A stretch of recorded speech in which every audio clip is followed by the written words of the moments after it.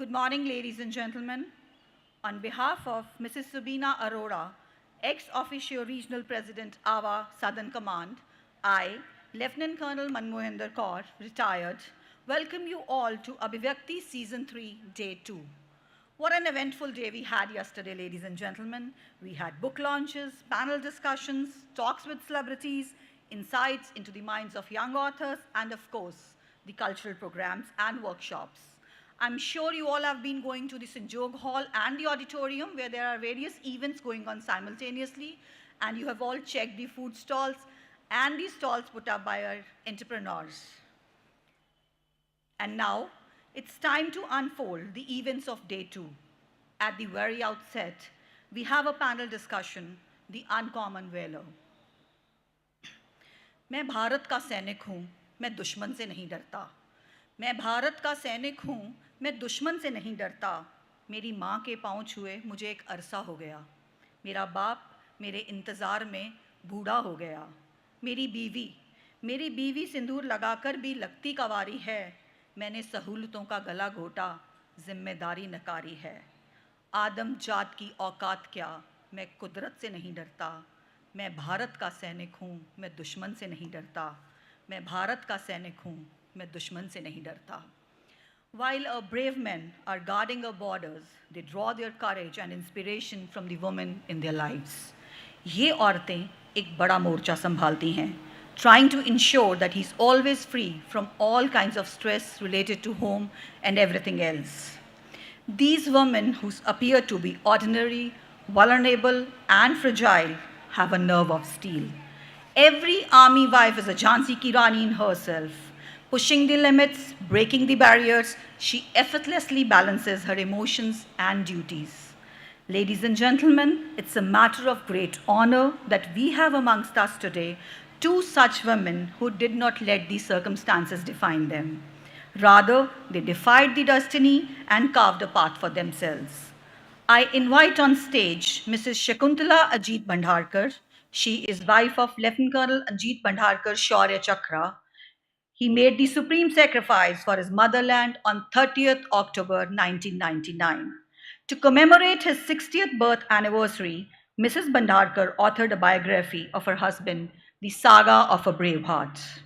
Mrs. Shakuntala Ajit Bhandharkar has many awards to her credit, and on this Women's Day, she has been awarded with Power Woman of India at the Art of Living Center, Bangalore. I request you to kindly take your seat, ma'am. Our second panelist is Mrs. Shikha Akhilesh Saxena. Mrs. Saxena is founder and CEO of Inspiring Mantras. She is wife of Captain Akhilesh Saxena, a Kargil war hero. She has authored the book Nation First. The book gives an insight into the steel-nerving courage of Indian troops as well as the emotional turmoil experienced by their families. Ma'am, I request you to take your seat, please.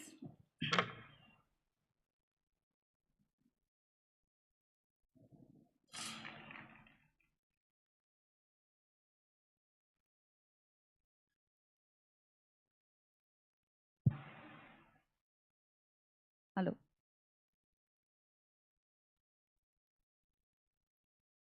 Check. Hello. So once again, a very warm welcome to both of you. And I'm in total awe of your willpower and your resilience. And when I was going through your books, it was an emotional journey for me as well. So I think without wasting any time, we'll straight away come to the questions because the audience would like to hear from you now. Mrs. Bhandharkar, my first question is for you. The act happened in 1999 and the book was released in 2021. When and how did you decide that yes, it's time for the book now? So, first and foremost, a very good morning to one and all present here. Can you hear me? At the back, I can see some young boys at the back. Can you hear me? Oh, wonderful. Thank you. So, it's been 24 years since I lost Ajit. And I was planning to write a book as a memoir for him on his 60th birth anniversary. You know, if he was alive, maybe he would have been 63 now. And I felt I was busy with raising my own two kids. My kids were 7 years old and 5 years old when I lost them. I mean, when I lost my dear husband. And I joined Army Public School, and I was busy with my teaching career and raising two boys. You know how difficult it is. And I just got lost in that rut and in that mundane life. And when I look back at my own journey, I felt that, people keep asking about my dear husband, and he's made the supreme sacrifice. I thought, okay, as a language teacher, this is the least I can do for him. And I'm sure many of you are here teachers as well, like language teachers, Hindi. I have my friend Ritu here, language teachers, every year we do editing of magazine and all that. So I tried, okay, let me just write a book. And I finished the book in 10 months though. But then collecting, I have lived with my husband only for about 9.5 years of our married life. And you can imagine how it would be to recall his childhood days, his NDA days. He was from NDA 59th Course and a golf squadron. We have some of his coursemates here, Colonel Dr. Ram Athavli. Thank you for being here. So his coursemate is here, and I'm happy that he's here with his spouse, Mrs. Manjusha Athavli. Thank you for being here. And so that's how I thought I'll check with his coursemates. You know how army life is. You are an army veteran yourself. So the coursemates are always there to support and motivate you. So they gave me all the anecdotes. So this book is basically a collection of not only his life, but also the anecdotes. I'm sure there are many more anecdotes, but I got to know of it later on during this journey. And so that was his life. And then when it came to my own kids, Nirbhay, now Major Nirbhay Bhandarkar from 51 SAG NSG, and Lieutenant Commander Akshay Bhandarkar in Indian Navy, a submariner. I asked them, Beta, do you remember anything about your dad? They said, no, Mama. That was the answer I got. And just imagine, we have so many mothers here in this room. How would you feel if the boys don't remember anything about their dad, and the dad has made the supreme sacrifice, he's been awarded, decorated? I said, the onus is on me. Now, as a family member of the Brave Heart, I should share his brave story. And I took this journey, and that is how the saga of a brave heart, Lieutenant Colonel Ajit Bhandarkar, came into being. It was also to celebrate my 30th wedding anniversary. 1990 we got married, and 2020, 30 years have gone by. I just didn't know how the time flew. And now I wish to thank AVA Southern Command AVA Lit Fest for hosting me here and sharing the story of my dear husband and my family. I'm grateful to my family members, the Bhandarkar families, and the Kamath is my maternal surname. I belong to Kamath family. And of course, the coursemates and this huge family of the Army fraternity for having supported me and for giving me the permission to write this book. And also I've made a documentary in this, on this book, which is also called The Saga of a Brave Heart, which has won the 13th Baba Saheb Palke Film Festival Award for the year 2023. So I salute and I respect all the ladies and the families of the Army Armed Forces fraternity. You are the silent strength behind the men in the front. I think we all are touched beyond words. Mrs. Saxena, my question is for you. Your book is an insight into the emotional roller coaster, the challenges, the varied experiences that an army wife goes through. So, how did the idea of this book originate and evolve? Good morning, all of you. I am honored to present my book to all of you here. And this book, Nation First, is a memoir. I'm audible. Everyone could hear me. Hello. Yes. So I will start with a quote I have written for the army wives. That army wives do not wear stars on their shoulders, but they carry the responsibility of the rank equally as their husband do. They stand firm for the duties for their husband. It is the strength pillar. Ava is a strength and a pillar for the Indian army itself. And I carry these words everywhere where I go, for the TV channels, for the newspapers, wherever I am. I belong to this community. And the strength what I got when I was introduced in this army fraternity when I got married to Captain Akhilesh Saxena. I'm proud that I'm here again. I will just give a small introduction about my book. This book I have written, it was with me. The idea was with me since the day we were in hospital. I came from a civil background. My parents both were doctors. And I married to Captain Akhilesh Saxena just a month after that. He was deployed in the Kargil war. The war was ugly, but the support was of Ava with me.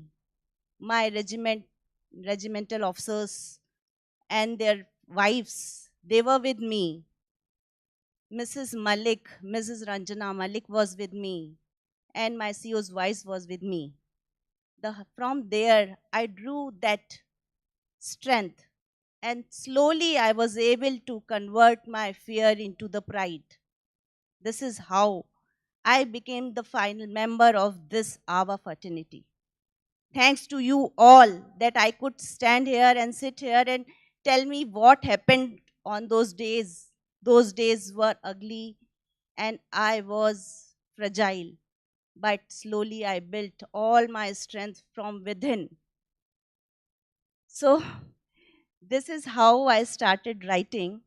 We are also taking motivational talks in colleges, schools, and the corporate world. And I saw this our stories touch lives. There is a transformation. There is so much to learn from the Indian armies. We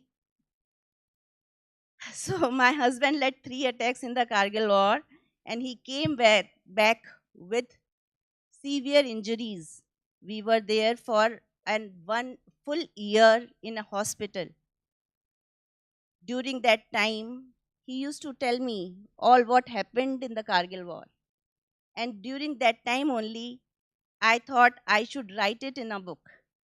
But due to the circumstances of the life, he got disabled and we were out of army. Then we have to reset again our life.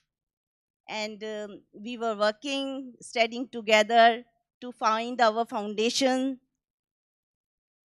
He cracked many entrance exams, including FMS, XLRI, IIMs, but we choose FMS Delhi because his treatment was going on with the base hospital Delhi, and finally he passed out with gold medal. Let me tell you, friends, he was he was the one who was afraid of the computers, and I was from the IT field. I told him how to operate a computer. He was fine with firing with artillery guns and all that was all okay for him. But computers, no, no way. But in a corporate world, you need to learn each and every bit and you have to start from the starting. And there we started again. Now he is vice president with Tata Communication. And I am heading an initiative inspiring Martras. We are out of army from a long time, but we still carry the values of the army, and we are going to schools, colleges, corporate houses to distribute and to teach them what we do in the most difficult circumstances, how we stand firm, how to draw strength from within, and how to build a bond within ourselves. Thank you so much. And I think he's here with us in the audience. Yeah, he is here with So me. Captain Akhilesh is here with us, ladies and gentlemen. Can we have a round of applause for him, please? So Mrs. Bandharkar, you know, they say that life moves on, but actually the void remains. It never goes away. It's just that we learn to live with it. So writing a book 22 years after the act happened, was it not like reliving the whole thing? Yes, Colonel Kaura, it was very traumatic. But I'm a hardcore optimist and I try to see positivity in every damn thing. So the journey itself was wonderful. It had its own ups and downs. When I got to know from the Jawans, that's when they also opened up and they spoke how Ajit used to be very kind and he would go out of his way to help them and he would also motivate them. He was a typical OG husband of mine who studied in Sainik School, Bijapur. So from grade 6, he's been out in Sainik School, Bijapur. So you know how the culture would be.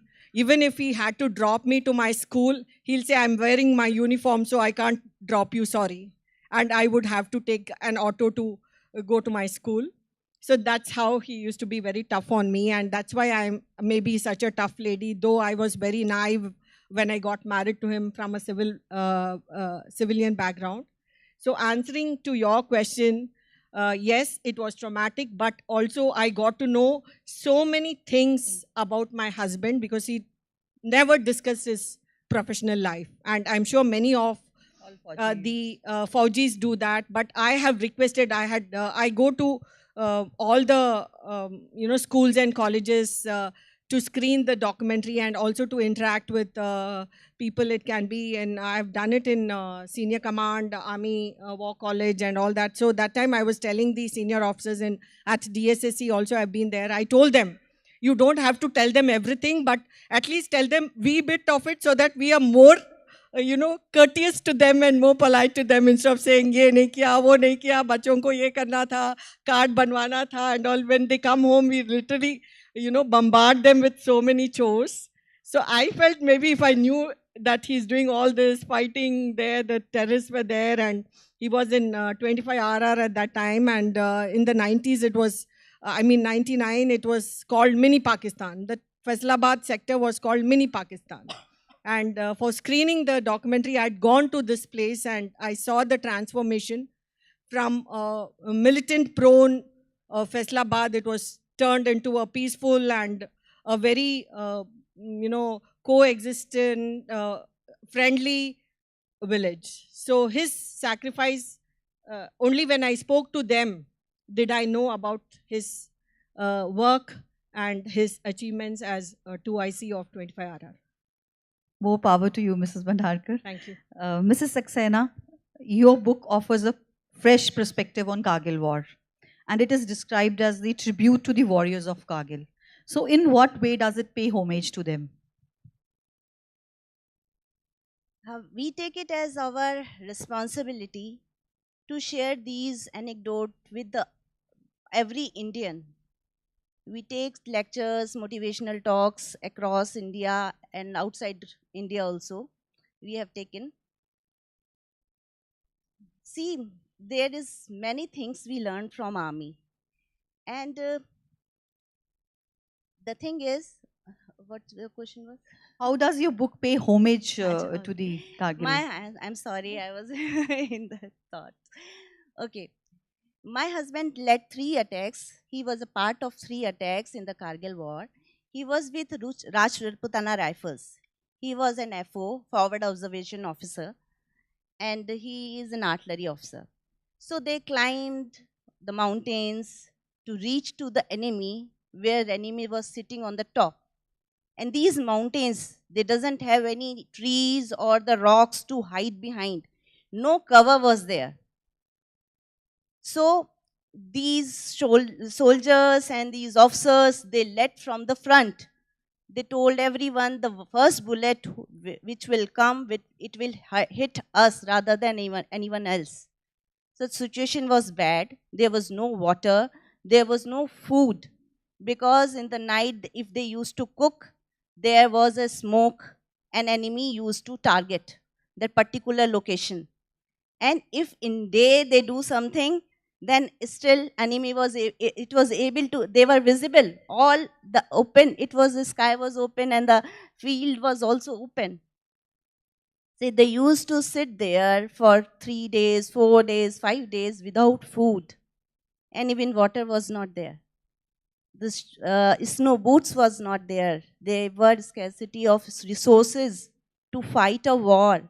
Even to survive was not easy. So I have listened all these stories from Captain Akhilesh, and I know what pain they have gone through. I have written each and everything in this book, how that happened, and how these brave hearts could manage to climb these mountains. The Tololing Peak, the Hump, the Three Pimples area, these are the three peaks my husband participated in. But there were many, and I have touched upon everyone's story in this who came with us during that war. Captain Vikram Batra, and Acharya, Major Acharya, everyone. So this is a tribute to the warriors who were there fighting a war for us while we were sleeping peacefully in our home. Thank you. It speaks volumes of the indomitable spirit of the Faujis. Mrs. Bhandarkar, during the conversation, you said both your sons are officers in the defense forces. So did you not have any kind of apprehensions about it? I mean, how difficult was it for you to accept their decision to follow into their father's footsteps of the same profession? Sometimes we have to let go of our fear, and as parents, we can't pass on our fears to our kids. We have to let them fly off the nest, and whatever is their decision, we as parents, as mothers, as grandmothers, whatever, I always believe in encouraging them and supporting them in their passion. So it was their decision to join the forces, and getting selected, you know better. So getting selected itself is very tough. So I take pride in saying that they have joined the armed forces, and I'm very happy because I'm sure you all will agree with me. This is the only organization which has a very good balance of, I mean, life and their profession. Maybe we say that they are separated, that's mainly in the infantry, and their life is tough. But I have staying in Bangalore, all my neighbors are from the IT. Sorry, Harshika, I'm not generalizing it. Their work, she's very fit and she keeps herself very active. But I have seen... Fauji background. Yes, yes, Fauji background. And I have seen youngsters and my own sons, friends who are just, at the nearing 30 with such a big paunch and not so well groomed and very sloppish, very sluggish rather. So I said, I don't want my kids to be like that. I want them to be smart, adventurous, and living a fit life. And I'm very happy. And my daughter-in-law also from the army fraternity. So I'm very happy to belong to this family, and I'm proud of it. We wish them all the more laurels in their respective careers, Mrs. Bhandarkar.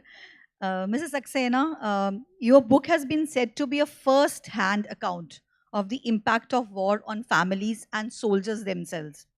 So, how does your book also highlight the challenges faced by disabled soldiers? I told you we were for 1 year in a hospital. And being an army officer and an army officer's wife, we used to visit disabled soldiers' ward also.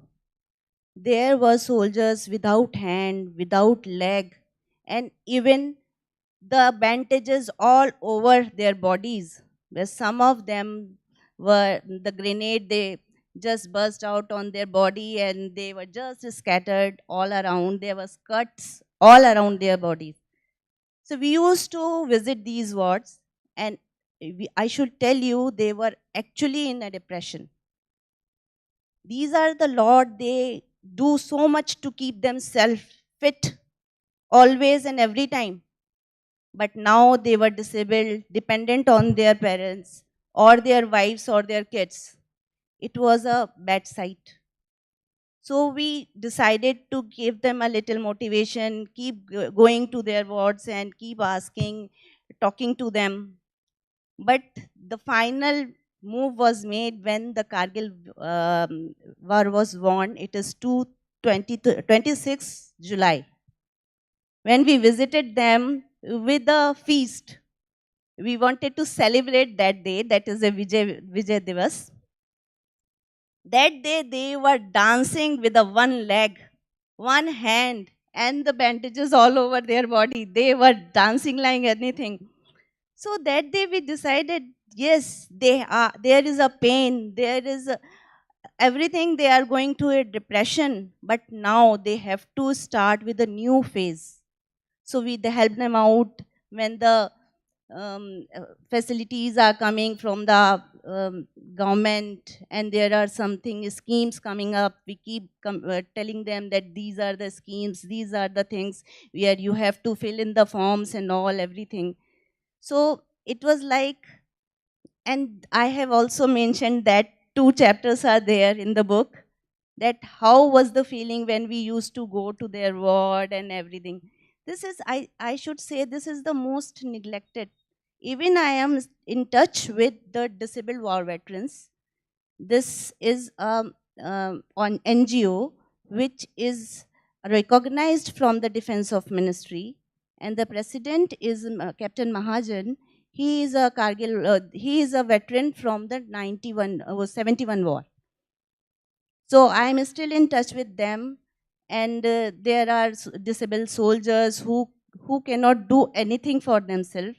They are dependent on their parents, but still they have to support their family.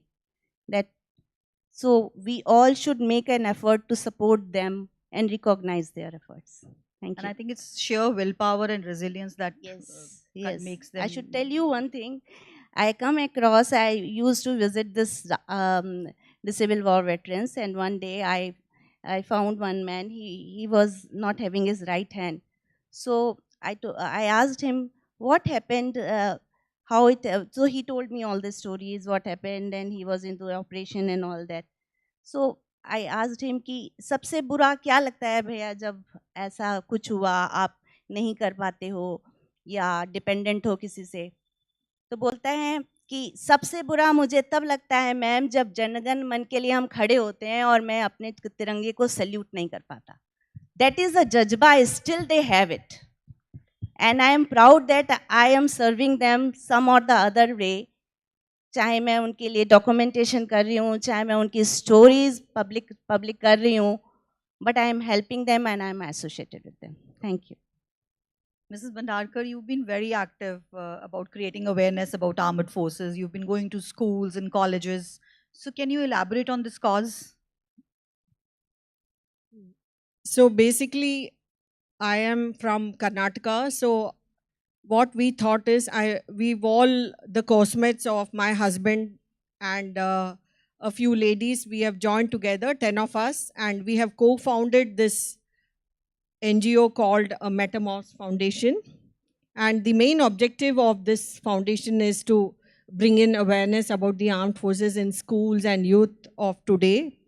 Army and the armed forces in itself, if you go to the civil world, you'll realize that it's a big mystery for them. They don't know how to join the army. I mean, there's lack of awareness. Now at least you have the social media, you have all those handles there which talk about joining the forces and all, and maybe 10 years before that we never had, and it's slowly seeping in that, that as a career option. So, and all the schools in the South, they are very keen to know about the armed forces and they take pride.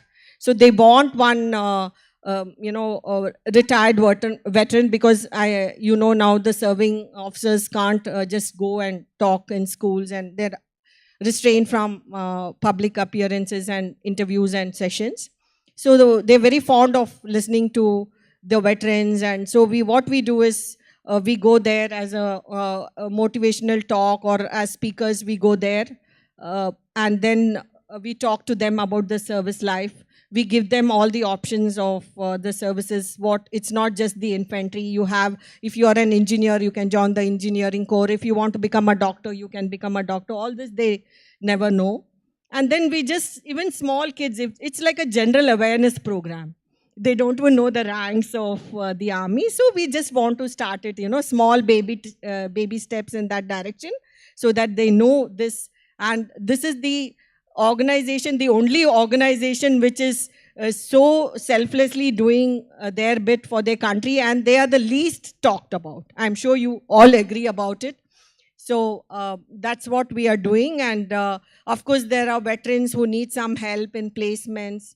And, also the Veer Naris, they need some counseling. See, it's not just the money part, So I'm a trained counselor, so I counsel them, I talk to them, I tell them my own experiences.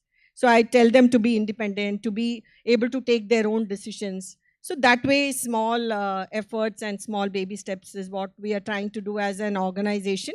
And of course, with the support of the army and the other civic society as well. So I think sometimes when we have everything, I think sometimes it's only we need someone to just give us the direction, or like you said, talking to Veernaris, I think someone to just listen to us. So I think Ms. Vanarkar, that is a great cause.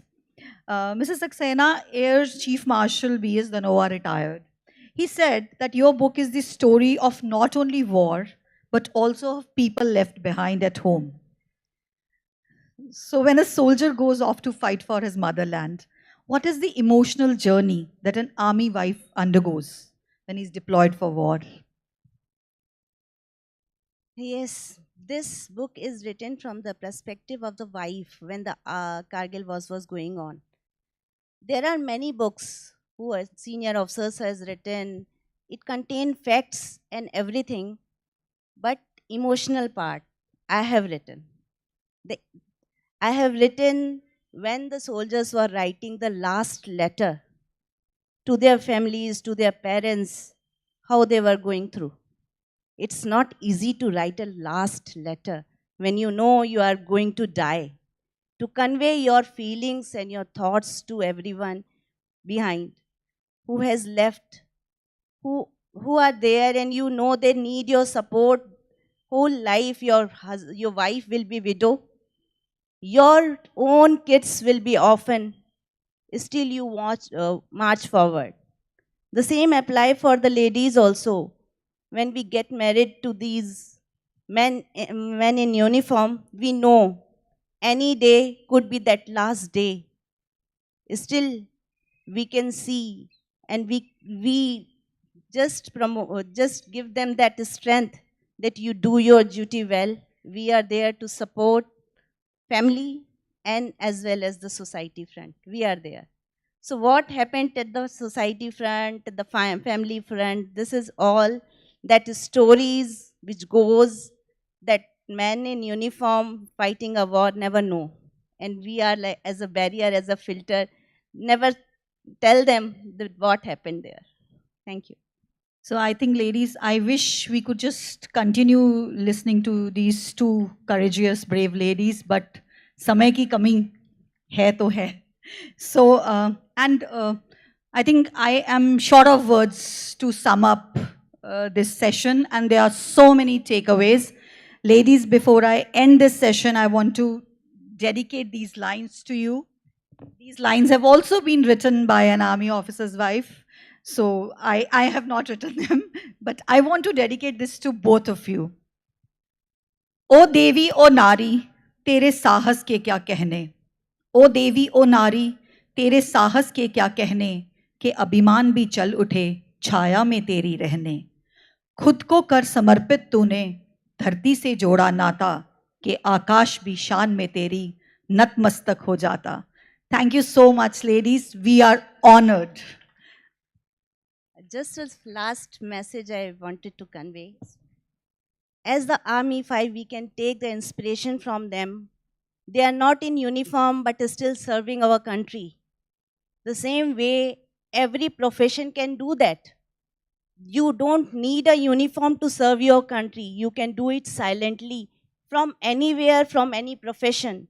Just do your duty with sincerity and dedication as a soldier can do on the borders, without a roof on his head and without a roof floor on behind below his foot. They just sit there under the sky on the rocks, the same way we can do in the AC rooms. Please do that. Thank you. So I once again thank you all for the patient listening to my story and my anecdotes. I wish to tell you that this year we are going to launch the book Sahasa Gate by written in Kannada. It's a Kannada translation of the book Saga of a Brave Heart. Dhairya Shali Yodhara Sahasa Gate. It's going to be launched this December 16th on Vijay Divas. So I would like to share this happy news with you all. How the journey continues of a soldier, a brave heart, and army officer. And then I wish to also thank Mrs. Vandana Bhati, who's here amongst us, for helping us with the translation of the book, Shaku Sadharan Se Veer Nari Tak. This is the book on me, because I had not written about my emotional journey and my turmoil as a single parent, single mother, and a war widow. We have Mrs. Ambreen Zaidi with us, who has also written the book, The Warrior Widows, and featured all our story in it. Thank you, Ambreen, for all your work, and now you have another book up your sleeve, and I'm happy to be a part of this fraternity. Thank you all once again. Jai Hind and Jai Bharat. So can we have another huge round of applause for them, ladies and gentlemen? Thank you, ladies. Thank you, everyone. Jai Hind. Thank you, Colonel Kaur. I'm really proud of her, and I'm very happy to touch and feel one lady veteran here. So very proud of your service too.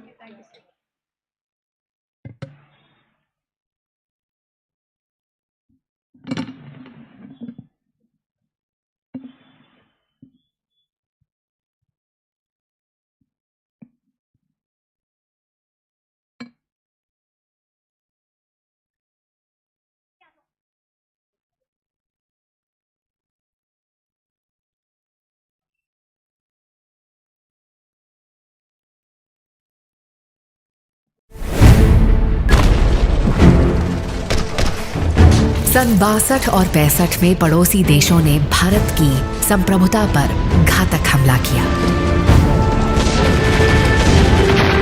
हर सैनिक ने किया था अपना जानो तन देश के नाम समर्पित।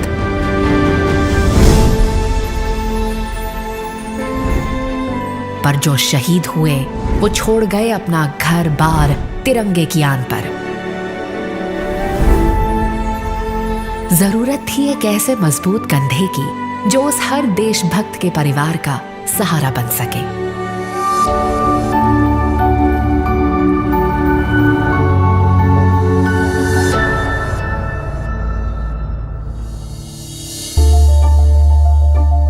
इसी उद्देश्य से 23 अगस्त 1966 को आर्मी वाइव्स वेलफेयर एसोसिएशन या आवा की रजिस्ट्रार ऑफ सोसाइटीज दिल्ली प्रशासन के अंतर्गत नींव रखी गई। इस सामूहिक प्रयास ने बीड़ा उठाया न सिर्फ वीर नारियों पर उनके परिवार, सेवानिवृत्त और समर में जख्मी सैनिकों के मानसिक, आर्थिक और सामाजिक उत्थान का भी। मुश्किल की घड़ी थी और जिम्मेदारियां बड़ी। आवा ने सदस्यों को अपने पैरों पर खड़े करने के लिए निजी संगठनों की मदद से राष्ट्रीय और प्रदेश स्तर पर अनेक सशक्त योजनाओं की शुरुआत की। सदस्यों के निखरते कौशल को एक व्यापक मंच प्रदान करने हेतु 2005 में आह्वान का आरंभ हुआ। इसके अंतर्गत वीर नारियों को विविध प्रकार की हस्तकलाओं में पारंगत किया जा रहा है। आज आह्वान एक आत्मनिर्भर इकाई के रूप में अपनी साख बना वीर नारियों के बढ़ते आत्मविश्वास और आर्थिक समृद्धि का द्योतक बन चुका है। प्रधानमंत्री कौशल विकास योजना के अंतर्गत आवा ने देशव्यापी प्रशिक्षण केंद्र स्थापित किए, जिसमें भर्ती हुए 13,663 प्रशिक्षणार्थियों में से 10,300 प्रमाणित किए जा चुके हैं। आवा एंटरप्रेन्योर योजना लोक कलाकारों और उद्यमियों को सफलता की नई ऊंचाइयों तक पहुंचा रही है।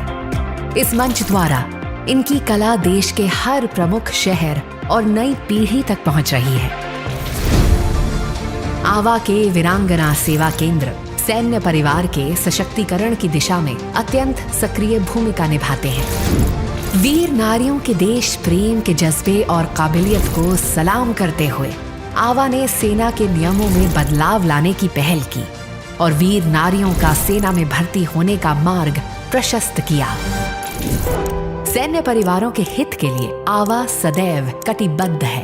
अपनी विभिन्न दूरदर्शी योजनाओं से आवा अपने सदस्यों और समाज में व्यापक बदलाव लाती है। इनमें एक महत्वपूर्ण कदम है आवा के आशा विद्यालय। भारत में अपनी तरह के विशिष्ट विद्यालयों की ये सबसे बड़ी कड़ी है। सामान्य नागरिकों के लिए उपलब्ध देश के विभिन्न क्षेत्रों में स्थित ये विद्यालय करीब 1550 पृथक रूप से सक्षम बच्चों का भविष्य संवारते हैं। यही नहीं, आवा ने R&R अस्पताल में प्रयास नामक प्रारंभिक चिकित्सा केंद्र का उद्घाटन किया। इसमें पृथक रूप से क्षमता वाले बच्चों का व्यापक और सही समय पर निदान, पुनर्वास और चिकित्सकीय सेवाएं प्रदान की जाती हैं। AVA has played a very important role in setting up of the center. Recognizing the need was felt when they used to interact with the families of patients with such disabilities. प्रेरणा जैसी अनूठी पहल द्वारा आवा सेना के सभी प्रमुख अस्पतालों में प्रभावित कैंसर मरीजों और उनके परिचारकों को हर संभव सहायता प्रदान कर रही है। Prerna is the emotional and social support group for onco patients and their caregivers. देश के विभिन्न क्षेत्रों में स्थापित आवा हॉस्टल्स द्वारा सैन्य परिवार के सभी बच्चों को छात्रावास की सुविधाएं प्रदान की जाती हैं। This self-sustained facility has been created for the unmarried dependent daughters of the army personnel. आवा लंच प्रोजेक्ट एक अनूठा कदम है जो वीर नारियों को एक सफल उद्यमी बनाने के साथ साथ आज मुख्यालय के 8 विक्री केंद्रों में नाम मात्र शुल्क में ताजा, स्वादिष्ट और पौष्टिक खाना उपलब्ध भी कराता है। आशा, विश्वास और आस्था के सिद्धांतों पर अडिग आवा वीर नारी ही नहीं बल्कि आर्थिक रूप से कमजोर वर्ग, मेधावी बच्चों के लिए छात्रवृत्ति या अनुदान और शहीद हुए सैनिकों के परिवारों की आर्थिक मदद के लिए अनुग्रह राशि भी प्रदान कराती है। आशा, विश्वास और आस्था आवा के प्रमुख स्तंभ है। हमारा प्रयास है कि महिलाओं और बच्चों को आने वाली चुनौतियों का सामना करने के लिए पर्याप्त रूप से तैयार करें। आवा एक बड़े परिवार की तरह है जहां हम सब एक साथ मिलकर त्योहार मनाते हैं, अपने सुख दुख बांटते हैं और इसी में हमारी स्ट्रेंथ है।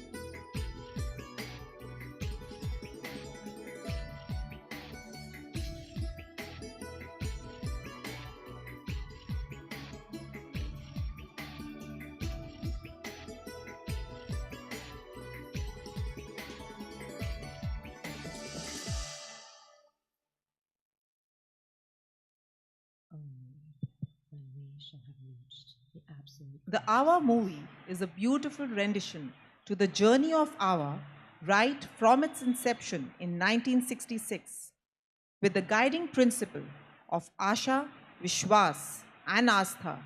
Its aim is to support, empower, and augment the many talents of the wives and dependents of all ranks.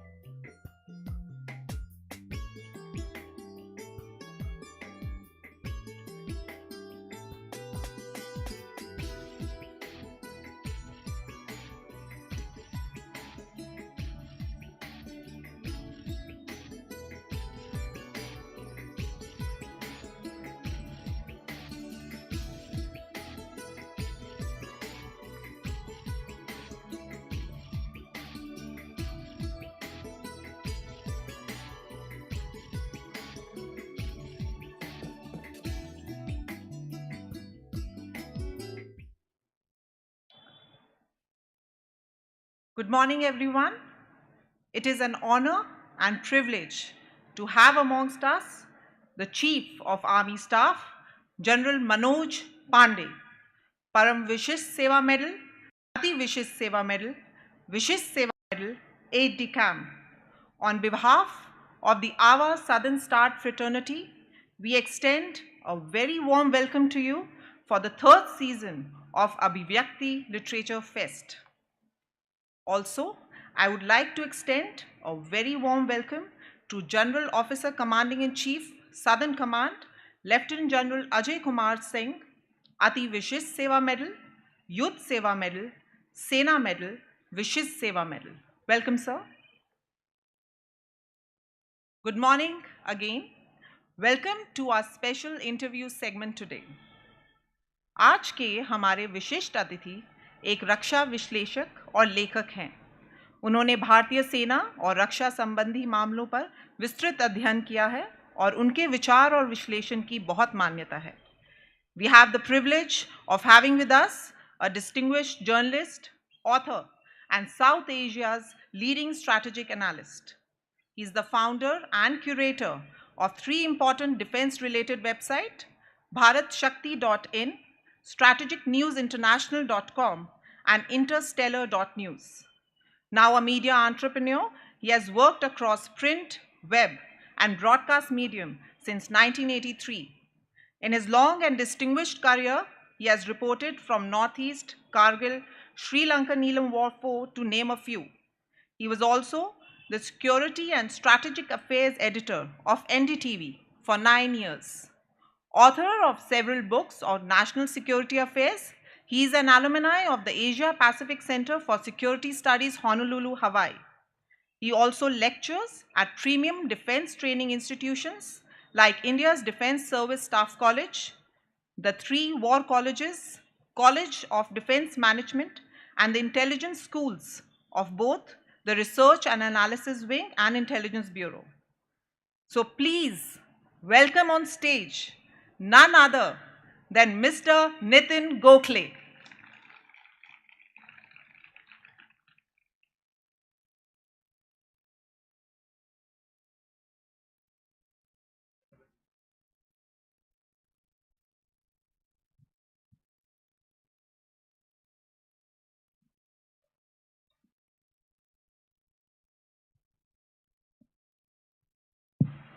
Good morning again, sir.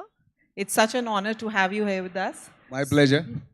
So without further ado, I will delve into my first question with you. What inspired you to pursue a career in journalism is a common question which must have been asked several times. What I would like to know is what inspired for you to go from journalism to being an author? Well, thank you very much. First of all, let me thank Awa, all the hardworking ladies for this wonderful event that you've organized. I believe this is the third season of Abhivyakti. And I think it's a laudable initiative because normally one doesn't associate the army with this kind of literary flourishes. So thank you very much for inviting me.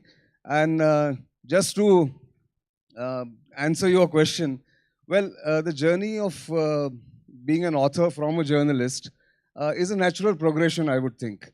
But before that, I would like to just say, since you said that so many times this question may have been asked, it wasn't an kind of an inspiration or anything, or I had not decided to become a journalist by design. I'm an accidental journalist. I should have, by all right, I should have joined the Indian Air Force where I was selected in that year, but something happened. My results got delayed, so I had 6 months to kill. So I got into journalism just as a sports journalist to begin with in 1983. And I liked the profession so much within 6 months that I never went back to giving any other competitive exam. And I stayed on. So that's been my journey in journalism, which led me to the natural progression to be an author. Because in our time when I started journalism, we had only a written word to express ourselves or give information to the people. And as the skill got honed and tweaked and refined by my seniors and my editors, then I realized that I have the felicity with words. And more importantly, as a journalist, I had learned to simplify things.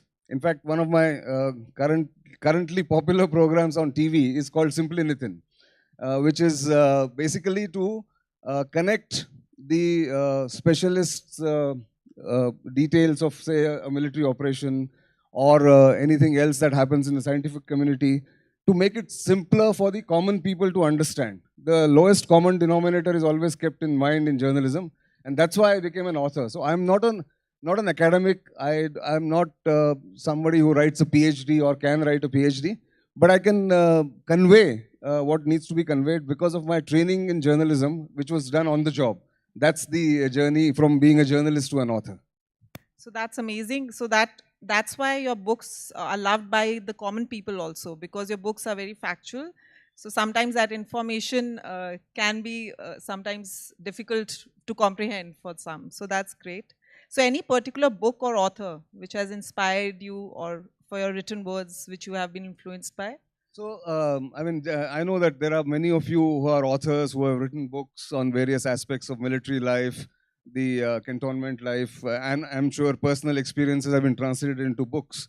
In my case, the inspiration or the system that I work in, which I had learned from my seniors, is that unless you read, say, 8 to 10 books, you cannot write one book. I mean, you have to, if you have to write one book, you have to read at least 8 to 10 or 12 books to absorb information, to absorb whatever is available in factual domain or otherwise. So unless you are a good reader, unless you are a good voracious reader, you cannot become a writer, is my belief. And it is more difficult to write simple English or any language simply. It's very easy to write high-flown words. And I'll give you one example just as a thing, what I learned very early in life. And that time, you know, in the callousness of youth, I was barely 21, 22.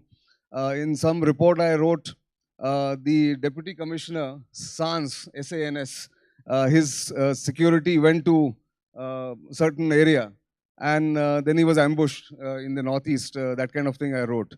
So on the desk in the newspaper, the person who was editing the copy, as we call it, the report, did not understand the meaning of SANS, S-A-N-S. And he removed that word, which completely turned the meaning of S-A-N-S and gave the complete opposite effect of it. So then I realized that I should not use very high-flown words. I should simplify it, and that is the most difficult part as an author. Absolutely. It is. It is very difficult, especially in your line where you are reporting factual information. So you have been reporting from war areas like Kargil and Sri Lanka and Northeast insurgencies. So these are challenging circumstances. Was there anything positive which you took away from those experiences or which touched your heart somewhere? Well, there are several experiences like that. I mean, first of all, looking at violence, blood. I mean, as military professionals, your husbands, your brothers, your parents are forced to see violence or forced to see death. As reporters, we are bystanders or we are observers. But there are several instances where I have seen death up close. I've seen people dying in front of my eyes. And also the effect it has, kind of numbing effect on society. So one takeaway which I always I have shared at some places is how, as journalist in the time that I was in Assam in the 90s and the 2000s, when violence was all pervasive and everybody was numb to it, we had become immune to the effects of violence. And I remember this incident very clearly, and I want to share this with the families here, that in 1997, September 1997, Mother Teresa died in Calcutta. And our older boy, the elder son, was about 8-9 years old. And he used to study in a convent school. So he came back early because they gave them a holiday. He came and he was very happy for the holiday. And after about half an hour when I was working on my typewriter, he came back and asked me, who killed Mother Teresa? So I said, well, nobody killed her. She was died of old age and health reasons. He said, no, but somebody has to kill her, no? Because around him, he was looking at violence all the time, all the killings, and the casualness with which we reporters, I used to exchange phone calls with my friends saying, what's the score today? How many have been killed? How many have been injured? So that casualness went out of my system completely after he asked me this question. And then I became more empathetic in writing about violence, writing about the effects of insurgency on the society and how it can be sort of ended or something of that kind. So this was the very profound kind of an impact. Very simple incident, but had a profound impact. Children, sometimes the simple questions can lead to profound effects on us. Sure. True. And you have recently authored a book, General Spy Master R.N. Kaus. And it's a book about Mr. Kau, who is also known as kind of the founding father for the foreign India's intelligence outside. And there's not much information about him. So he's such an enigmatic man. How difficult or how was the process of writing about someone whom we do not know much about? Well, it is difficult. It was difficult. And particularly this book was difficult to write because it fell into my lap just about 3 months before the publication date. The RNAW officers and some senior retired officers came to me saying this is the centenary year of Mr. Kau's birth. And the founding day of RNAW is 21st September. This was 2018. 2019 rather. Can you do a book on R.N. Kau?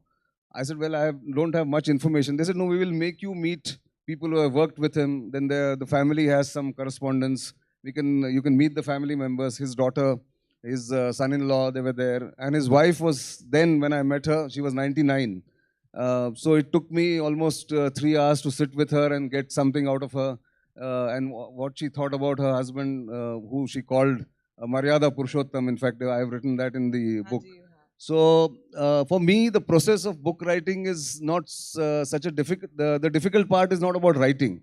The difficult part is about getting the information together, putting it together in several notebooks and several recordings, audio recordings that I do with interviews with people. And then sitting down and writing, that's not much of a challenge to me after all these years. But the challenging part is to get the information like you asked. And in this case, it was difficult because, like you said, he was enigmatic, he was secretive, he was very rarely photographed. So we had to really dig out photographs. I had to reach out to people at various places who had worked out. But it worked out finally. So just for everybody's information, this book was written in exactly 3 months. Oh my God. So this R.N. Kau, Gentleman Spy Master. And that was the fastest book that I have written so far. But it's such an interesting topic, and I have heard rumors of a movie on the shore. So can you please clarify on that? Yeah, there is a. I mean, the book rights have been bought by Karan Johar, the famous That's filmmaker. amazing. And Congratulations. although COVID intervened, right now they're working on a script in consultation with me, and we'll see. But I think the movie will not be about the entire book as such. It will be on the Bangladesh episode, in which Mr. Kao and his team, especially one gentleman called P.N. Banerjee, Nath Babu, played a big role in the Bangladesh liberation, or East Pakistan's liberation, and Bangladesh becoming a country itself. So that is the episode that they're concentrating on, and we'll see how it goes. So in a way, this is where the satisfaction comes, that somebody wants to make a movie on that. When it will come, or when it will be produced and directed, I am not sure. But it is a process that is on right now. We are eagerly awaiting for the screen of RN Kao and your written words to see on the screen. So am I. So am I.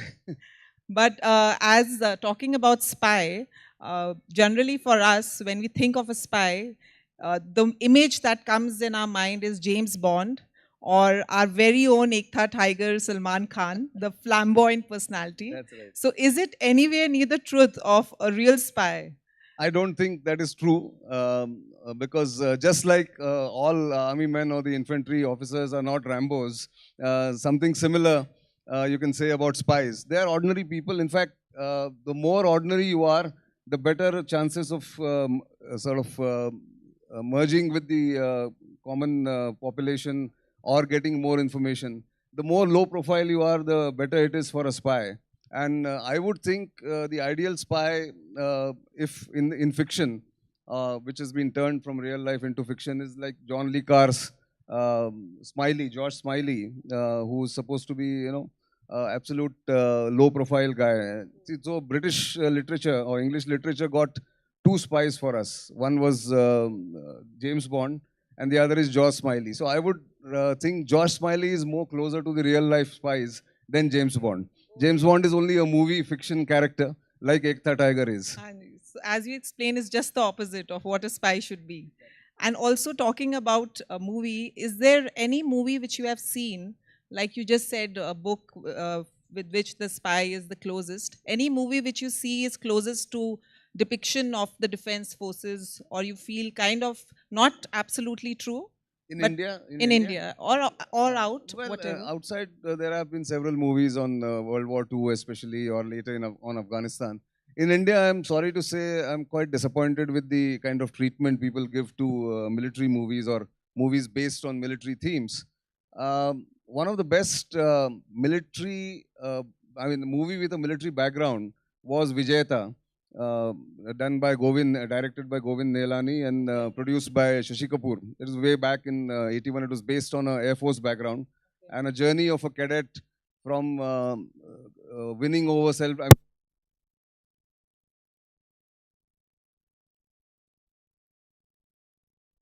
Hello? Yeah, it's okay. Can you hear us? Yeah. So winning his own battle, his psychological battle with himself, and overcoming inferiority complex and all that. But it was very well, and it was very practical. It was very real life kind of a thing as far as Vijayata was concerned. Laksh, in recent times, starring Hrithik Roshan and directed by Farhan Akhtar, was also quite well made. I didn't like the character of Amitabh Bachchan in that movie. It was too loud.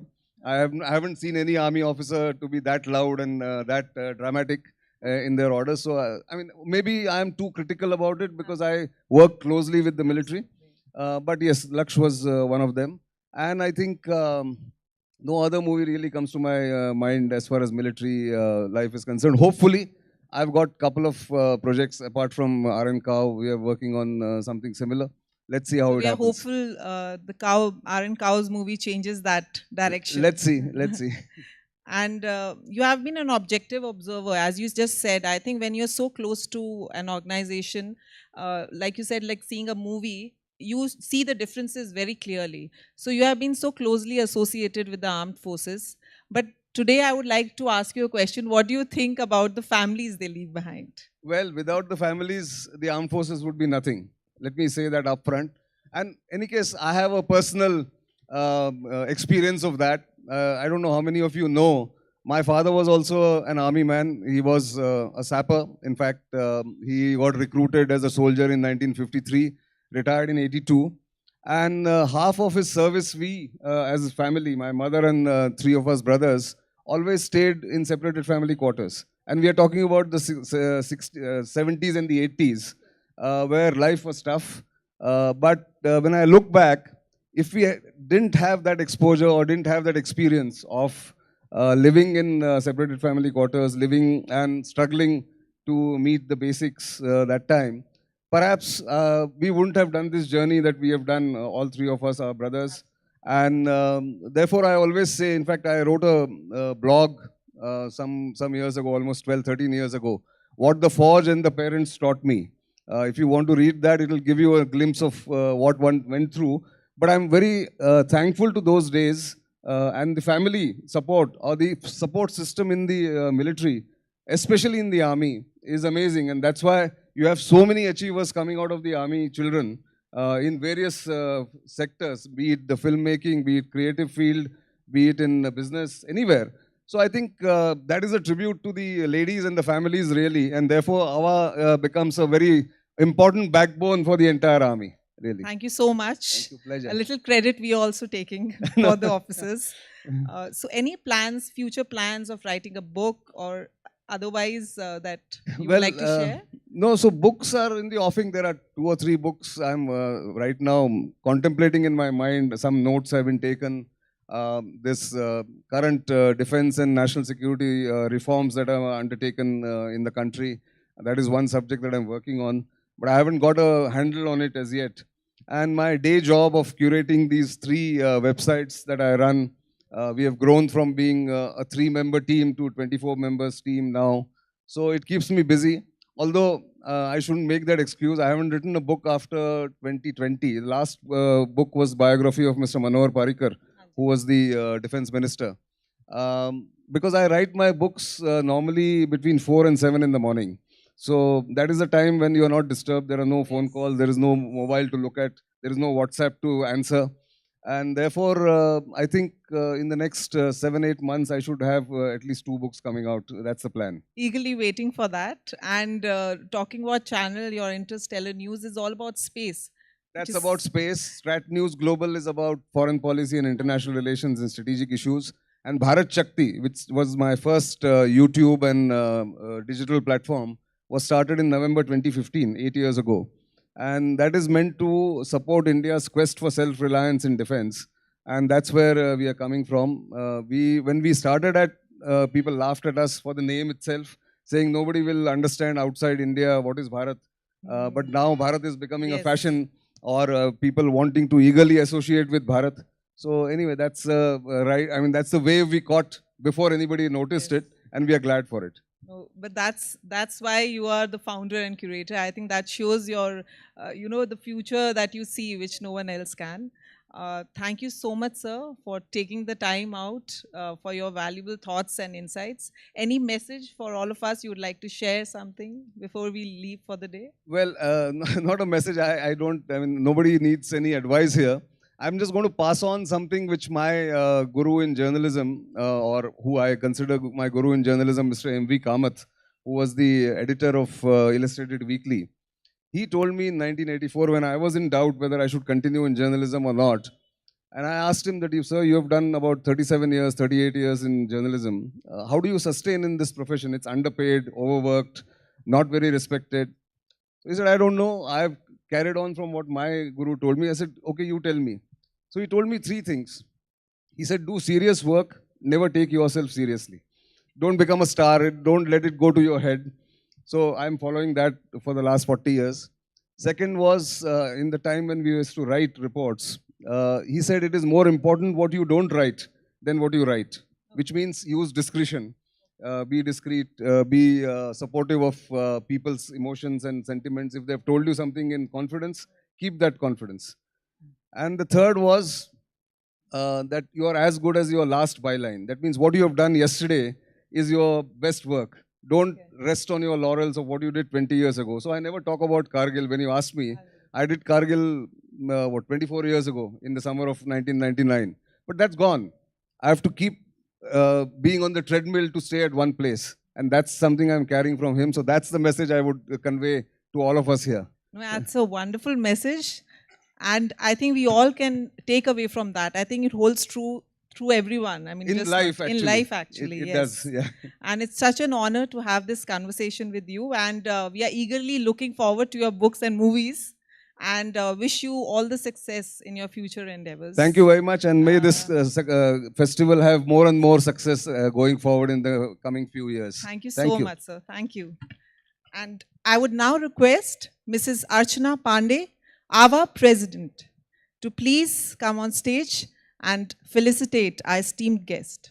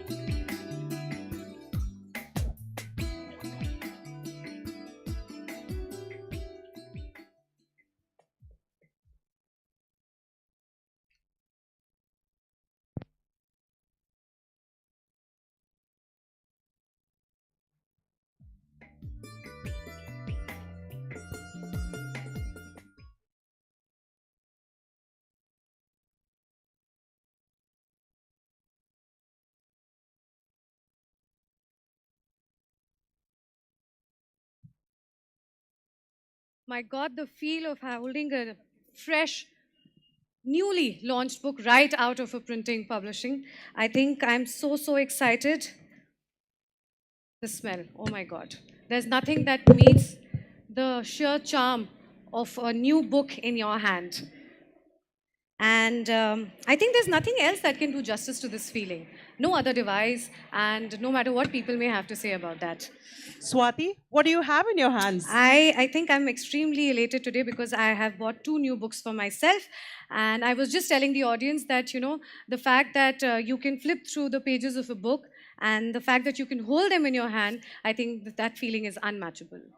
But what I believe is the only constant thing in this world is change. In a single swipe with my finger, I can have hundreds of books at my disposal on my Kindle. Really? Yes. And does that really excite you every time that you download a new book? It definitely does, because I can bookmark it, I can archive the things in my book, and I can carry it travel light wherever I go. Don't you think that this is a giant leap by the artificial intelligence? Well, it sure is, but I feel that, you know, clearly just the two of us wouldn't do justice to this discussion, and it's absolutely unfair for just the two of us to kind of indulge in this discussion. But before I invite all my panelists on stage and I set the stage for our deliberation, allow me to share a few compelling thoughts and statistics that kind of highlight the significance of our conversation today, which is book versus Kindle. Ladies and gentlemen, welcome to what promises to be a thought-provoking and illuminating discussion on a topic that resonates with readers worldwide: Kindle versus books. As we gather here today, we find ourselves at the crossroads of technology and tradition, where the simple pleasure of flipping through the pages of a well-worn book meets the convenience and portability of holding a Kindle.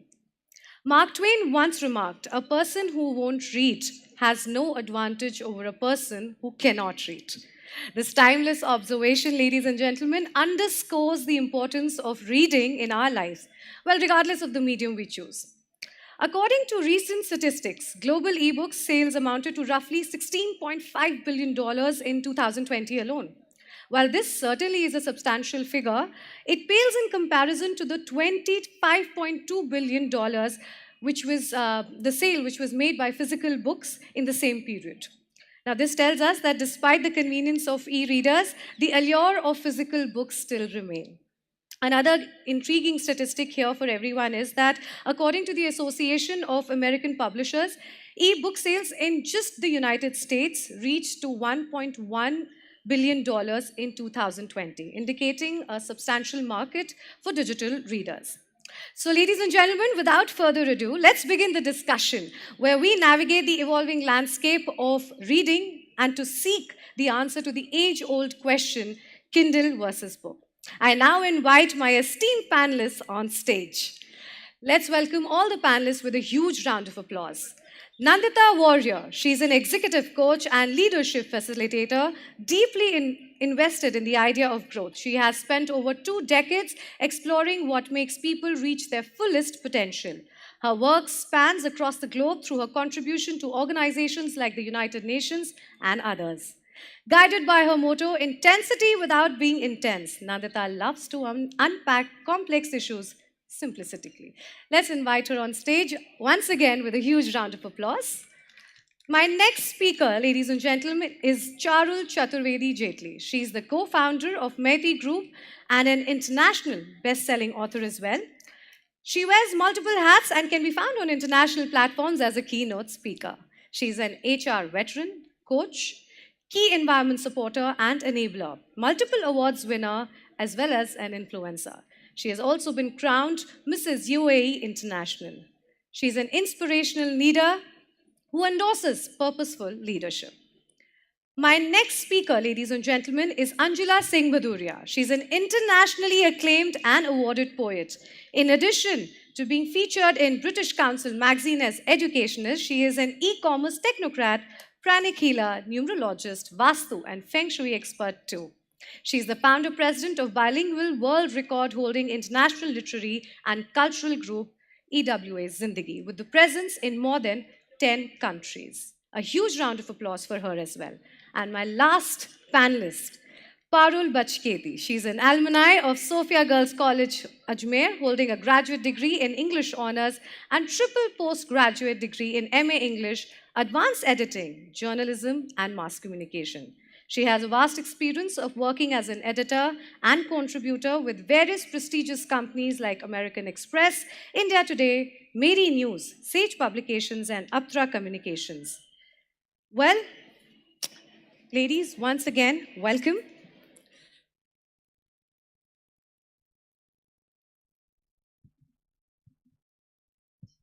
Thank you so much for joining us here today. And now, as we delve into this discussion, we will explore the merits and, of course, the demerits of both the formats, and considering factors such as environmental impact, accessibility, and the sheer immersive experience of holding a physical book, which is personally very dear to my heart.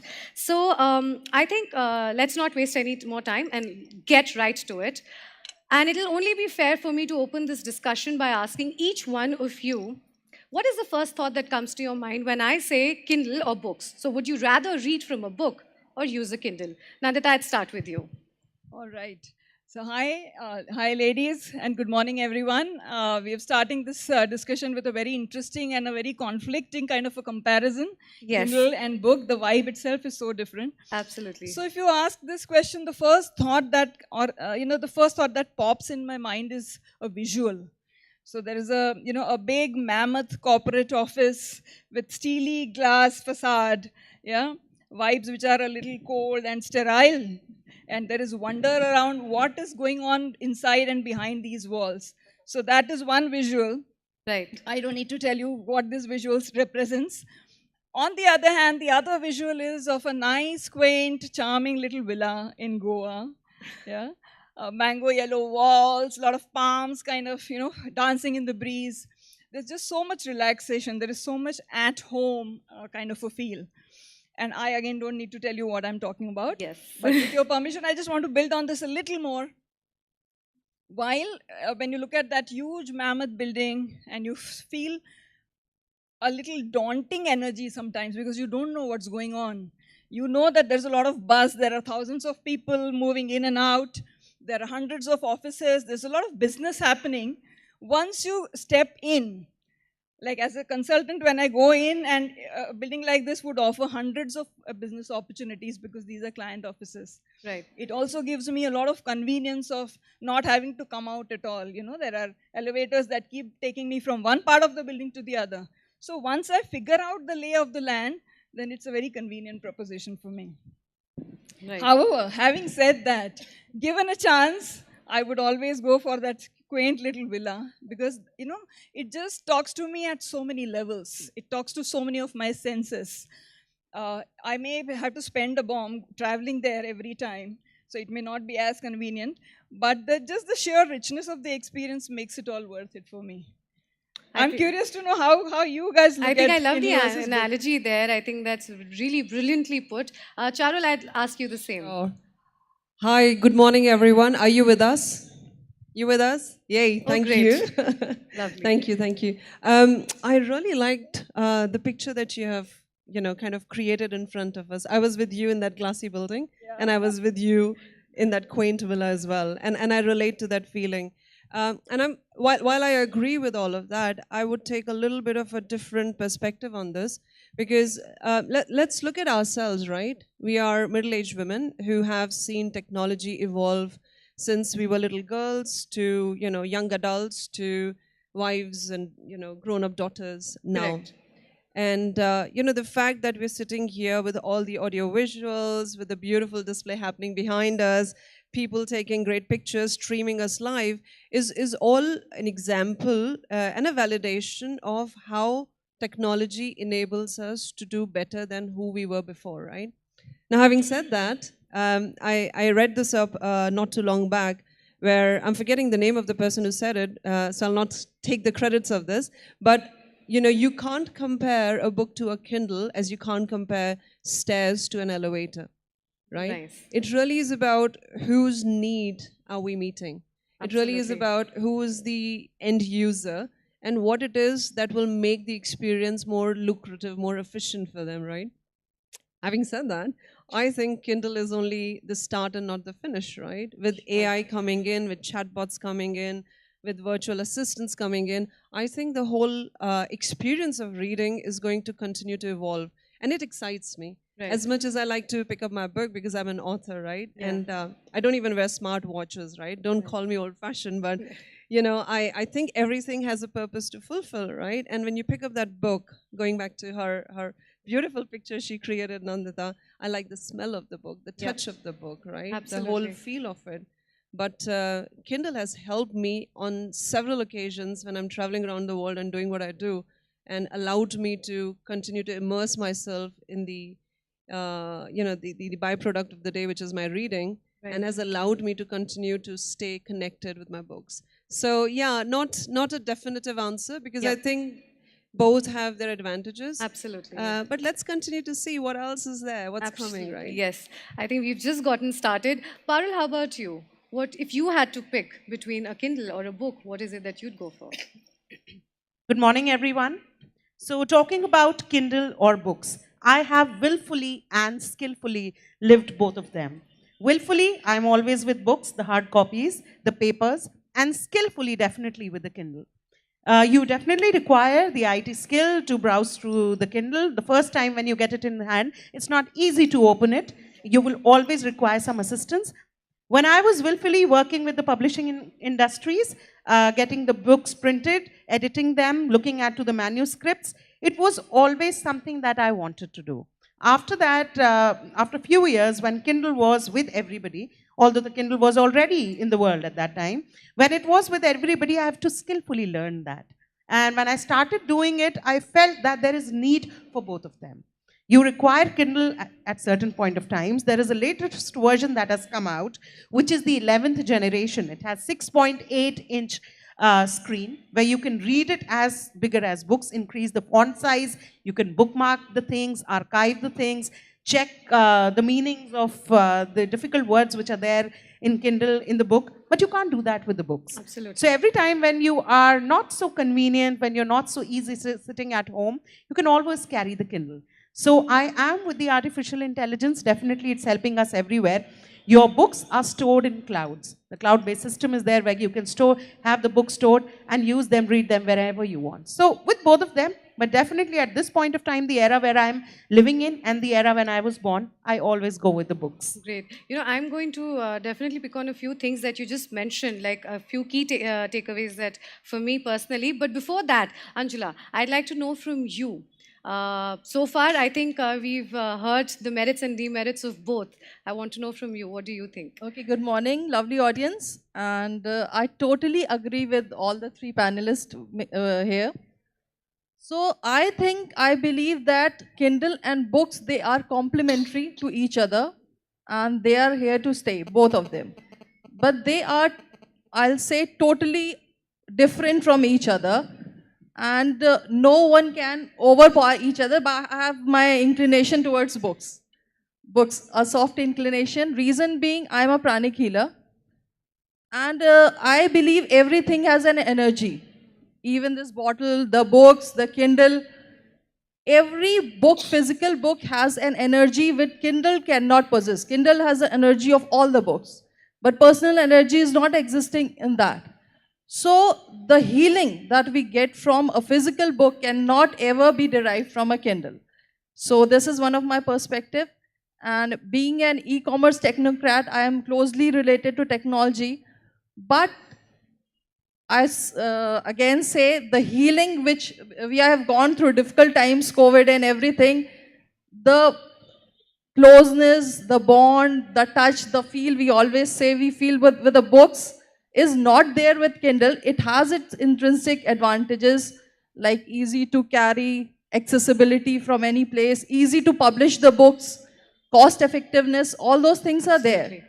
But still, I'll consider books as my first choice, physical books as my first choice. It's like the heart wants what it wants, and Yes. it's clearly the book. Nandita, coming back to you, you have an extensive experience in the line of leadership and growth. Personally, you've kind of navigated that realm. Now, how do you perceive the role of books and e-readers like Kindle fostering personal and professional development? The role is absolutely huge and there is no denying it at all. Though as a learning professional, I know that each one of us has a different learning style and a different approach to learning. So some of us will prefer to, watch and observe other people, pick up things and learn from there. Many others will probably just roll up the sleeves and jump right in and get their hands dirty and pick up whatever. So I go with the flow and I learn. However, even what research says is most of us do rely a lot on learning through reading and listening. Right. And that's partly because our education the system is such that these skills are already pretty well inbuilt, right? Right. So I can't take away or undermine the role of reading, whether Right. you're looking at audiobooks, whether you're looking at an e-reader or a physical book. Growth can come very organically through my own experiences, and I can make a choice that I will keep reinventing every wheel for myself. Or I can take a contrarian view and I say there is so much wisdom, there are so many experiences, and it's all coming on a platter to me. Right. So why don't I just play smart and pick it up? Right. So you spoke about my profession. I work as a leadership and a growth coach. Right.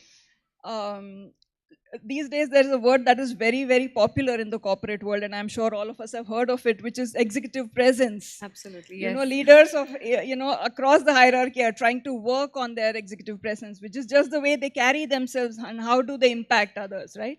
There are hundreds, if not thousands of books on executive presence. One name that comes to me is Amy Cuddy's book on, which is called Presence, which is like a Bible. People are working on their body language, people are working on their speech, people are working on simple things Yes. like eye contact, yeah? And just creating that charisma, which otherwise may have been missing. So it's a shortcut, Absolutely. I would say, right? Yes. You also spoke of personal development again, and I'm so compelled to, quote a book which is again like, my favorite, though I've not read it all. But you must have heard of Jordan Peterson and his book, 12 Rules for Life. He's believed to be the prophet of modern times and a radical thinker. And anyone who's looking at personal growth and changing something about themselves so that they feel better or are more productive will lap up that book. Right. So if you want to, take a smart shortcut, and pick up smart learning from others. Reflect on that. See what works for you, what doesn't. Pick up that one thing that you probably completely resonate with and keep working on it. The book has served its purpose. Right. You spoke about leadership development. I'm going to come to you now, Charul. That, you have been an inspirational leader yourself. Now, I want to understand that how do you think, and I'm going to try and set context to this, that, off late we've been hearing, like also how Nandita kind of pointed out, in a lot of companies and a lot of big corporates, we are seeing that a lot of emphasis is being laid on leadership. Women are kind of being pushed to rise to leadership roles. Now, how do you think that traditional books as well as e-books kind of contribute to leadership development and also help them to make better decisions? Wow. Those are like 5 questions in one. In the first one, I'm thinking of women and diversity and inclusion. Then I'm thinking of, okay, Kindle versus book. No, but I'm talking about leadership mindset Let's talk here. about leadership development. Let's try and, Sure, yes. sure. Yes. No, thank you for the question and great inputs here. Thank you, ladies. The work that we do, and I'll continue and I'll compel even the listeners here and those who will listen to us later, is to try and disrupt this discussion a bit, yeah? And what I propose to even my client groups and the leaders I coach is to not take a cookie cutter approach to anything whatsoever, right?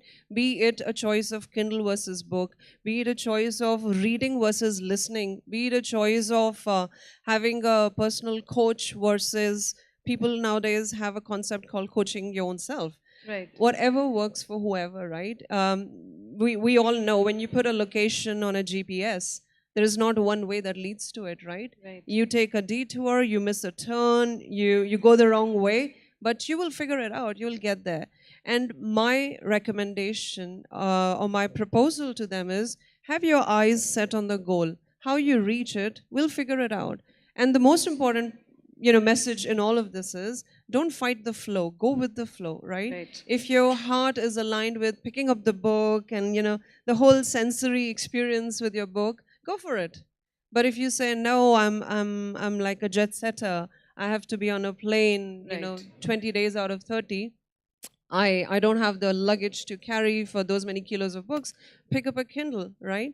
And like I was saying before, I was talking to my publisher and I was asking his advice. I was like, how soon is the virtual reality coming into, the whole reading experience where you click a button and, your Siri comes alive and she starts to, sing or dictate the book to you.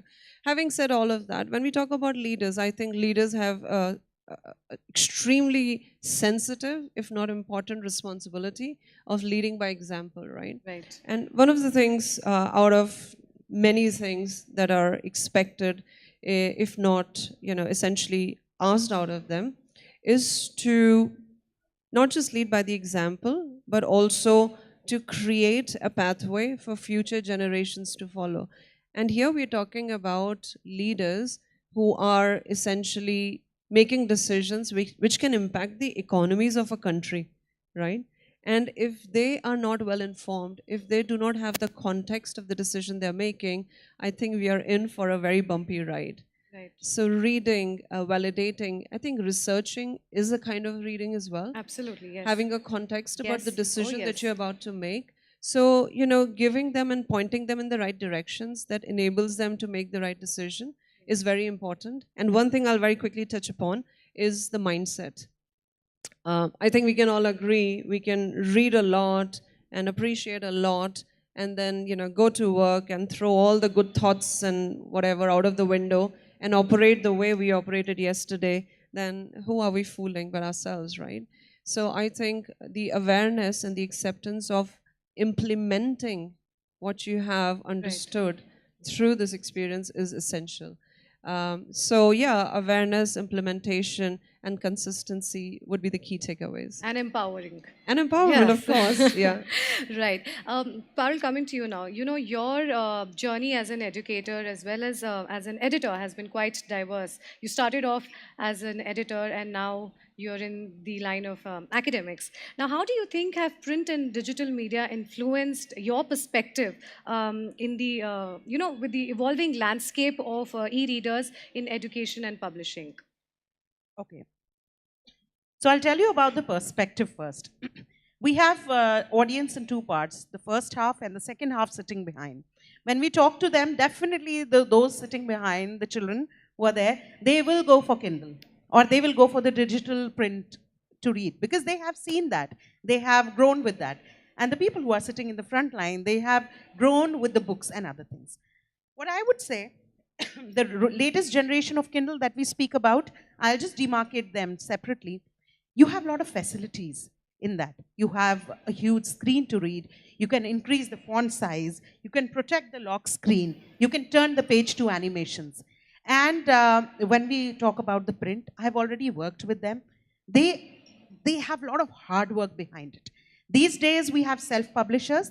There are like companies like Amazon, KDP, Publish Drive, Apple Books, which make you self-publisher. So there is a demarcation, definitely. When you go into hardcore printing, that is printing a book which is with a paper cover, in that you have to look for certain publication norms. For example, you need to look for the Chicago Manual of Publication. You have to go through the norms. Right. Certain printing norms which are there, registered. For example, American Publishing Industry, OUP that you say. We also work for Indian Medical Association, IAP, that is Indian Printing Association. There are international printing associations. Right. So you have to work with the norms. But when you work as a self-publisher, you don't have to do that. So anything digital content which is there online, you have to be very watchful and careful. Right. What you download, what you buy, and is it the authentic thing that you're buying online? Absolutely. A few days back, I was registering myself online for a course. And the course said that if you want hard copy, you have to pay full. And if you want to get the printed one, you can get a 15% discount on that. So of course, the 15% discount, I thought that it will allure me. But at the end, I always wanted a hard copy because I wanted to highlight it myself. Absolutely. I could have done it on Kindle easily.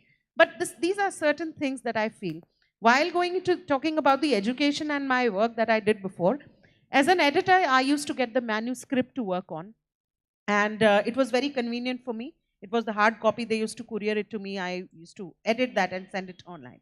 Now, as an educator, when I have to work on a topic, I prefer to keep it on Kindle or I prefer to keep it online, highlight it, work with it, but at the end, take the print out and use that. So this is, at this point of time, this is the stage that we are living in. Yep. I do not know about the future, as ma'am has said, that there will be some time the augmented reality Siri will come in front of you, she'll read the book for you, and then go back again to the AI. So this can happen someday, but still, these are my thoughts on that. Right. Angela, you are not only an accomplished poet, but also an educationist as well as an e-commerce technocrat. Now, how do you see the interplay between technology, literature, and the choice between physical books and readers? Answering my question, I'll just appreciate Parul for what she just said. One more thing I will just like to add. In the beginning, she said that younger generations will choose Kindle. Yes. But I'll just share my experience. I conducted a small home research with my niece, my daughter, the family kids. And I was pleasantly surprised. They have been reading Kindle from 4 years of age. But when I asked them which medium they prefer, they voted for books, physical books. That was a pleasant surprise. Yes. So it is a personal choice, but new generation is also liking books, physical books. It's not that key new generation percentage for Kindle is more. So this is my perspective. I have been an educationist from 2004. I have been in teaching profession. And I worked as a principal in Kohima. It was a difficult place, difficult financial constraints. And there I introduced this technology in that school, and for that British Council magazine recognized me and featured me. So we have been using this smart boards and in teachings, and they had helped us a lot. But the books, the physical form of teaching, the interaction, we have taught in COVID or online teaching, the students stopped writing. Many of them stopped reading also, that their academics suffered. So the physical books in hands and personal one-to-one relation with the students, eye contact, it is more important. Yes, It is more absolutely. important. Even the platforms like I have done MIT from IGNOU, it's an open university, they could have easily gone for this e-books. Right. But we were provided physical books, we made notes, and because of that, I was able to publish my 8 books for MEd and MA education students for IGNOU itself. Right. So that probably would never happen. It would have been like a Kindle copy. I had been reading from a Kindle copy. Right. Because that motivation, that personal connection might have been missed. Right. This is my personal opinion. So in education also, they both are complementary. But the books, I said before also, books are, nothing can swap the books Absolutely. experience. You like rightly said that, the sheer experience of holding it and to be able to flip the pages, I think that the experience of it in itself is something which is unmatchable. Last year, I was just going through my daughter's English chapter, and it has the similar thing. She was saying the school is missing. The school concept is missing, and the generation like us told there had been a teacher who you looked like this, and they thought the computer is a teacher. Yeah. So that things, if gone from our life, it will be very difficult, and I think we'll miss on something. Yeah. Great. I believe we send children to the school more for social awareness, learn how to fight, how to patch up, all those things. But we can also teach our children at home also. Right. But these things have to be there. Overall experience. Overall Yeah, development, yeah, for yeah, overall absolutely. development. Yeah. Can I all just add things are- something? Sure. You know, it's interesting we're talking about kids and whatnot. Do we have any millennials in the group here? Any millennials? No, you're not allowed to raise your hand. I think safe to say all of us are. I Any guess. Gen Zs here? I don't Oh, see there's many. a I Gen think there's Z some, right there. Yeah, Yeah, some yeah. behind. But Great. the survey which was done by McKinsey in 2021, I actually laughed at the screen when I read this. It's like, woohoo, an aha moment there. So Gen Zs and millennials, when they were surveyed as to what they prefer to, pick or choose, and very simply put, Kindle versus book, Right. 45% more towards books than Kindle. And that was a pleasant actually, surprise. I'm not shocked. I can clearly see right now also, and otherwise also, there is always an inclination towards book. Yes, Yes. So yes. anybody who's an avid reader, I think their first choice would be a book. We I are talking think, yeah, about we kids as assume. consumers here when you're Yeah. talking about education. Just think, I'm reminded of something that I experienced, say, 6-7 years back, when all international schools, they started replacing books with laptops and iPads, and parents were very happy about the fact that our kids won't need to lug so much weight of books. Right. Fast forward to today, they are so disheartened with a digital life that the kids are so trapped in. Yeah, yes. And Hooked they are onto their questioning screens. these decisions. So I Yes. think it's a very dynamic space that we are in, and we don't know where things will eventually Yes. take us. Yes. It's a wait and watch kind of a situation. I think Parul, you'd want to add something. Yes, and technically speaking about it, there is no replacement of human to AI. When I see the publishing industries in around 132 countries, we have around 20,000 publishing industries. The press is running from past 100 years continuously without being stopped even for a single day. They are employing hundreds of people, and where they all will go. And talking about the teachers, what if a robotic teacher, they have already started that. A robot comes to you, in front of the students, teach, and then it vanishes after some time. So we cannot replace AI with human, definitely. We have to be logical, digitally logical somewhere, and then talk about it. Because when I see all these people who are working with press, who are working, holding all the bundles of papers and walking inside the press, getting the books printed, then binding it, giving to the stores, where all the stores will go. So we have to, on a humanitarian ground, think about it, and then connect, because whatever we think here will be there in the market. So this is, I think, that we should be looking for. Right. Talking about rationality, I think it's only fair for me to now bring in the accessibility part of it. And Nandita, this is for you. We started off by kind of discussing how Kindle has made it possible to sort of carry a plethora of books, like rather an entire library with ourselves in our pocket. Now, how do you think has this accessibility enhanced the reading experience of a reader, especially for those, who do not have access to books. Let's say a lot of times books are published and released in a certain region, in a certain state, and not outside of their country. But now with the Kindle, you can easily download those books and you have access to those books. So how do you think that this kind of accessibility has enhanced the reading experience for readers? It sure has. It sure has. So, see, the first is the cost aspect, because cost is a part of, the access, right? Yes. When paperbacks happened, suddenly why did people lap onto that? Because, they were much cheaper than hardcovers. Right. I think history is just repeating itself now. Right. You just have to make an initial investment, and then you just have the whole world, thousands of books at the, you're Correct. holding 1,000 books in the palm of your hand, right?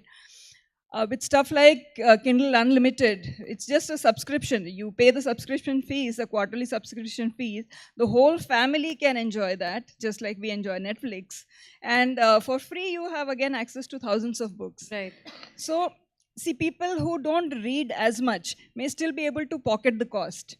But I know of people who read about 80 books, 100 books, 120 books a year. I so wish to be in that bracket. I'm not.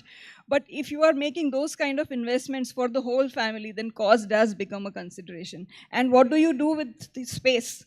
You come home and you are piling on books after books. Absolutely. What do you do about that? How That's do you an maintain the interesting house? point, There's so yes. much clutter, there's so much dust mites, all sorts of issues. So these are the people who have very happily migrated to Kindle, knowing very well some of the challenges that we are speaking about, but convenience rules for them, right? Sure. Yes. The other thing is, when you speak of access, a recent experience comes to my mind. One of my friends is a very big, avid P.G. Woodhouse fan, and she had been looking for one of the limited print run kind of books, not able to find it anywhere in Indian stores. She was in Oxford last month, walked into a bookstore, was so thrilled to come back with that book. But she says, I cannot do it for each book that I want. With Kindle in my hand, I just need to think of a book, and within seconds, I have access to that book. So why will I take the pain to go to a public library? Why will I take the pain to keep going to stores and asking if the book has arrived? So we live in a 2-minute noodles kind of world, right? Right. We want to pop in capsules because we don't want to spend time eating food. Right. Cooking food. So if that is where the world is moving, and I so resonate with what you just shared, Parul, these are some conscious choices. Yeah, absolutely. But access in terms of cost, in terms of space, in terms of portability. Absolutely, yes. Right. So if I am an avid book lover and I'm also an avid traveler, how many books can I pack in my bag? Yeah, only these many. Yeah, Yes, airlines will allow me only 15 kgs. Sure. Yeah. I can't pack in more than 2, and a fat one will take away space and weight, right? Yeah, right. So, and then I'm stuck with that book. Yes. I am on the hills and I don't like the book and I have nowhere to go. So Kindle completely changes the scene, right? People are trekking with, a nifty device in their backpack. Yeah. People are sitting on the beach and reading. Right. Now, these things are very new, and a lot of people will probably prefer that over the joy. Nobody will deny the joy and the sensory pleasure of a book. But yeah, convenience. Always. Convenience does Yes. call shots for a lot of us. Right. This is where I want to bring you now, Charles. You mentioned how you mentioned a statistic wherein 40% voted for books. On the flip side, now I want to understand from you, do you think that Kindles have kind of contributed to greater inclusivity in the reading community and has kind of promoted active reading amongst the readers? Oh, absolutely, right. This is a part of work I do. So I do a lot of awareness work from diversity and inclusion perspective, not just for societies and individuals, but also for corporates, right? And Kindle, or let's say electronic supported devices for reading, I think they open up a plethora of options for differently abled, right? It gives all the benefits that Nandita shared, Parul shared, and the lady here shared. And I think moving forward, we have to just wait and watch how it continues to pleasantly surprise us, right? When I say differently abled, some have vision problems, sight problems, some have, sensory problems, The others, for whatever reasons, are unable to attend a school and they're homeschooled, right? Home tutored, whichever way we want to call it. And let's forget about those kids for a moment. Let's focus on our parents and our grandparents, right? And my aunt was here yesterday and she loves reading, but our eyes are not supporting her, right? So picking up a book, you can't magnify or zoom in and out of the book, right? But Kindle allows her to do that. Right. And I was just over the moon the other day when she took a screenshot and he circled a quote that I wrote in the book and she's like, high five, I really like what you've done, right? Yes. So it increases the level of interaction that one can have. It gives provisions of accessing that content for a lot of people who, in the absence of a physical book, Right. could not have had that experience. Right. Like Nandita just rightly said, the cost and the dent in your wallet, right? Yeah. And I was at this foundation in South Africa earlier this year, and I was speaking at a foundation called Okanyo. Okanyo means second chances in Afrikaans, and this is for kids who failed, let's say, their 10th standard, and they would get into drugs or stealing and whatnot should they not be offered another chance to pass this and move forward with their education.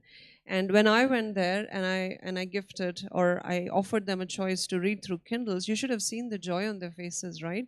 Because they could not afford to buy those many books, even for Right. the foundation. And I've given an experience of a foundation outside of India, but I'm sure even in our own country, there's so many opportunities where we can enable learning experiences, enable education by using tools like Kindle, Right. which are effective, cost-friendly, easy to access. It's like one device and it can support as many users as it wants, right? So I think the definitive pluses for Kindle.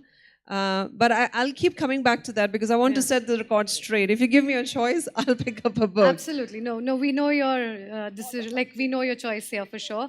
At this point, I want to kind of move beyond the accessibility, experience, and the cost-effective aspects of books and Kindles, and bring you in, Anjula, that, when it comes to archiving and preserving literary books, especially for our future generations. How do you think the two formats differ, and how do you think can both sort of do you think that they can both coexist when it comes to preserving these kind of literary artifacts? Yeah, definitely they can coexist. But my experience and as a technology graduate, I can say that technology is a very, very fast moving field. Today there is Kindle, tomorrow there will be extant, there will be audiobooks. If the choice will be between physical books and audiobooks, next debate maybe with audiobooks versus physical books. Because if people have to make a choice, they will prefer listening to books and going for physical books. The Kindle will vanish. Right. Okay, and then I'll try to quote say a famous quote where it is said ki some books are to be just tasted, some are to be just swallowed, and some are to be chewed and digested. So we have to make a wise choice. Right.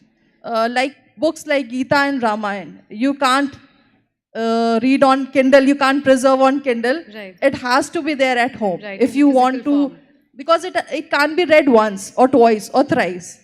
Every time you read it, you learn something new. Right. So we have to make a wise choice, and there is, I think, very few people are aware of it. The environmental damages that Kindle can do. Yes.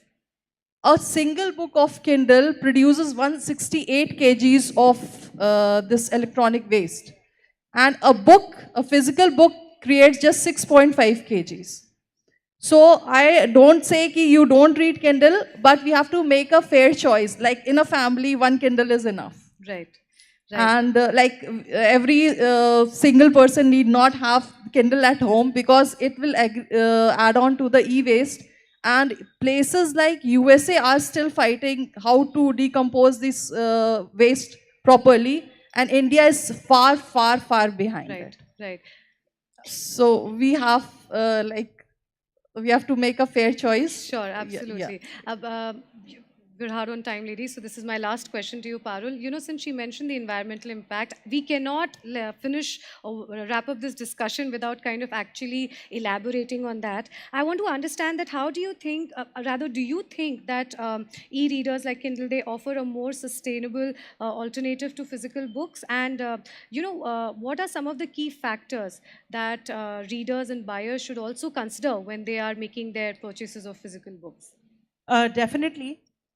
When we talk about books, sustainability comes definitely later. The first thing is reliability. Whatever is there in the book is a language content. We cannot fiddle with the language. There has to be a proper grammar.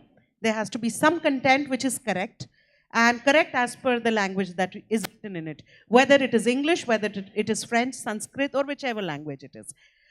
Give an example of my child. When I'll ask her to search something, she will not type it. She will give a voice command.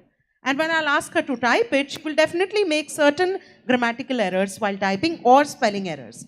So it has come up only because of this artificial intelligence. She doesn't go to the dictionary to look for the words, and meanwhile looking for those extra words which she might not do it on Kindle or any elsewhere. So I believe that first you have to see whether the content which is online is reliable or not. Because there is a lot of plagiarized content as well, which is online. There is also copied content, which is definitely a plagiarized one.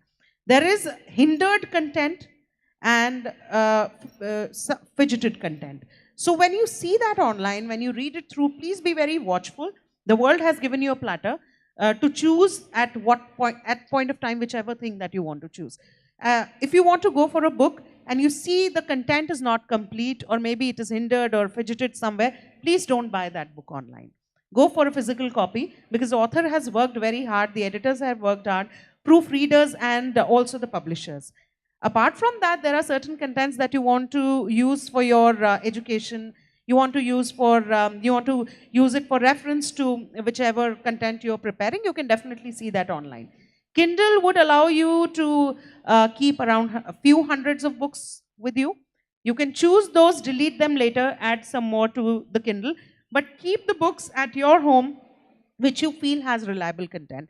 The physical copy will always have a reliable content because it has author's name in it, sometimes which the books that you find online does not have an author's name in it. Earlier, I used to write as a correspondent in a newspaper, but there was no name of mine. Right. So later, when I became reliable to the newspaper, they allowed me a space with name. Right. So this is how it happens. So definitely to be mindful as a buyer, as a reader, is something that we should all definitely do. Ladies, what a remarkable conversation we've had today, and I would really like to express my heartfelt gratitude for joining us here today and sharing your diverse viewpoints, although we definitely know that we have a clear winner here between book versus Kindle, and which is book. And ladies and gentlemen, for you all, as we conclude this discussion, let's remember that the magic of literature lies in the words and not in the medium. Thank you all for joining us, and thank you. Can I just say this? Please, please read. If you want to listen to an audiobook while you're driving to Abhivyakti Season 3, listen to it. Yes, that's... if you are somebody who likes technology, please pick up a Kindle. If you are somebody who likes physical books, please pick up the physical book, but please read. So we encourage you to choose the medium of your choice, and please digest that content, because there's such amazing wisdom out there. Right. So thank you so much. Thank you so much. And since we are advising, I'm so tempted to share two cents from me. Sure. So do read, as Teacher Charul just said, but don't lie and read. So Kindle users typically have a habit of taking the Kindle to bed, Yes. lie at all odd angles. There are a lot of cervical issues. There are a lot of neck problems that people are experiencing. So wellness is another big part of it. So while you can control the brightness, save your eyes, but there is more to the body than the eyes. So take care of your whole selves. Great. Thank you so much. Some great key takeaways for everyone here. Thank you so And much. I'll just like to share one information. Sure. The oldest existing book is Diamond Sutra, that was discovered in China. It is 868 CE. So with Kindle, we can never think after yes. 20 years what the position will be. Right. So books are tried, tested. Done. Yes. Right. Please enjoy the rest of the day. Thank you.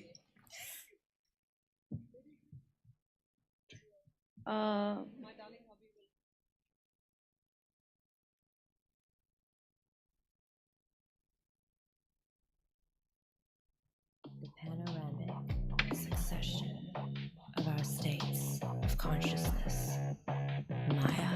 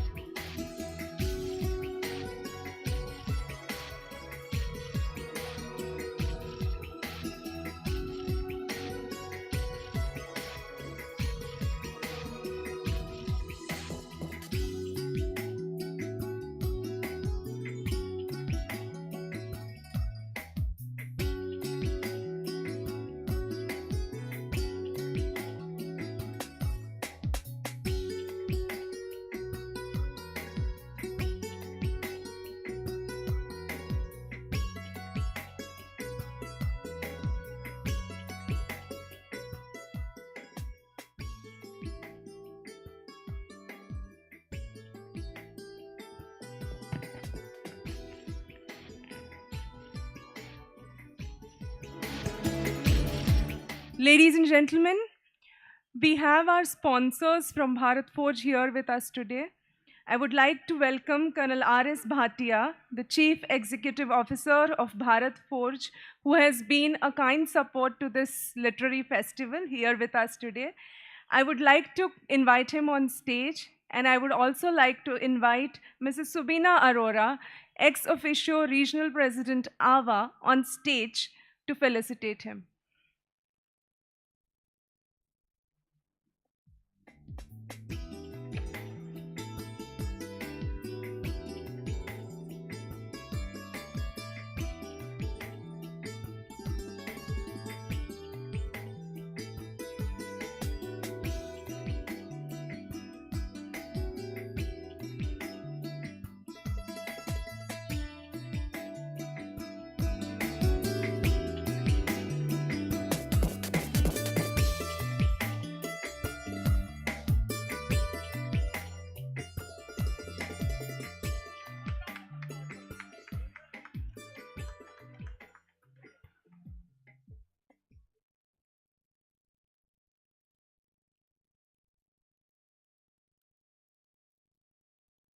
Ladies and gentlemen, we have some very interesting masterclass and subject experts taking sessions at Sanjog Hall and Audi.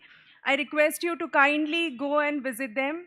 Also, kindly visit our bookstalls, kindly visit the authors who have been, waiting for you all with their books to present their books. You can buy it from our bookstalls, which are on the left-hand side of the stage.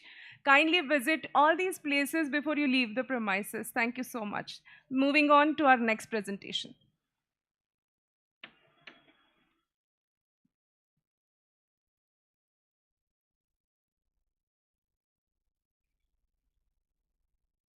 Good afternoon, ladies and gentlemen. We're having such a beautiful morning.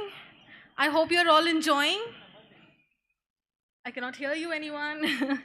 Okay, we are having, I am definitely team book if anybody wants to know.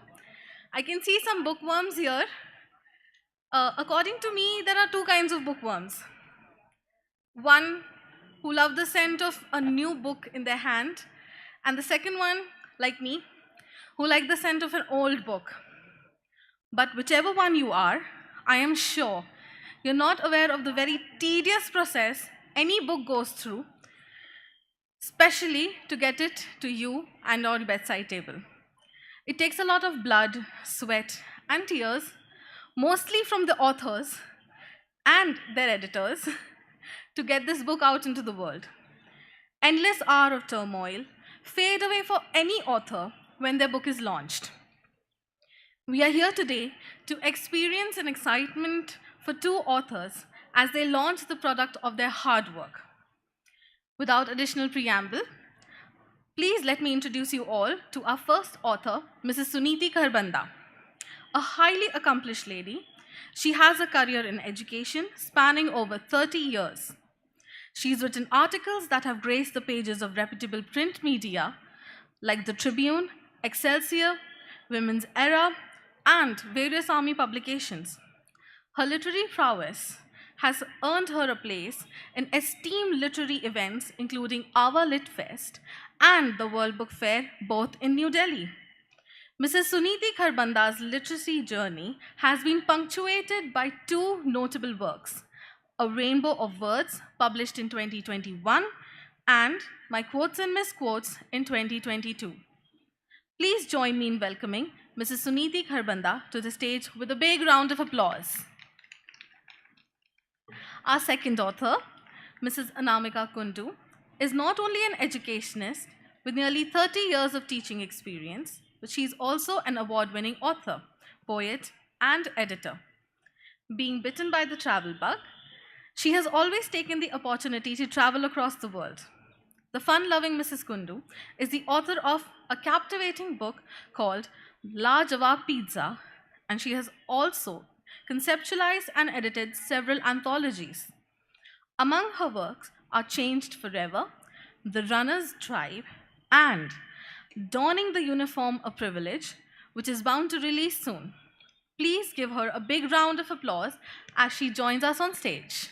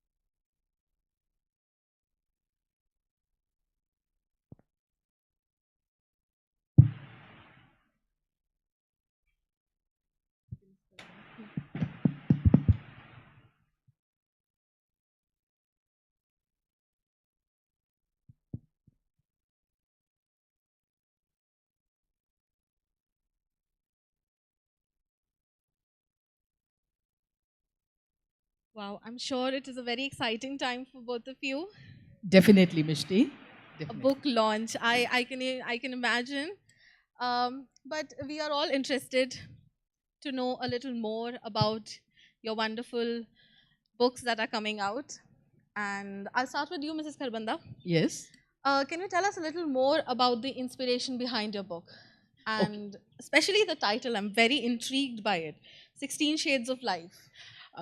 Yes. The title, I am fascinated by colors. You can see. So what is happening is that I somehow relate emotions with colors. For example, if I see that lady wearing green, I think of growth. I see you wearing blue. I think of, see the sky, something like that. Pink, for me, is a teamwork of red and white, a combination of that. Orange is, a bright red mixed with a yellow. So it is, a go-getter color. Powerful color. So what is happening is what I decided that since my thought process was such that the colors are related to emotions, I divided my book into 16 sections. Each section highlighted with a color. That for is example, beautiful. For example, if I talk about blue, so I've mentioned something about blue, the serenity of blue, the ocean waves of blue, and the calmness that is associated with it. And that is followed up with some stories which are depicting that particular emotion. Wonderful. So, wow. Yeah, thank you. So it's 25 different stories and poems which have been depicted into 16 different emotions. That is amazing. A huge round of applause. I cannot even imagine somebody goes through such depth when they're writing. Mrs. Kundu, yes. Can you share with us the journey of writing your book? And also the message you aim to convey through it? Thank you so much, Mishti, for that question. Well, it's my journey is a little different because though I have been dabbling with writing something or the other, the way that I could actually get down to writing seriously stories and short stories and compiling anthologies, it happened during the lockdown period. Initially, I would struggle to even put down 250 words, and it slowly became better when I could string together like 16,000 words for a novella. And so my journey started with small, short steps. The interesting thing was that the platform on which I was writing was online. And the thing to be noted is that that particular platform has been started by an ex-naval officer, Lieutenant Commander Vijay Nair, and all of us members over there share the common passion of running, long distance running. So it was very interesting because it started with, "Did you read today?" and went on to, "Did you write today?" Wonderful. And we used to get a weekly prompt, and it was very exciting to jot down our thoughts and put it together.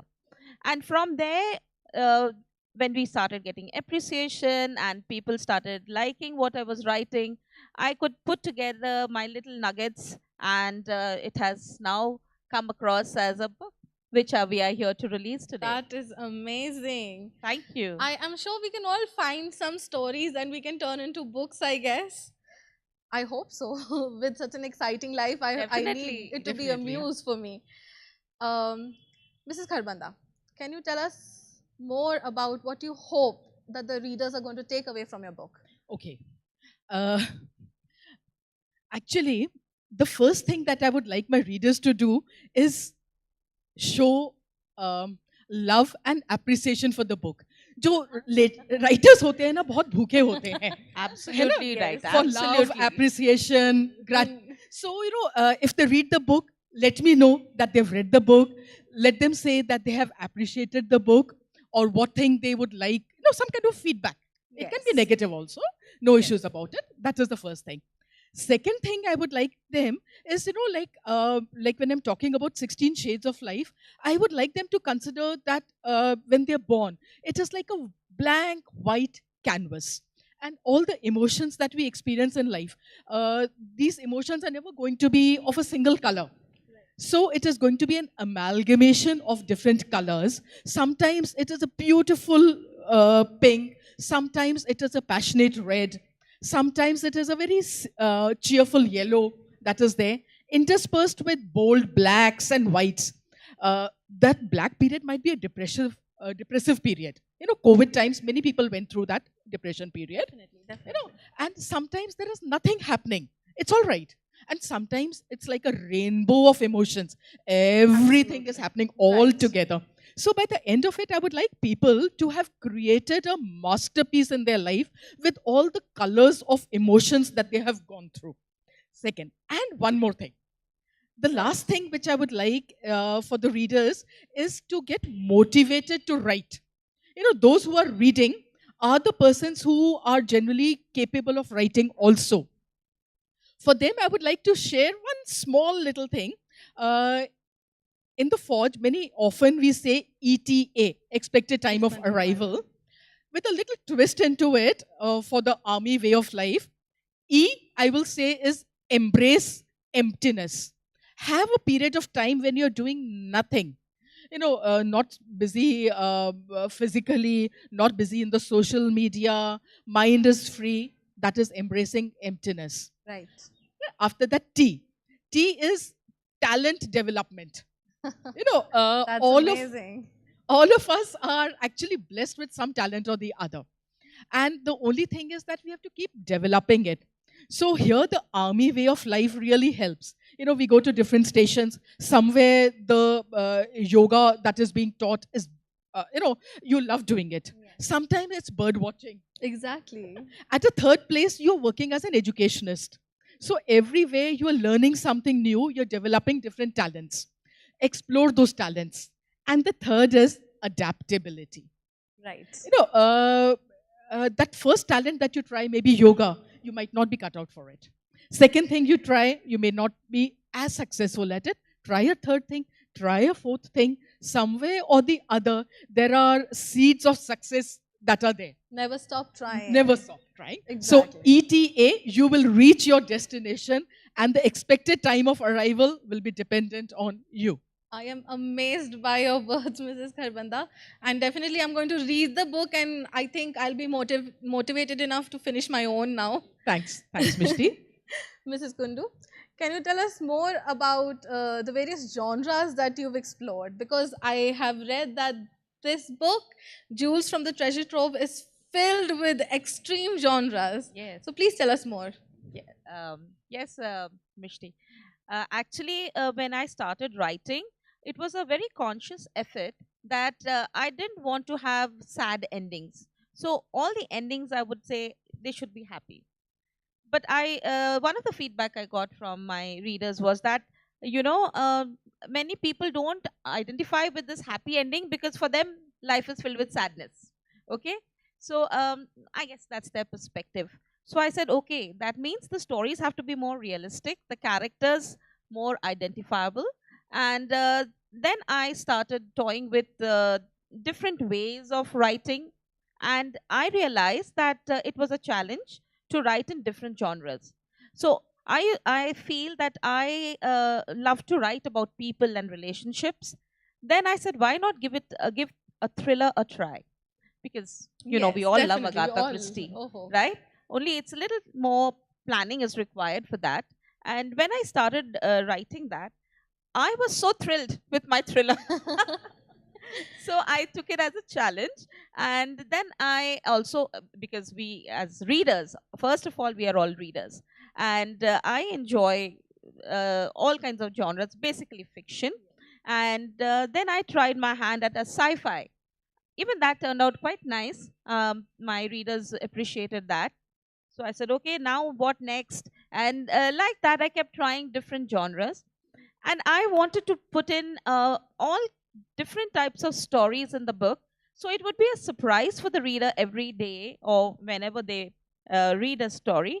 One should not be the same as the other, not predictable at all. Right. And that has been my endeavor.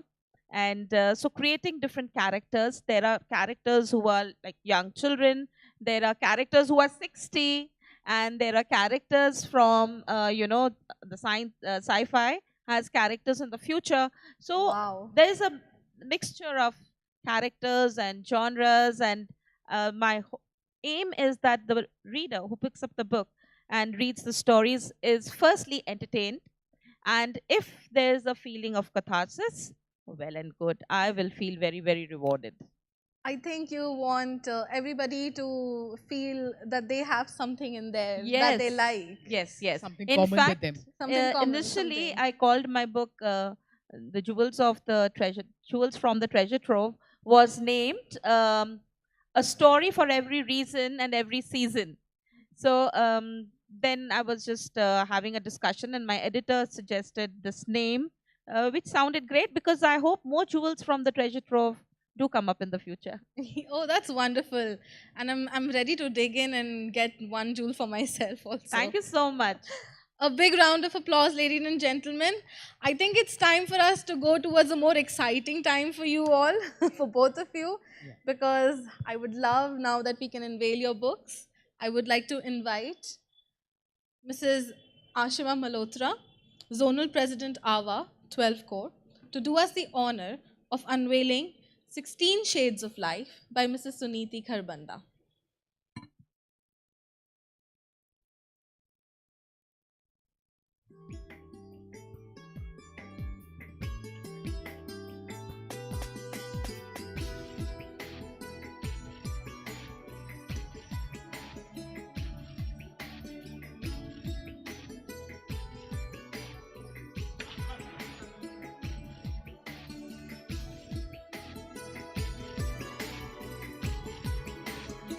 What an exciting time, audience. तालियां बजती रहें.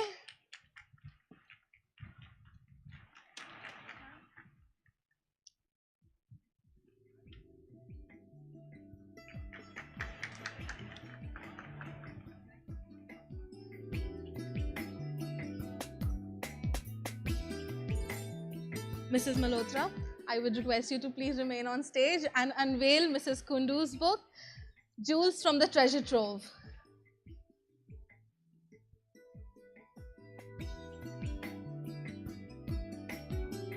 Mrs. Anamika Kundu, everyone. A huge round of applause. Congratulations.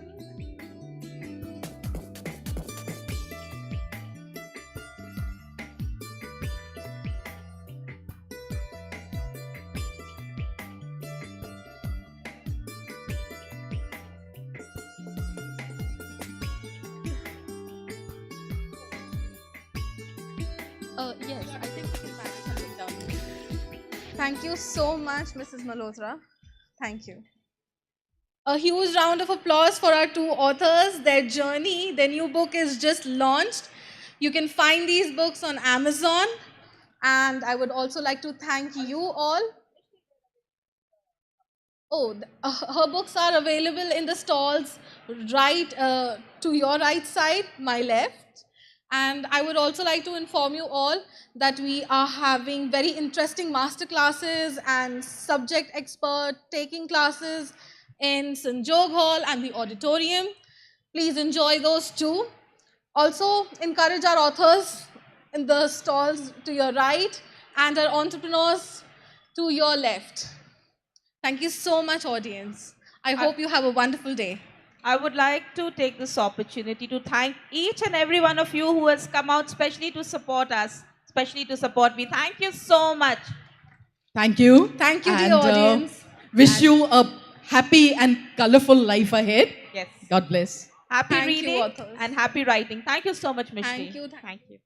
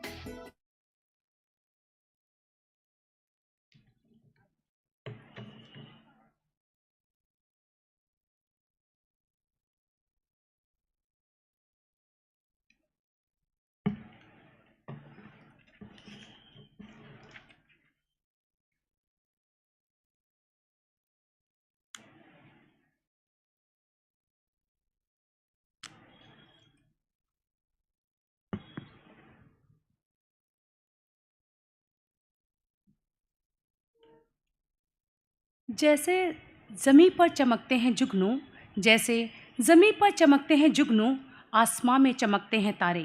जैसे ज़मीं पर चमकते हैं जुगनू, आसमां में चमकते हैं तारे।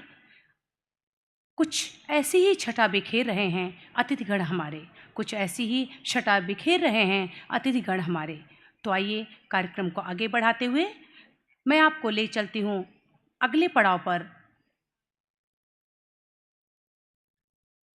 हितने सहितम सहितम साहित्यस भाव साहित्यम। साहित्य का शाब्दिक अर्थ है जिसमें हित की भावना सन्निहित हो। समाज यदि शरीर है तो साहित्य उसका दर्पण। इसी विचार को मद्देनज़र रखते हुए आज हमने साहित्य और कला के उत्थान के लिए अभिव्यक्ति सीज़न 3 का आयोजन किया है। अभिव्यक्ति वो पहल है जिसके माध्यम से कविता और साहित्य प्रेमियों को अपने भाव और उन्मुक्त विचार व्यक्त करने का एक स्वर्णिम अवसर मिलता है। आज यहाँ इस साहित्य के संगम में भाग लेने के लिए अलग अलग क्षेत्रों से अनेकों विदुषियाँ पधारी हुई हैं। सर्वप्रथम मैं श्रीमती रंजीता सहाय आशीष जी का परिचय देना चाहूँगी। आप एक अग्रणी प्रसिद्ध कवित्री और लेखिका हैं। आप सिर्फ एक सैन्य अधिकारी की पत्नी ही नहीं बल्कि सुषमांजलि सीरीज की प्रसिद्ध लेखिका और एक अंतर्राष्ट्रीय कवित्री हैं।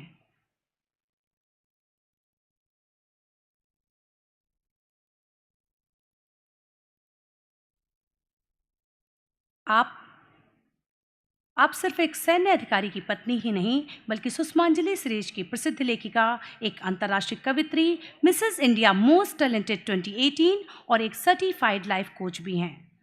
2018 में आपने क्षितिज वेयर ड्रीम्स मीट रियलिटी की स्थापना की, जो उभरते कवियों के उत्थान और उनके जुनून को शानदार करियर में बदलने के लिए एक समर्पित अभूतपूर्व संस्था है।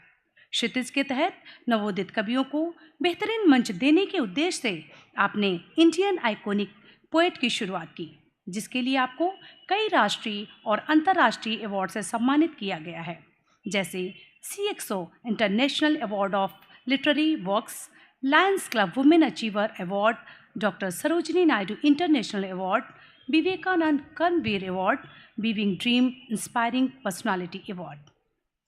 एक पोएट प्रेन्योर के रूप में आपकी प्रभावशाली यात्रा को देश की विभिन्न पत्रिकाओं ने प्रकाशित किया है, जिसमें दूरदर्शन और आकाशवाणी भी शामिल है।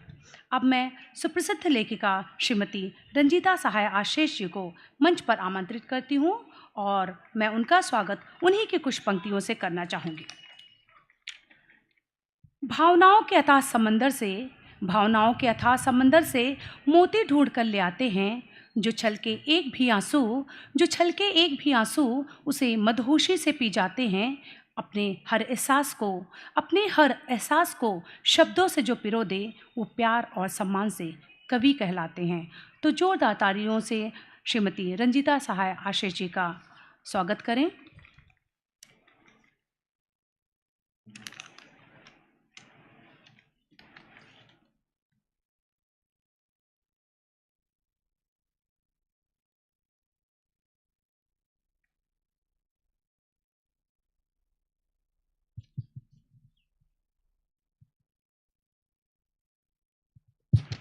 हेलो रंजीता जी, आज के इस भव्य साहित्य समारोह में मैं आपका आदर, अभिनंदन, आभार और बहुत बहुत स्वागत करती हूँ।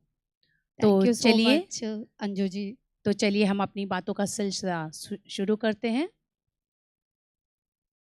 रंजीता जी, जैसे कि हमने सुना है, आप 15 साल तक गृहिणी थी और आपने अपनी सामाजिक और पारिवारिक जिम्मेदारियों को बखूबी निभाया है, और अचानक ही 15 साल बाद आप आकाश में एक नई उड़ान भरती हैं। तो आपके जीवन में इतना बड़ा परिवर्तन कैसे आया और आपको इसकी प्रेरणा कहाँ से मिली? अंजू जी, 2 पंक्तियों के साथ मैं शुरू करना चाहूँगी। एक कवयित्री हूँ, वो लहरें वो शोर वो समंदर की बेफिक्री, वो लहरें वो शोर वो समंदर की बेफिक्री, हलचल ने उसकी आईना दिखा दिया। तो ये 15 इयर्स, जैसे आर्मी वाइफ है, हम लोग बिज़ी रहते हैं अपने बच्चों में, परिवार में, हस्बैंड बॉर्डर पे पोस्टेड है, तो हम सब चीज़ों का ख्याल रखते हैं। तो ज़िंदगी बहुत अच्छी चल रही थी, सब कुछ बहुत अच्छा था। अकस्मात मैंने अपनी माँ को खोया। अचानक जो ये सदमा था, या आप वो बोल लीजिए, वो शायद बर्दाश्त नहीं कर पाए कि अच्छा, ज़िंदगी बहुत छोटी है। अदरवाइज़ हम बहुत ग्रांटेड लेते हैं लाइफ को कि ओके, हम कल कर लेंगे, हम परसों कर लेंगे। और मेरी माँ की बहुत सारी विश लिस्ट थी, तो वो जिम्मेदारियों में इतनी बिजी थी कि कल कर लेंगे, फिर आज नहीं, फिर अगली बार हो जाएगा। तो ये जो बोलते हैं ना कि फिर वो कल कभी आया नहीं। उसके जाने के बाद एक एहसास हुआ कि ज़िंदगी का कोई भरोसा नहीं है। और मेरी एक डायरी है, मैं बचपन से कविताएं लिख रही हूँ, तो आप उसको हॉबी बोल लीजिए। उधर तो माँ के जाने के बाद मेरे को जो सोलेस, जो पीस है, वो मेरी डायरी में मिला। मैं कविताएं देख रही थी, तो पहले पन्ने पर कभी, जब मैं 15 साल की रही होंगी, मैंने लिखा था कि मुझे अपनी कविताओं की एक किताब चाहिए। बहुत अच्छा। तो बस वहाँ से लगा कि हर बार मैं देखती हूँ, हर बार मैं वो बुक बंद कर देती थी कि ठीक है अगली बार, पर इस बार ऐसा लगा कि काश नहीं बोलना है। और मैंने वो कविताओं को पढ़ा, मैंने देखा, मुझे अच्छी लगी, और मैंने ये डिसाइड किया कि मैं इसको लेकर आगे जाऊंगी। मैं बुक अपनी निकालूंगी, अपनी माँ को डेडिकेट करूंगी। मेरी मदर का नाम सुषमा था, श्रीमती सुषमा सहाय। तो उनके लिए मैंने अपनी पहली किताब लिखी, कविता संग्रह सुषमांजलि, जो 2016 में दिल्ली में जनरल AR प्रसाद और एयर मार्शल LK वर्मा जी के द्वारा उसका लॉन्च हुआ। तो दिस इज़ माय बुक। तो इस तरह ये जर्नी हमारी शुरू हुई और उसके बाद फिर कविताएं और मंच, ये एक सफ़र शुरू हो चुका। जी, बहुत अच्छा सफ़र लग रहा है आपका। और यहाँ पे मैं चाहूँगी कि आप अपनी पुस्तक को एक बार सबको दिखाएं। हाँ जी, ज़रूर जी। 2 पंक्तियाँ थी। अरसों से दफन था कहीं जुनून मेरा, अरसों से दफन था कहीं जुनून मेरा, हालातों के तूफान ने उसको जगा दिया।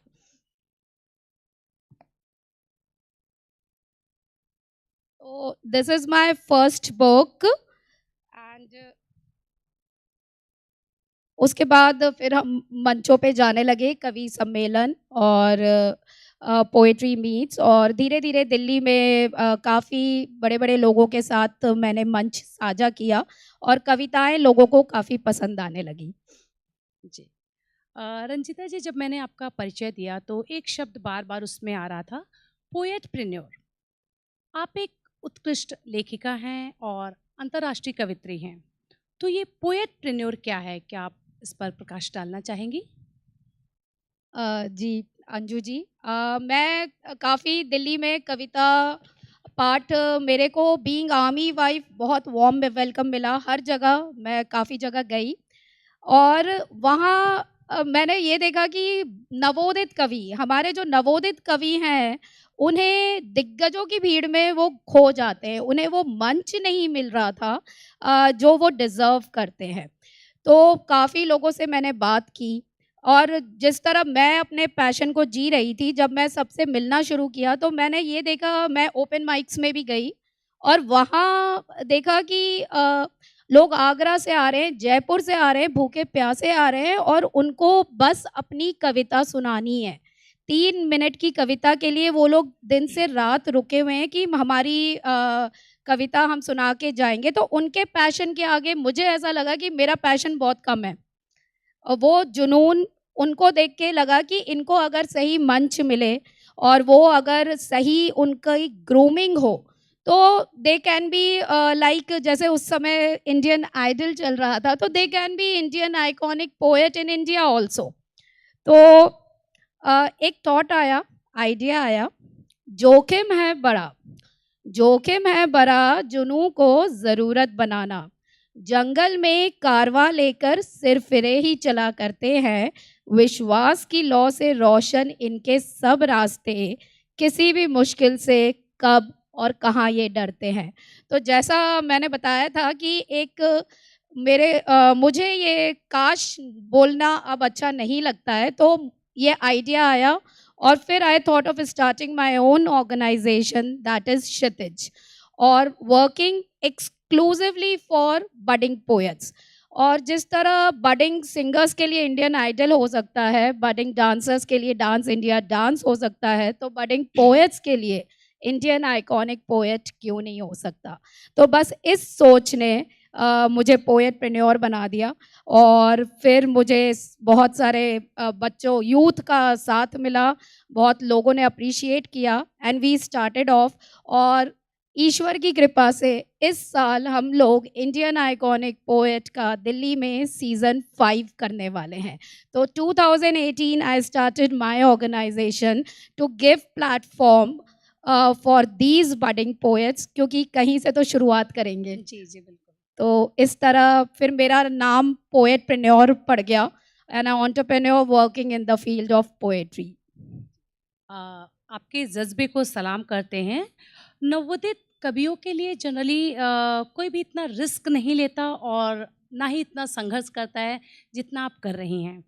यहाँ पर हम सब ये जानने के लिए अति उत्सुक हैं कि 20,000 से भी ज़्यादा लोग आज आपके साथ जुड़े हुए हैं क्षितिज में, और जहाँ तक मुझे पता है कि क्षितिज ना तो आपके हस्बैंड का नाम है और ना ही बेटे का, तो क्षितिज ही क्यों? अंजू जी, फिर मैं कवियत्री हूँ तो अपनी पंक्तियाँ ज़रूर बीच बीच में सुनाती रहूँगी। ज़रूर ज़रूर। मुद्दतों से एक ख्वाब आंखों के गलीचों में टहलता था, थमता, रुकता, फिर दोबारा से उठता, मचलता था। आज वजह मिली, रूबरू हकीकत से बात की, आज़ाद परिंदे सा दुनिया की नसीहत को मात दी। तो Kshitij is basically where dreams meet reality. एक होराइजन होता है, एक छोर होता है जहाँ हमें आसमान और ज़मीन मिलते हुए प्रतीत होते हैं। बस उसी उद्देश्य के साथ कि हम नवोदित कवियों के सपनों को हकीकत में बदलें, इस संदर्भ में हमने क्षितिज की स्थापना की और क्षितिज नाम रखा। तो क्षितिज जो है, आज जिस तरह लोगों का प्यार मिला, हम लोग सोशल मीडिया पे 20,000 से ज़्यादा लोग हैं और पूरे भारत से काफ़ी लोग जुड़े हैं। और मुझे ये बताकर खुशी हो रही है कि नवोदित कवि में केवल यंगस्टर्स नहीं आते, हमारे पास 70 ईयर ओल्ड नवोदित कवि भी हैं। एल्डरली लेडीज़, एल्डरली पीपल जो डायरी में कभी लिखते थे, तो हमारा उद्देश्य है अपनी डायरी से आप अपनी कविता बाहर लाइए, हम आपको मंच देंगे, आप आइए, आप बोलिए, आप अपनी किताब निकालिए। तो इस तरह क्षितिज काम कर रहा है। बहुत अच्छी सोच है। जैसे कि आप एक आर्मी ऑफिसर की पत्नी हैं, अवा की एक सक्रिय सदस्य हैं और सेना का एक अहम हिस्सा हैं। आप समाज में बहुत ही उत्कृष्ट कार्य कर रही हैं। तो आप क्या संदेश देना चाहेंगी और आर्मी के सहयोग के बारे में क्या बताना चाहेंगी? आई am a proud army officers wife और मुझे बहुत ज़्यादा सेना के लिए गर्व भी है। और 2 पंक्तियाँ पहले बोलूँगी। पानी सी गति राखिए, जीवन सफल बनाए, जैसी भी हो परिस्थिति उस साँचे ढल जाए। तो आर्मी में हमें सबसे ज़्यादा जो मैंने देखा, मैं बाहर सिविल में बडिंग पोएट्स में काम करती हूँ और वहाँ देखा कि आर्मी, हम लोगों को यहाँ पे फ्रेटर्निटी में रहने से पता नहीं चलता, हम सब एक जैसे लगते हैं, पर जब आप बाहर काम करते हैं तो वो एज आवा का, आर्मी का वो पर्सनालिटी, वो वहाँ पे अलग ही दिखती है। आर्मी ने कर्मठता सिखाई है, ईमानदारी सिखाई है, अपना काम लगन और जुनून से करना सिखाया है। तो हमारे जितने शोज़ होते हैं डिसिप्लिन में होते हैं, मैनेजमेंट स्किल बहुत अच्छा आर्मी ने हमारे अंदर डाला है।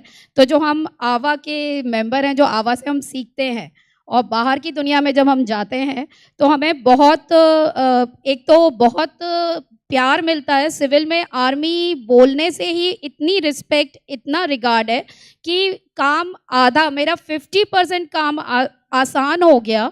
लोग बात समझते हैं, मानते हैं कि अच्छा आप बोल रहे हो तो यानी होगा, इवेंट भी होगा, ट्रांसपेरेंसी भी रहेगी और नवोदित कवियों का ट्रस्ट और भरोसा just because of army. So thank you so much, यानी आवा फॉर एवरीथिंग।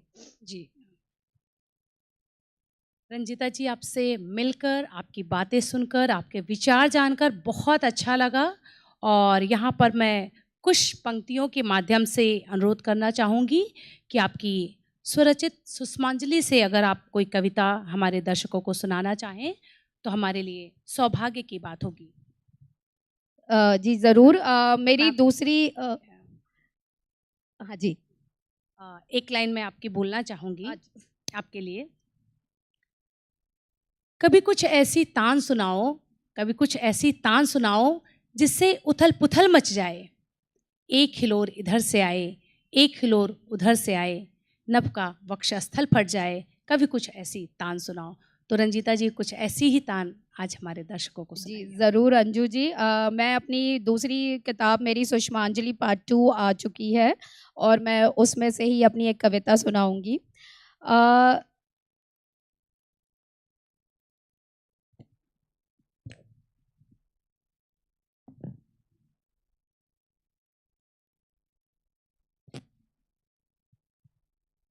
सारा सब कुछ लेखिका होने की वजह से शुरू हुई। एक जर्नी है जो एक लेखिका के तौर पे मैंने शुरू की थी और आज मैं पोएटप्रेन्योर हूँ। अपने इनोवेटिव आइडियाज़ और क्षितिज को हमने केवल कविता के लिए ना करके उसमें ग्रूमिंग और मोटिवेशन भी रखा है, ताकि मेकओवर कर कर जब हम अपने कवि को मंच दें और वो ऑडियंस के सामने लेकर आएँ, तो उसे सारी दुनिया सुने। तो we are working for non poetic audience also, क्योंकि एक कवि, एक लेखक, एक आर्टिस्ट जो है वो दर्शकों के अप्रिसिएशन का भूखा रहता है। तो जब तक नॉन पोएटिक ऑडियंस हमारे साथ नहीं जुड़ते हैं, तब तक वो चीज़ आती नहीं है कि स्टीरियोटाइप थिंकिंग थी कि हम कवि नहीं है तो हम उस शो में जाके क्या करेंगे। तो इस मिथ को तोड़ा गया है और क्षितिज में हमने ऐड ऑन किए बीट बॉक्सर्स और सबको, so that the program, the poetry event should be entertaining and लोग कुछ ना कुछ देखने आए, सीखने आए और हमारे कवियों को एक भरपूर ऑडियंस मिल सके। तो मेरी एक कविता है, मैं एक लेखिका हूँ। लिखना चाहती हूँ हर वो बात जो दिल को मेरे लुभाती है। लिखना चाहती हूँ हर वो बात जो दिल को मेरे लुभाती है। लिखना चाहती हूँ हर वो बात जो आंखों को मेरे सुहाती है। मैंने बचपन से लेकर आज तक सपनों को बनते बिगड़ते देखा है। मैंने अपनी लेखनी को कई पायदान चढ़ते उतरते देखा है। बहुत खूब, बहुत खूब। अच्छा बुरा जो लिखा, अच्छा बुरा जो लिखा मेरा अपना प्रतिबिंब है। सुकून दिया हर पल इसने, मानो चिराग से निकला कोई जिन है। मैंने कलम के साथ एक रिश्ता जोड़ा है। मैंने कलम के साथ एक रिश्ता जोड़ा है, कागज़ पर अपने जज्बात को उकेरा है। माँ शारदे की अनुयायी, उनकी सेविका हूँ, गर्व से अभिभूत मैं एक लेखिका हूँ। Thank you so much. बहुत बहुत खूब, बहुत खूब।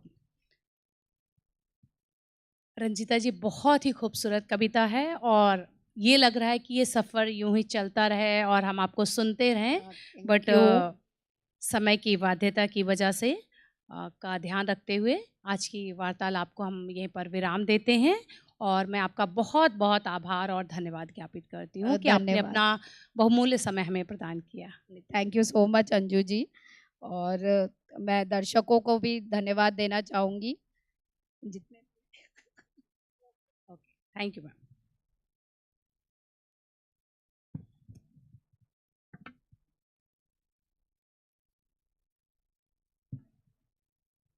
चलिए अब कविताओं का सिलसिला जारी रखते हुए आगे बढ़ते हैं और अब मैं हमारे बीच उपस्थित कुछ प्रसिद्ध हस्तियों को मंच पर आमंत्रित करना चाहूँगी जिन्होंने साहित्य के क्षेत्र में अपना अमूल्य योगदान दिया है।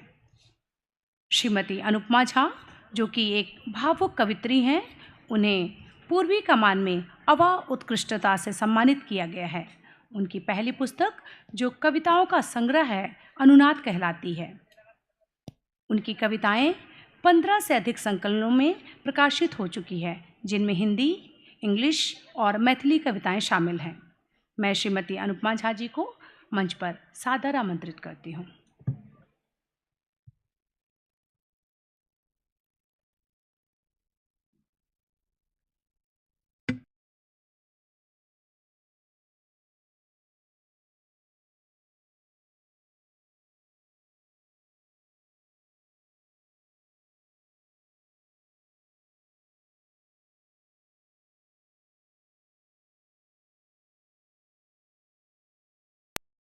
सामाजिक मुद्दों, यात्रा, किस्से और छोटी कहानियों पर लिखने का शौक रखती हैं। आप पुस्तक प्रेस ट्रैप की लेखिका हैं और कई अन्य पुस्तकों की सहयोगी लेखिका भी हैं। आपने Mumbai lit life my story प्रतियोगिता, द ऑरेंज फ्लावर 2022 और 23 में कविता और सामाजिक प्रभाव वाले लेखन के लिए कई प्रशंसा पत्र और पुरस्कार जीते हैं। मैं श्रीमती वर्तिका शर्मा लेखक जी को सादर आमंत्रित करती हूँ। अब मैं मेजर रमा शर्मा, कमीशन्ड इन 2012, जिन्हें कविता के क्षेत्र में सफल योगदान प्रदान करने के लिए अभी हाल ही में यंग वुमेन अचीवर्स अवार्ड से सम्मानित किया गया है। आपकी पहली पुस्तक श्रव्या ध्वनि अल्फाजों की जल्द ही प्रकाशित होने वाली है। मैं मेजर रमा शर्मा जी को मंच पर सादर आमंत्रित करती हूँ। डॉक्टर कृष्णलता सिंह, जिन्होंने मेरी यात्रा सैन्य धर्म के कुछ दस्तावेज नामक एक उपन्यास लिखा है, और आप एक कवित्री, कहानीकार और उपन्यासकार हैं। आपने अलग अलग विधाओं पर कई रचनाएं लिखी हैं। अभी तक आपकी 6 पुस्तकें प्रकाशित हो चुकी हैं। अब मैं डॉक्टर कृष्णलता जी को मंच पर सादर आमंत्रित करती हूँ। तो आइए आज इस प्रांगण में उपस्थित हमारे बीच सभी कवित्रियों का जोरदार तालियों से स्वागत करते हैं।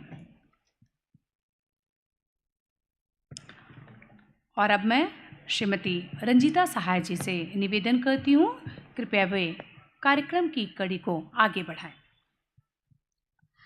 मैं मिसेस अनुपमा झा जी से ही शुरू करूंगी, और बहुत स्थापित कवियत्री हैं, बड़े बड़े मंचों पे परफॉर्म कर चुकी हैं, और सौभाग्य है कि आपको हम दोबारा यहाँ पर सुनेंगे। तो अनुपमा जी, शुरुआत आपकी कविता से।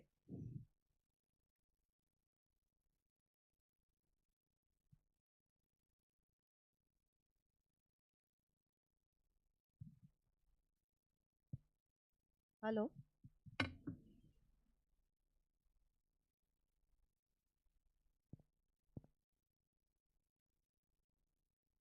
Hello, hello, hello, hello. शुक्रिया रंजीता, शुक्रिया अंजू जी।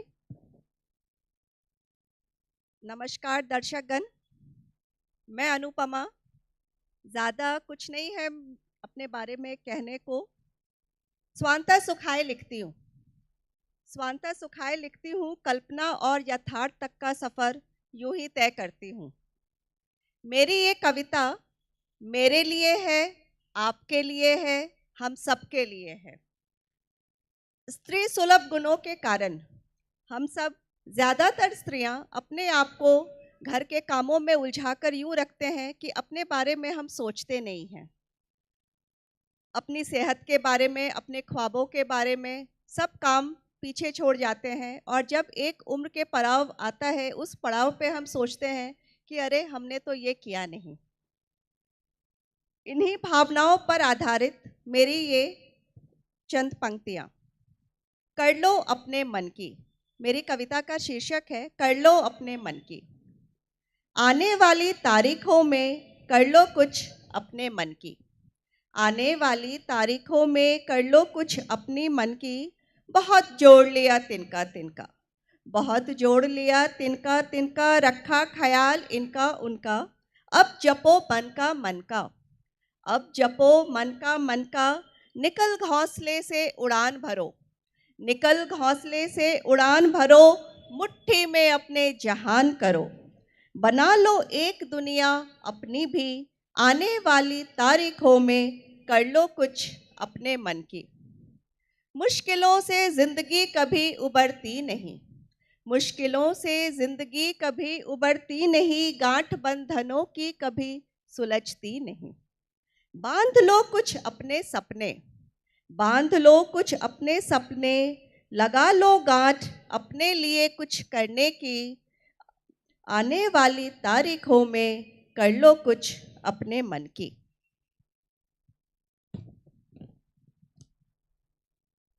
उम्र निकल गई, उम्र निकल गई, वक्त गया गुजर, उम्र निकल गई, वक्त गया गुजर, बाकी बची जिंदगी भी हो जाएगी बसर।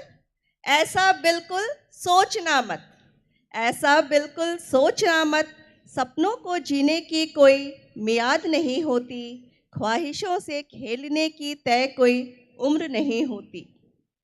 सपनों को जीने की कोई मियाद नहीं होती, ख्वाहिशों से खेलने की तय कोई उम्र नहीं होती। पछतावे दोषारोपण से बेहतर है, पछतावे दोषारोपण से बेहतर है, सुन लो अपने दिल की, आने वाली तारीखों में कर लो कुछ अपने मन की। कह दो जिनको जो कहना है, कहने दो जिनको जो कहना है, जीवन जीने का हक तो सबका अपना है। सोच से ज़माने के अपने कह कहे लगाना ना बंद करो, सोच से ज़माने के अपने कह कहे लगाना ना बंद करो। सोच कर उनकी तंग है तो खुद की क्यों तंग करो।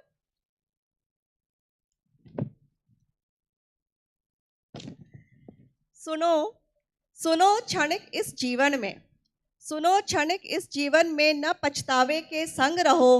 सपनों में अपने तुम जिंदगी के रंग भरो, सपनों में अपने तुम जिंदगी के रंग भरो। जब भी जैसे भी हो मुमकिन, जब भी जैसे भी हो मुमकिन, धनक बना लो सपनों की। आने वाले सालों में अब सुनो अपने मन की, आने वाले तारीखों में कर लो अपने मन की।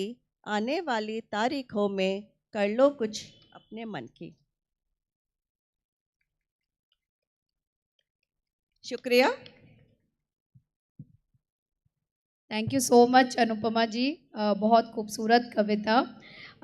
मैं वर्तिका से पूछना चाहूँगी कि आपका ये जो कविता का जो आपका जर्नी है, तो हाउ यू स्टार्टेड और आपकी कविता।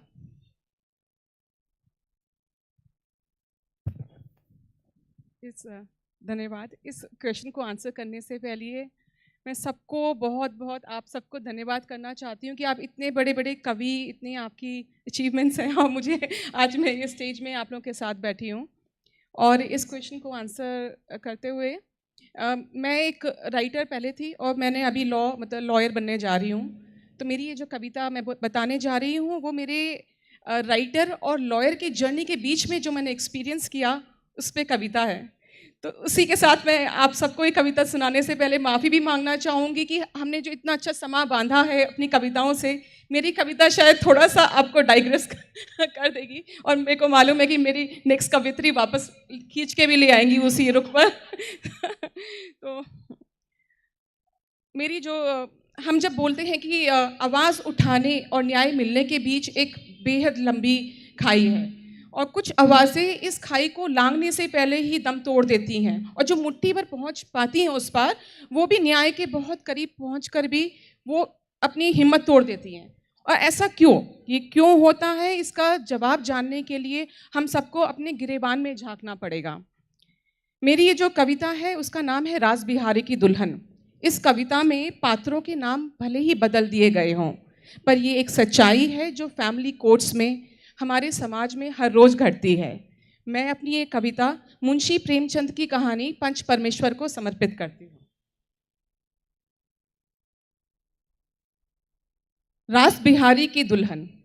रास बिहारी की दुल्हन फैमिली कोर्ट की एक कोने की कुर्सी में दुबक कर बैठी गले में पड़े मंगलसूत्र में ऐंठन कसे जा रही थी और काले लबादों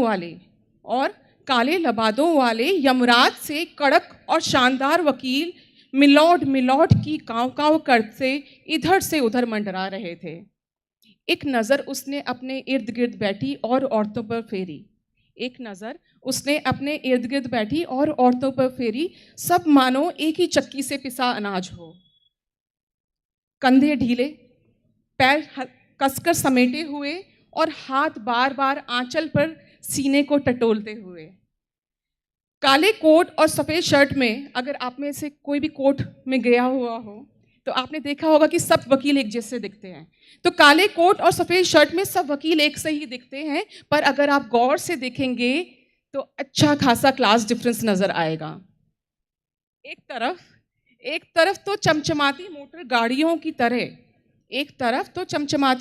गाड़ियों की तरह पेटेंट लेदर के जूते पहने फर्राटेदार वकील थे और दूसरी ओर सादा साइकिल, बिना गियर वाली साइकिल की तरह कम फीस वाले सरकारी खर्चे के वकील, जो बस एक कोने में दीवार से टिके शाम की चाय में क्या ऑर्डर करना है उसका हिसाब लगा रहे थे। रास बिहारी की दुल्हन जो इतने सालों से गुमनाम, बस अपना नाम भी भूल गई थी, आज केस नंबर 109 आज केस नंबर 109 कमला देवी वर्सेस रास बिहारी की फाइल के तले गोते मार रही थी। फिर अगला कार्यवाही शुरू करते हैं। तो कार्यवाही शुरू हुई, फाइलें लगी, कुर्सियां बटी, हाथ मिले, पर्चे किसके, दरवाजे बचे, पंच परमेश्वर के गान हुए। मर्दों के अखाड़े में सबसे ऊंची कुर्सी पर, मर्दों के अखाड़े में सबसे ऊंची कुर्सी पर दुबक कर नहीं तनकर बैठे एक औरत को देख रास बिहारी की दुल्हन के शरीर में मानो नई जान फूंकती हो। दलीलों पर दलीलें शुरू हुई, दलीलों पर दलीलें शुरू हुई। कभी मोटर गाड़ी गुर्राई तो कभी साइकिल की टिनटिनी बजी।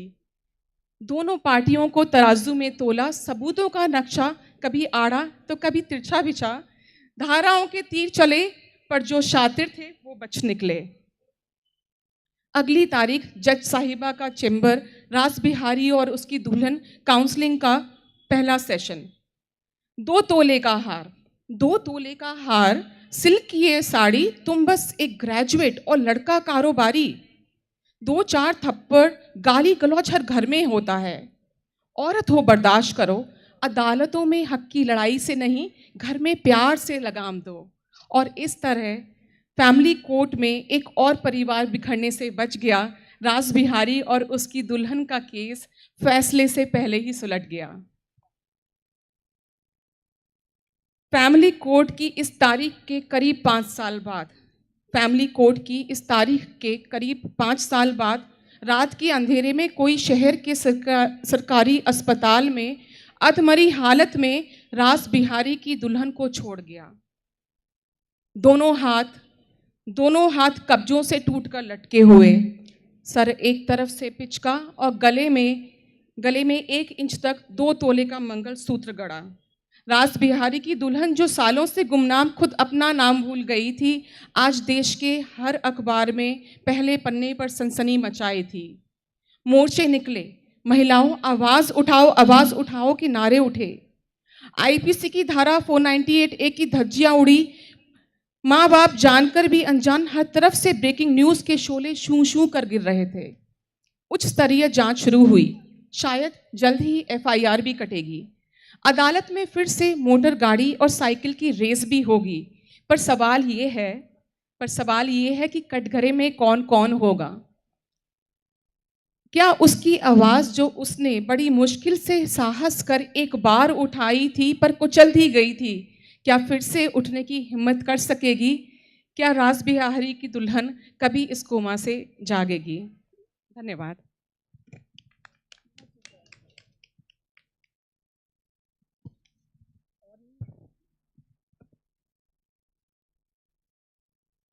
Hello, thank you so much. और कृष्ण लता जी, आपने इतना सब लिखा हुआ है और आर्मी वाइफ्स के लिए आपने बहुत कुछ लिखा है। एक समाज में जो धारणा है उसको आपने तोड़ा है कि जो एक इम्प्रेशन क्रिएटेड है बाहर। तो आपकी जर्नी और उसके बाद आपकी कविता, क्योंकि आप बहुत रिनाउंड पोएटेस हैं और हम लोग का सौभाग्य है आपके साथ यहाँ पर मंच साझा करना। तो एक खूबसूरत कविता सबके लिए।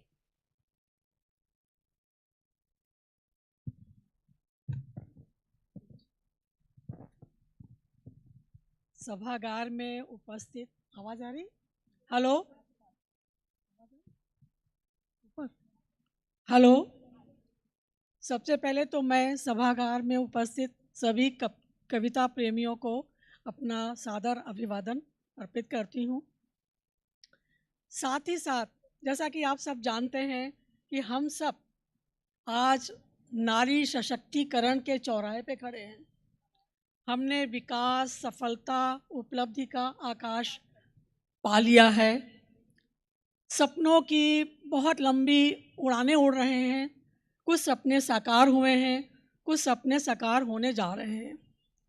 लेकिन मेरी संवेदना ये सोचती है कि ये सब कितने लोगों के पास में है, कितनी स्त्रियों के हाथ में है। जस्ट मुट्ठी भर स्त्रियां इस उपलब्धि के अधिकारिणी हैं। बाकी सब जस की तस ठहरी हुई हाशिए पर आज भी खड़ी हैं। उनकी दुख तकलीफ और उनके जीवन का संघर्ष जब मेरी संवेदना को छूता है, झकझोर देता है, तो मैं बहुत आहत होती हूँ।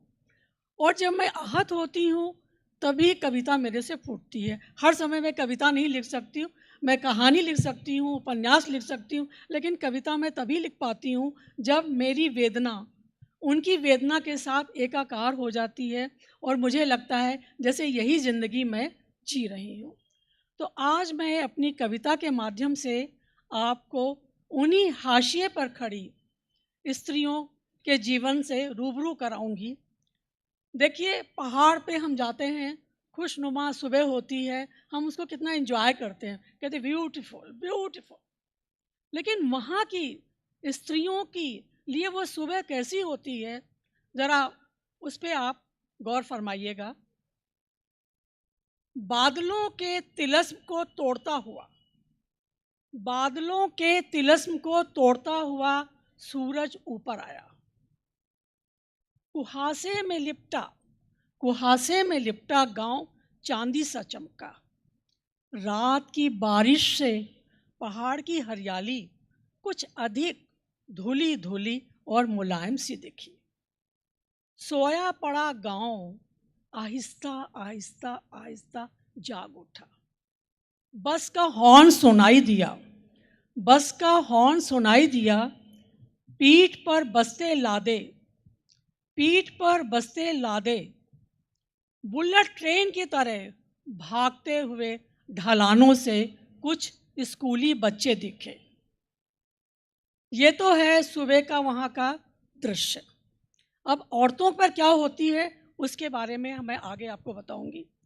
सरपीली पगडंडियों पर, सरपीली पगडंडियों पर जंगल की ताजी काटी घास और सूखी लकड़ियों से भरी कंडियों को पीठ पर लादे, झुकी कमर हाथ में हंसिया लिए, चढ़ाई पर हाँप हाँप कर, रुक रुक कर रेंगती हुई कुछ युवा, कुछ अधेड़ और कुछ बूढ़ी औरतों को देखा।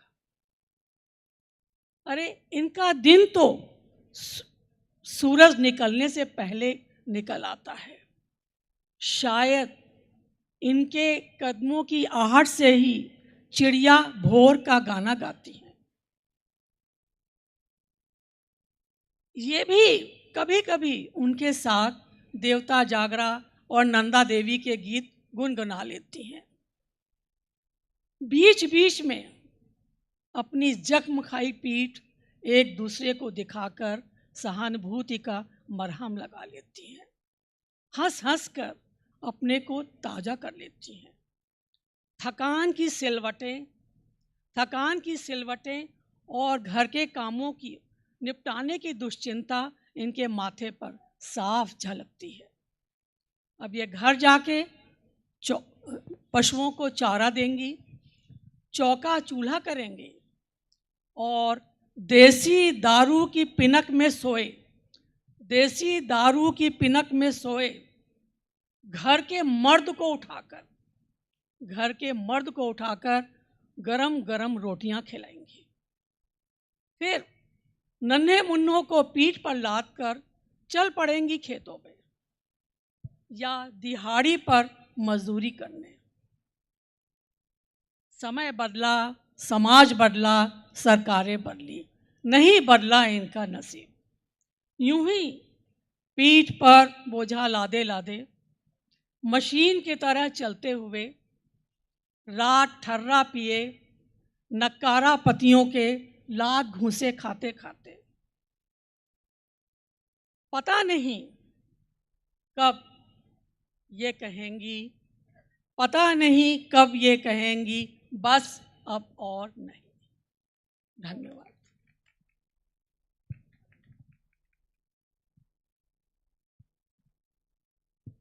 थैंक यू सो मच कृष्णलता जी, बहुत खूबसूरत thought provoking poem.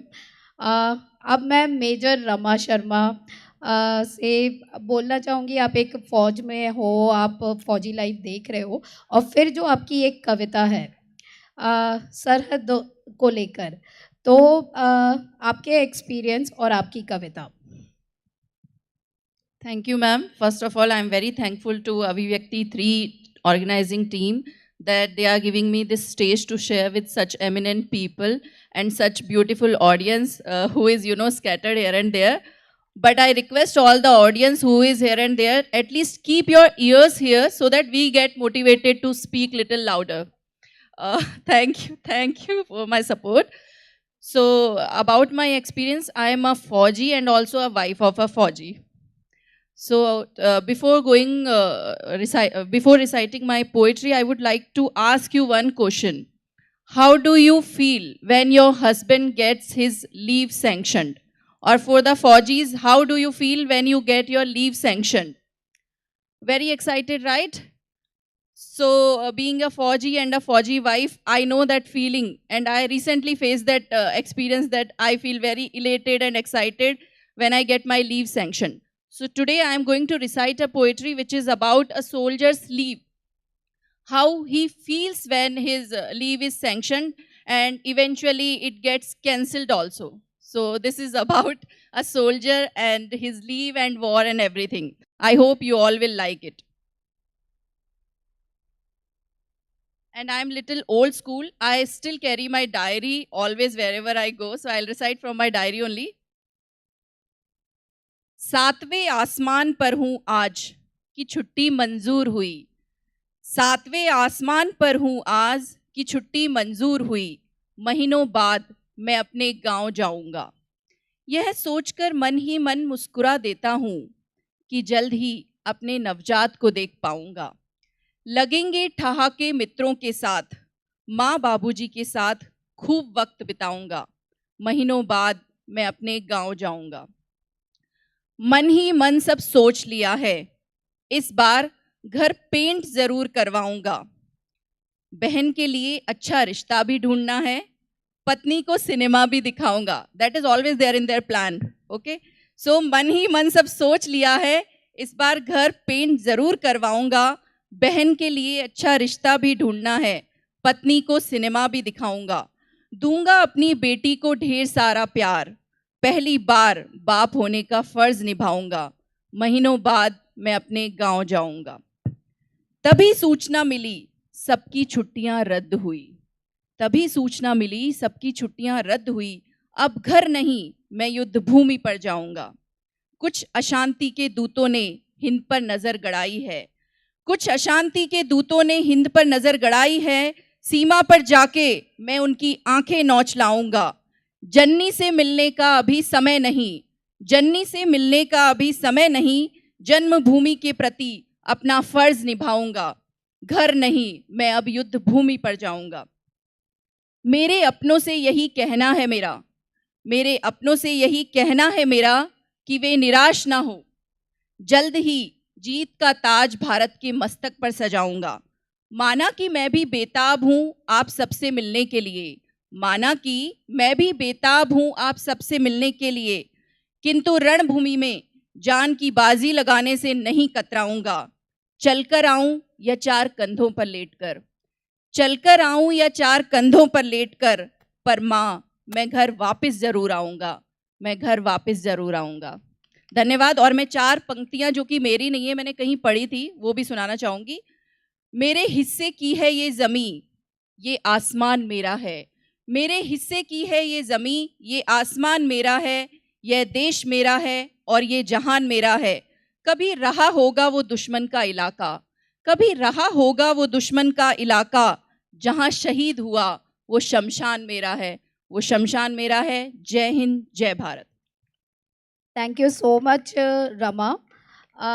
Anupama ji को हम इतनी जल्दी जाने नहीं देंगे. ये बहुत दूर से आई हैं, कैलकाटा से आई हैं और अपने बहुत बिजी शेड्यूल से इन्होंने समय निकाला है. तो एक कविता अनुपमा जी, आप मैथिली में भी लिखती हैं, आप अलग अलग भाषाओं में भी लिखती हैं और ये कवि जगत में बहुत बड़ा और जाना माना नाम है. तो अनुपमा जी, एक कविता और आपकी तरफ से. शुक्रिया.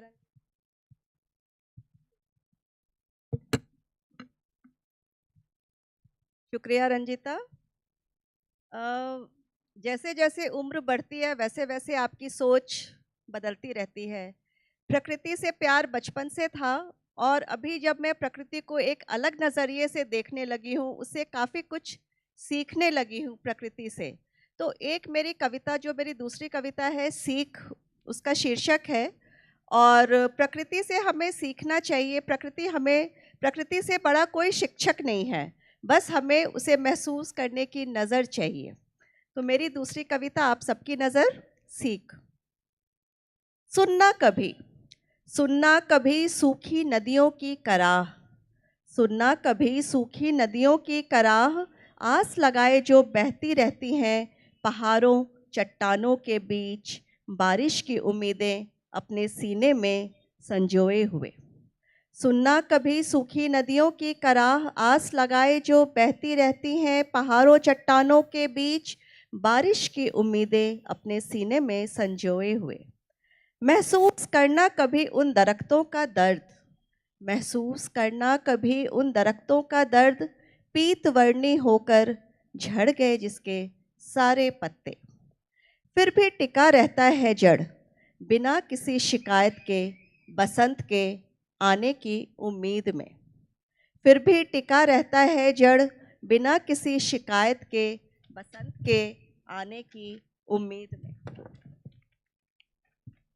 पूछना कभी दुख धरती का, पूछना कभी दुख धरती का, बंजर हो सूख जाती हैं जब। पूछना कभी दुख धरती का, बंजर हो सूख जाती है जब, पर फिर भी दरारें उसकी उम्मीद नहीं छोड़ती नए सृजन के आस की।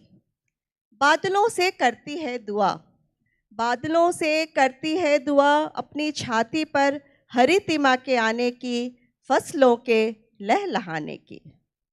देखना कभी सागर को, देखना कभी सागर को, सुनना उसकी दहाड़ में क्रंदन। देखना कभी सागर को, सुनना उसकी दहाड़ में क्रंदन, असंख्य मोतियों को छुपाए अपने अंतस में, फिर भी है बेचैन।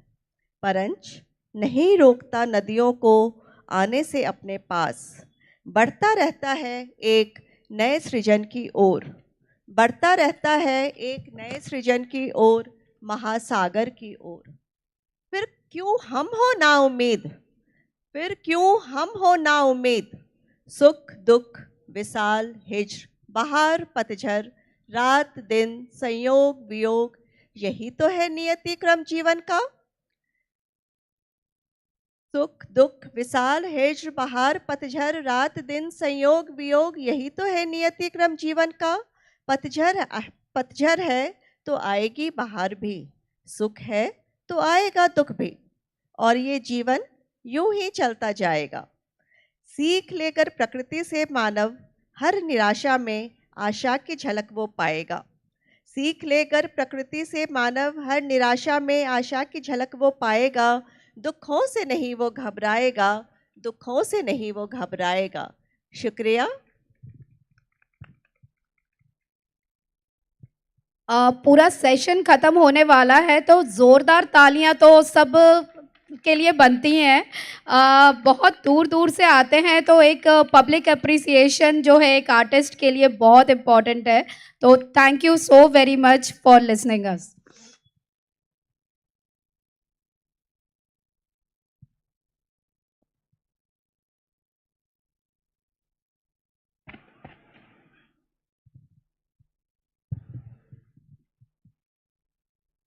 आप सभी का बहुत बहुत आभार। आपको सुनना हमारे लिए सम्मान और सौभाग्य की बात है। आप सबके जज्बे को मैं शत शत नमन करती हूँ।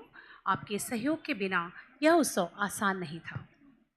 आज आपने यहाँ आकर हमारे कार्यक्रम की शोभा बढ़ाई, और एक बार मैं पुनः आप सभी का आभार व्यक्त करती हूँ। अब मैं श्रीमती सुबीना अरोरा, एक्स ऑफिसियो क्षेत्रीय आवाध्यक्षा दक्षिणी कमान से निवेदन करती हूँ, कृपया आप मंच पर आएं और पोएट्री रेसिटेशन ग्रुप को स्मृति चिन्ह प्रदान कर सम्मानित करें।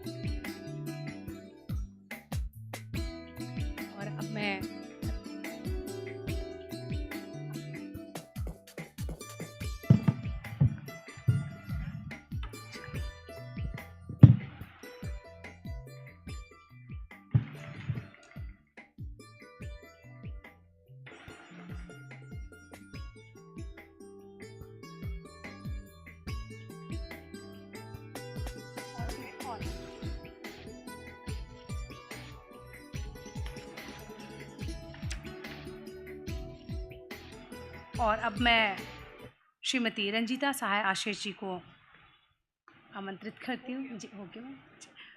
और अब मैं टीम पैनल डिस्कशन को मंच पर आमंत्रित करना चाहूँगी। कृपया आप आएँ और स्मृति चिन्ह ग्रहण करें। द पैनल डिस्कशन मैम जो अभी हुआ था। जी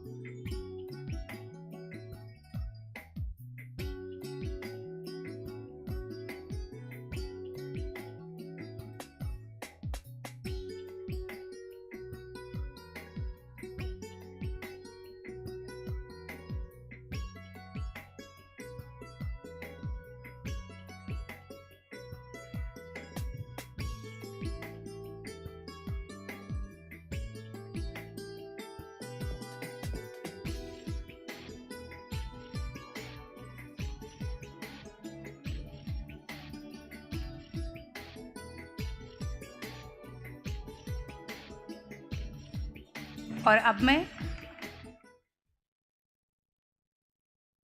the team of uncommon valour को मंच पर आमंत्रित करती हूँ। कृपया आप आएँ और स्मृति चिन्ह ग्रहण करें।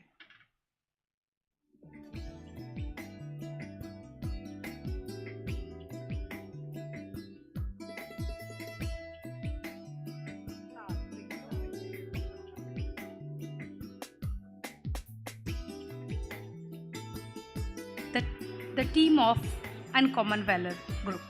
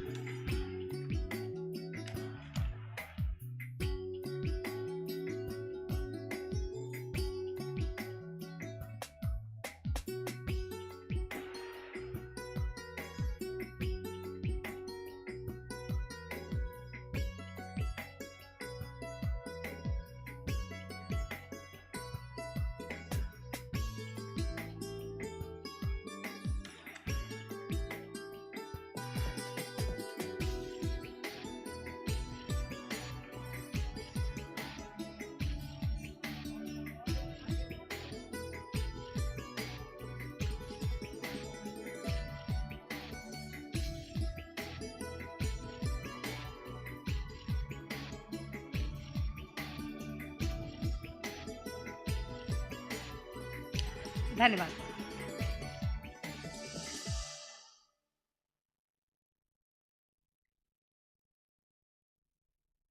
और अब मैं क्षेत्रीय अध्यक्षा दक्षिणी कमान श्रीमती सुबीना अरोरा जी का कोटिशाह आभार व्यक्त करती हूँ और धन्यवाद ज्ञापित करती हूँ कि आपने अभिव्यक्ति सीज़न 3 के माध्यम से लोगों को अपने कौशल का प्रदर्शन करने का एक सुनहरा अवसर प्रदान किया।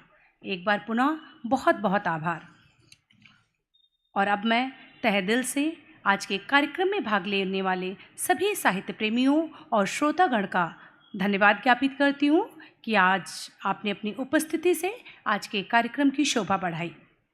जो करते हैं हौसला मंजिल को पाने का, जो करते हैं हौसला मंजिल को पाने का, उनकी ही दुनिया कदरदान होती है। पंख होना ही काफ़ी नहीं परिंदों के लिए, पंख होना ही काफ़ी नहीं परिंदों के लिए, हौसलों से ही हर उड़ान होती है। धन्यवाद। और अब मेरा आप सभी लोगों से निवेदन है, कृपया लंच के लिए प्रस्थान करें, परंतु समय का ध्यान रखें और शीघ्र वापस आने की कोशिश करें, क्योंकि अभी तो बहुत कुछ बाकी है। और आज हमारे बीच होंगे Shri Rajat Sharma ji.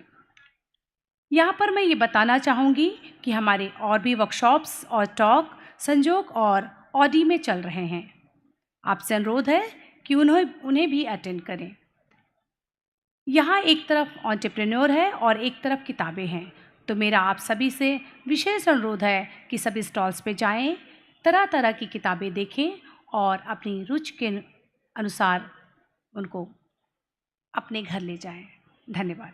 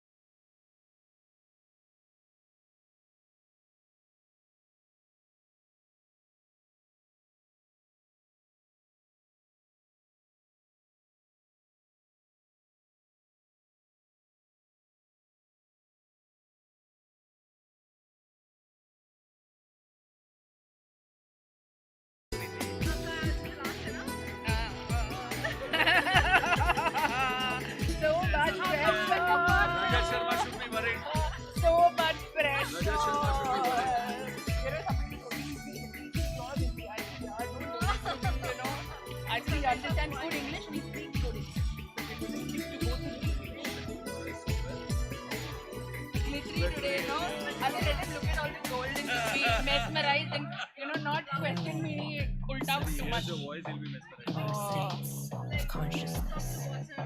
Maya. Thank you.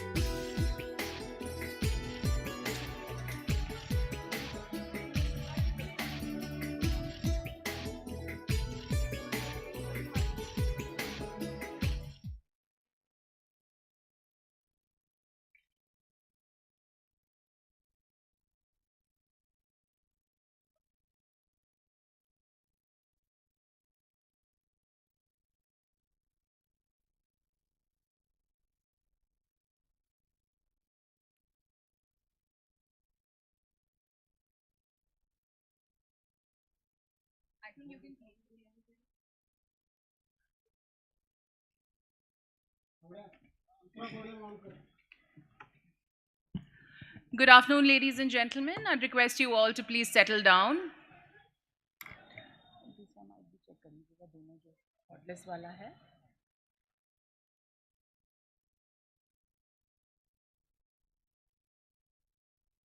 A chenda is a percussion instrument used for almost all art forms of Kerala, like Kathakali, Kodiyatam, Teyyam, etc.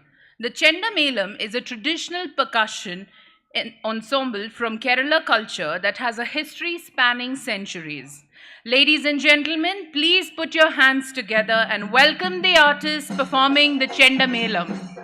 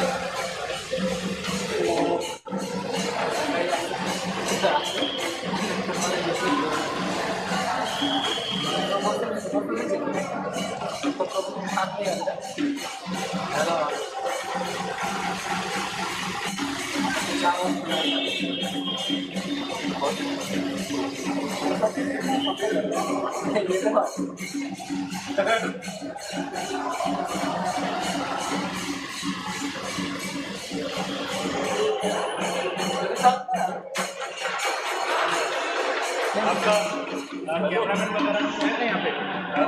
नहीं फोटोग्राफर। हाँ हाँ हाँ, अरे बुला लो।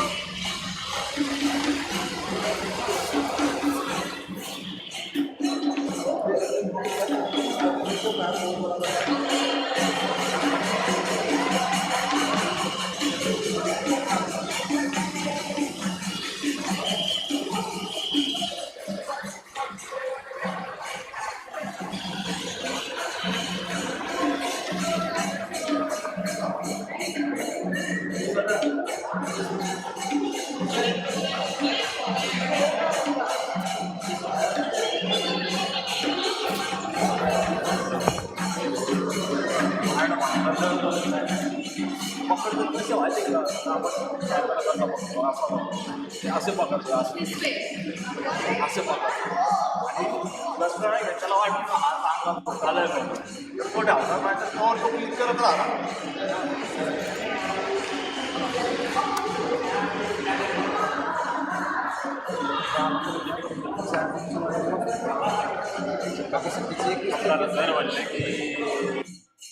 हेलो हेलो हेलो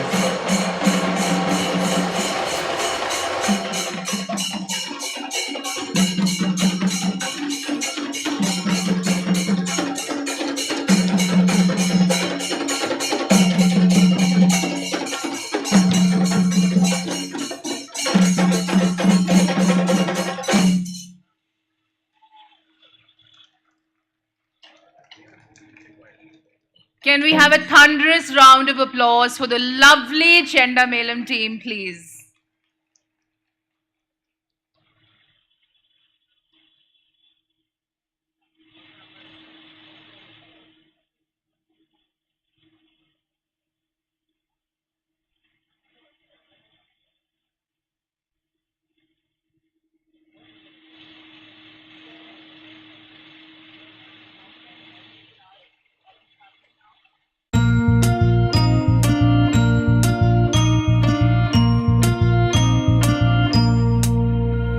किनारे खड़े तुम जग को जब देखो दिखते हैं चेहरे और दिखते किरदार यादें समेटे दिल से जो लिखते तुमने जिए जो किस्से हजार किनारे खड़े तुम जग को जब देखो दिखते हैं चेहरे और दिखते किरदार यादें समेटे दिल से जो लिखते किस्से हजार अभिव्यक्ति तुम्हारे दिल की आवाज़ है ये पहचान कलम से किताबों तक बस लिख दो तुम अपनी जुबान तुम्हारी तुम लिखते जाओ कश्ती को तुम्हारे मिलेगा मंजिल तुम्हारी तुम लिखते जाओ अभिव्यक्ति इस दिल की तुम दुनिया को भी तो सिखाओ अब तुम दिखाओ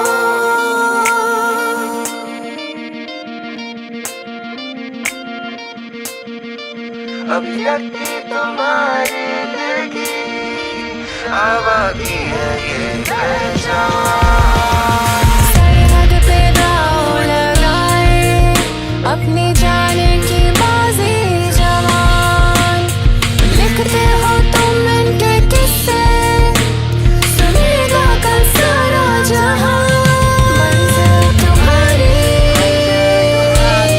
तुम लिखते जाओ कश्ती को तुम्हारी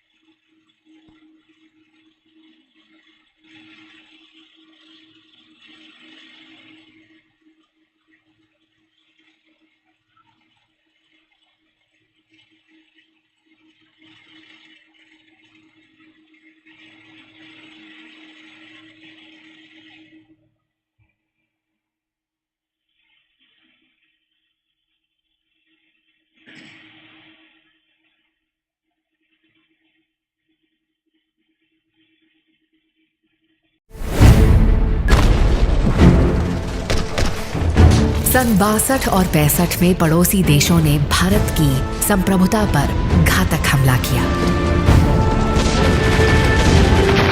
हर सैनिक ने किया था अपना जानो तन देश के नाम समर्पित।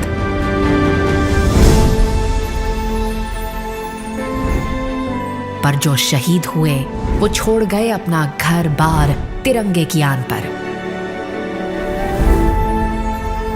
जरूरत थी एक ऐसे मजबूत कंधे की जो उस हर देशभक्त के परिवार का सहारा बन सके।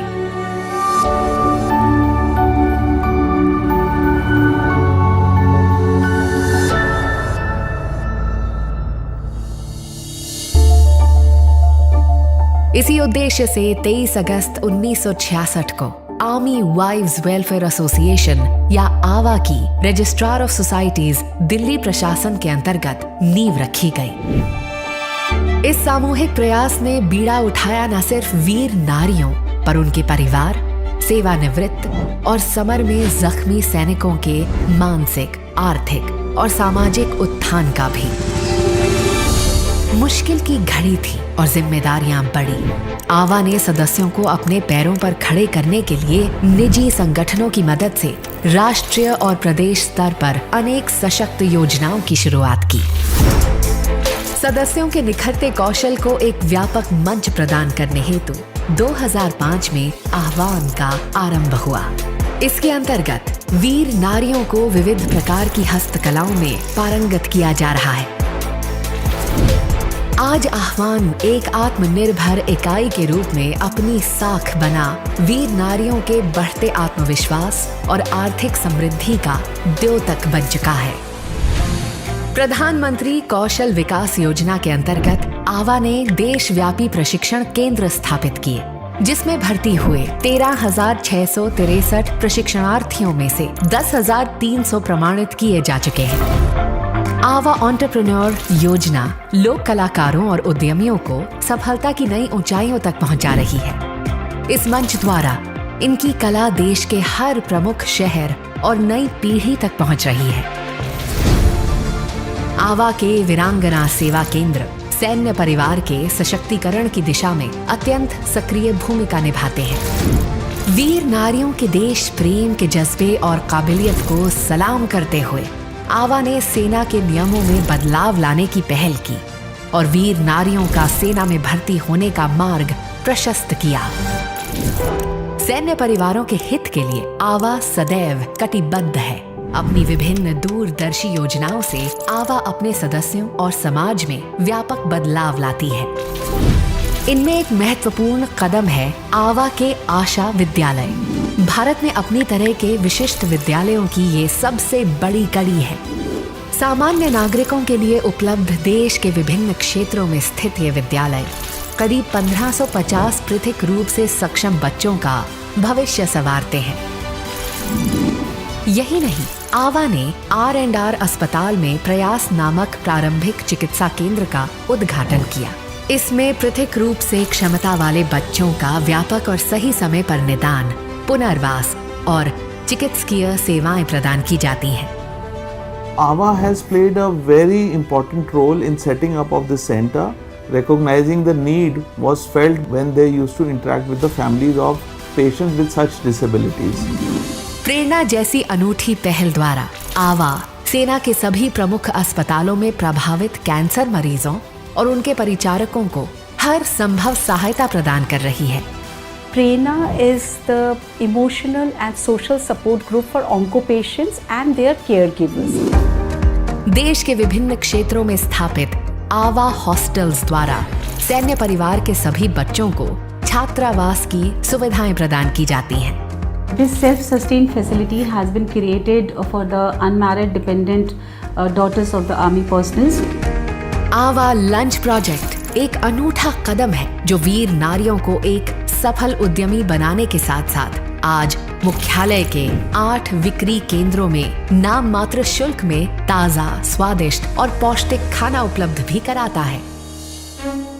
आशा, विश्वास और आस्था के सिद्धांतों पर अडिग आवा वीर नारी ही नहीं बल्कि आर्थिक रूप से कमजोर वर्ग, मेधावी बच्चों के लिए छात्रवृत्ति या अनुदान और शहीद हुए सैनिकों के परिवारों की आर्थिक मदद के लिए अनुग्रह राशि भी प्रदान कराती है।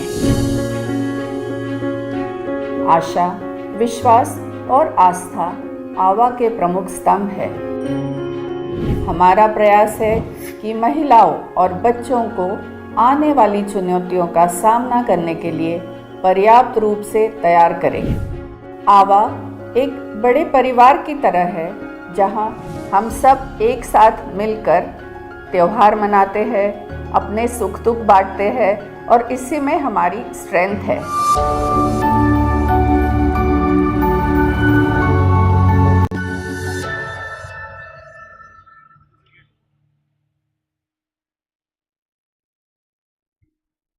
What you just witnessed was a glimpse of the wonderful and inspiring work done by Ava. We promise to make this afternoon equally wonderful and inspiring for you all. Good afternoon and welcome to the afternoon session, day 2 of Abhivyakti season 3. I am Priya Nambiar and I hope you've all had a bite to eat, taken a look at our lovely stalls and are all geared up for what's coming next. We have a very special guest joining us shortly, ladies and gentlemen. I hope the energy is high and you welcome him with a thunderous round of applause, please.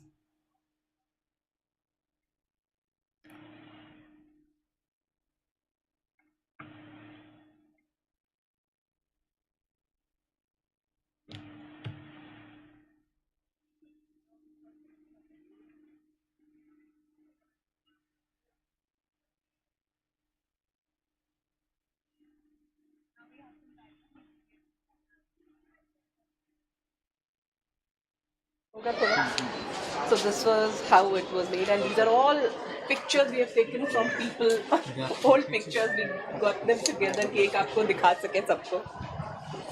This is the first सजनी shop where हम लोग जो चीज़ें बनाते हैं वो यहाँ पे हम डिस्प्ले करते हैं. So this is सजनी shop first was inaugurated in 1990. 91 is Asha School. This is for our special school. We have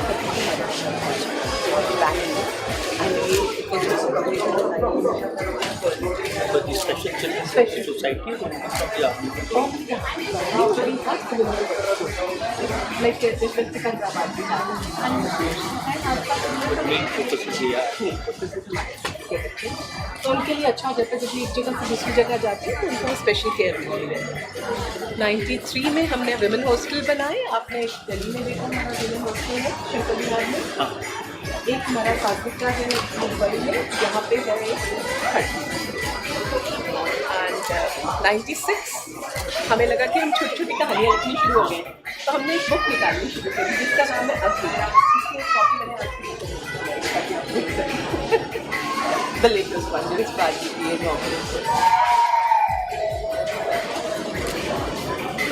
And फिर हमने वीर नारी के लिए 2002 में वीर नारी कमेटी बनाई. And आज भी काफ़ी वीर नारी हमारे मॉडल में. And विकी अब ये देखिए हमारा इस बार आवा डे का है. ये सब 100 वीर नारी के जिनको हमने बुला के सेलिब्रेट किया उनके लिए वीर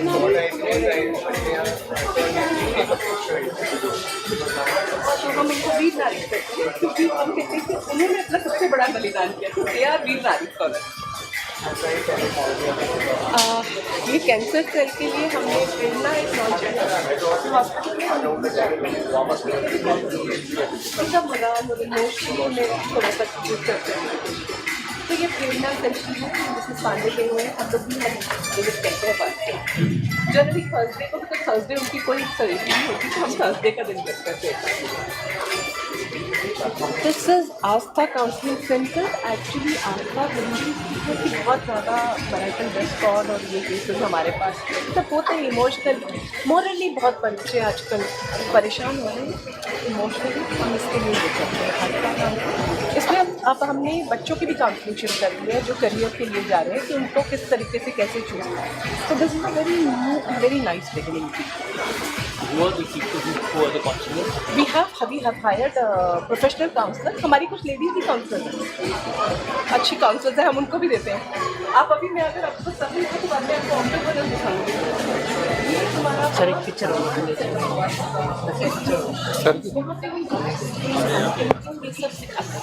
अब ये हर जगह हमने छोटा छोटा हर शॉप खोलते फिर हमारी लेडीज भी हमारी और फिर हमने तब से तो सेल्फ सस्टेन बनाने की कोशिश करेंगे। हमारी छोटी शॉप्स हैं all over India including service and शिक्षा। अभी हमारे प्रोग्राम में चल रहे हैं बच्चों को बाकी स्कूल में जाके ये हमारा एक सेना जल प्रोजेक्ट है जो हमने अपना दिल्ली में एक सेना जल शुरू कराया है। उसकी कॉस्ट भी कम है और प्रोजेक्ट काफ़ी इफेक्टिव है। We wanted everybody to have feel of Ava before they enter the Ava lecture. Website launch करी थी 2 बार, तो तब तक हम नहीं थे टेक्नोलॉजी और उनके समय के साथ बहुत बदल रहा है। तो इसलिए हमारे स्कूल में भी ट्रांजिशन, ट्रांजिएंस एंड ट्रांसफॉर्मेशन है। एथिकली बच्चों को एथिकल मोरल देने के लिए एक कोई कॉम्पिटिशन शुरू करा पिछले 2021 थर्ड सीजन इस बार हुआ है and I am proud to say that सबका नंबर 1 ये हमारे बच्चे हैं, ये इस बार ट्रॉफी लेके आ रहे हैं हमारे लिए। बड़े अच्छे कॉन्वर्सेशंस होती हैं, इतने बढ़िया टॉपिक्स की जिसमें कुछ गलत नहीं, there is no right, there is no wrong, बस उनको अपने एथिक्स के हिसाब से यस नो करना। सो मच ऑफ एक्सपोजर बच्चे इतने स्मार्ट हैं।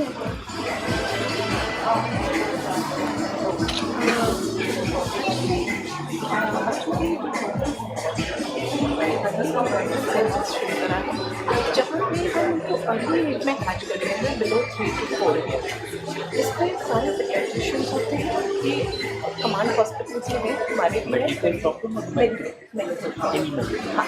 सो अगर जैसे उनको ऑटिज्म है तो यहाँ पे स्पीच थेरेपी है, हियरिंग इम्पेयरमेंट है, उनके लिए बच्चों को बड़ी जल्दी हम पकड़ते, जल्दी उम्र में पढ़ लो तो फिर आप तो हम इसीलिए इसका नाम है अर्ली इंटरवेंशन प्रयास से दिस इज द प्रयास फ्रॉम आर्मी वाइज कि इसको हम ठीक करते हैं। एंड फाइनली 2023 अभिव्यक्ति हमने 2021 में लॉन्च किया था, पहला दिल्ली में, सेकंड जयपुर, थर्ड हम कर रहे हैं।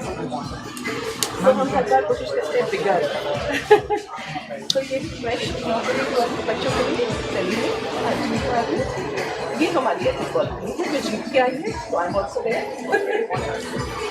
इस बार ये हमारा होगा अस्मिता है मोटिवेशनल स्टोरी बताया।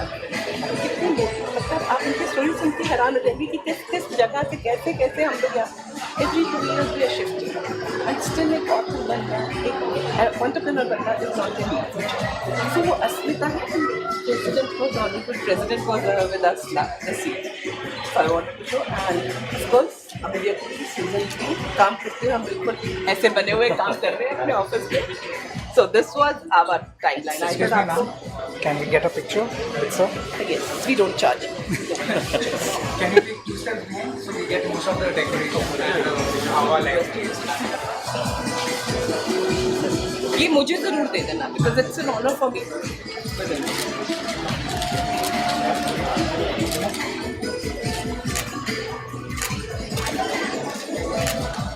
Can we have these, please? Sir, take this one, please.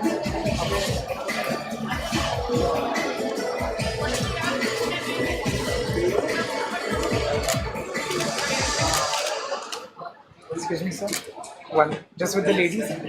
Oh, please. Yes, laga.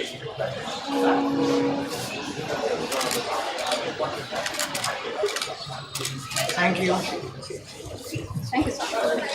These are my ladies. They are working. They are night jobs. Madhuri, because we are on first name, तो मुझे Mrs में थोड़ा time लगेगा, please. आगे चलो आप चलो। हम इतने यूज टू हो गए अब इस ह्यूमन चेन की कि हम इनको ले लेके ही चलते हैं आजकल। चला आगे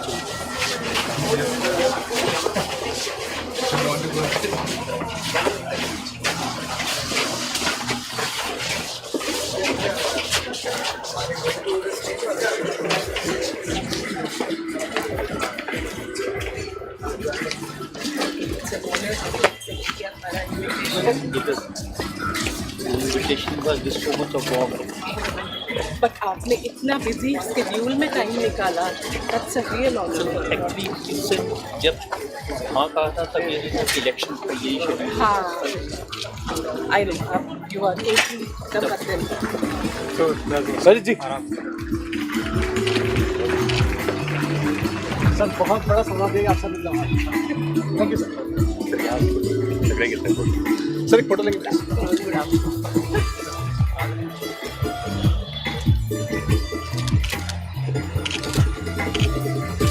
प्लीज कम, प्लीज कम, एक minute please come.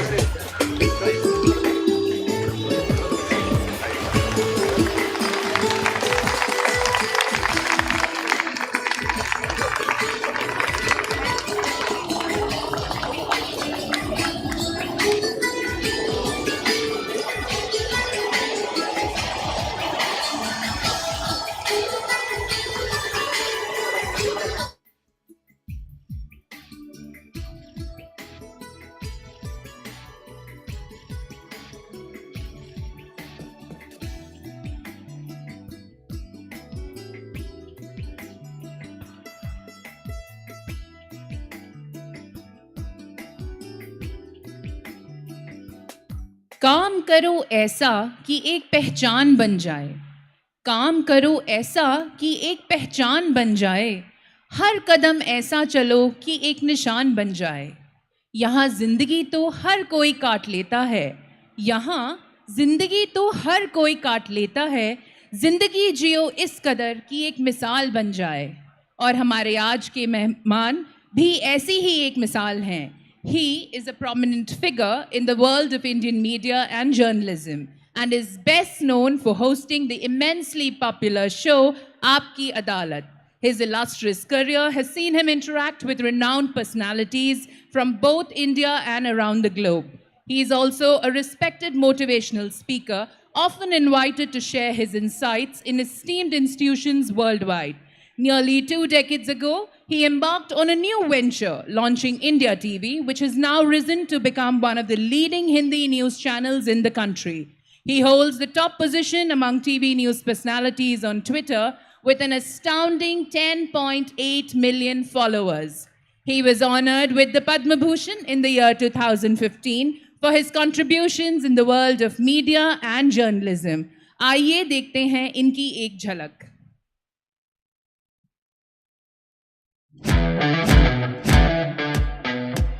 Rajat Sharma, a legendary figure in the world of media, is best known for hosting the immensely popular, iconic show Aapki Adalat. नमस्कार, आपकी अदालत में आपका स्वागत है। Which has captured the hearts of audiences worldwide for an astounding 30 years. Rajat Sharma, the man who wields his questions like a magic wand. अगर कभी अडानी का बलून फटा तो सारे बैंक बर्बाद हो जाएंगे। Interacted with renowned personalities from both India and around the globe with an infectious smile. His courtroom has witnessed the interrogation of celebrities from every walk of life. A tradition that continues to captivate audiences to this day. The global popularity of Aapki Adalat and its host Rajat Sharma is reflected in his world #1 position among TV news personalities on Twitter with an astounding 10.8 million followers. Rajat Sharma is a masterful interrogator who takes you on a journey like no other. He has dared to question over 1,000 prominent personalities, from esteemed political leaders to dazzling film stars and renowned celebrities. His relentless pursuit of truth knows no bounds. Bharatiya Janata party और नरेंद्र मोदी की publicity पर 10,000 करोड़ रुपए खर्च किए गए। जितनी भी मोदी की जांच करनी है तो तत्काल कर ले, मुझे अच्छा लगेगा। With Rajat Sharma at the helm, laughter, tears, and well-kept secrets are all part of the ride. Icons, stars, and figures that ignite controversy. His guest list is an endless roster of noteworthy individuals.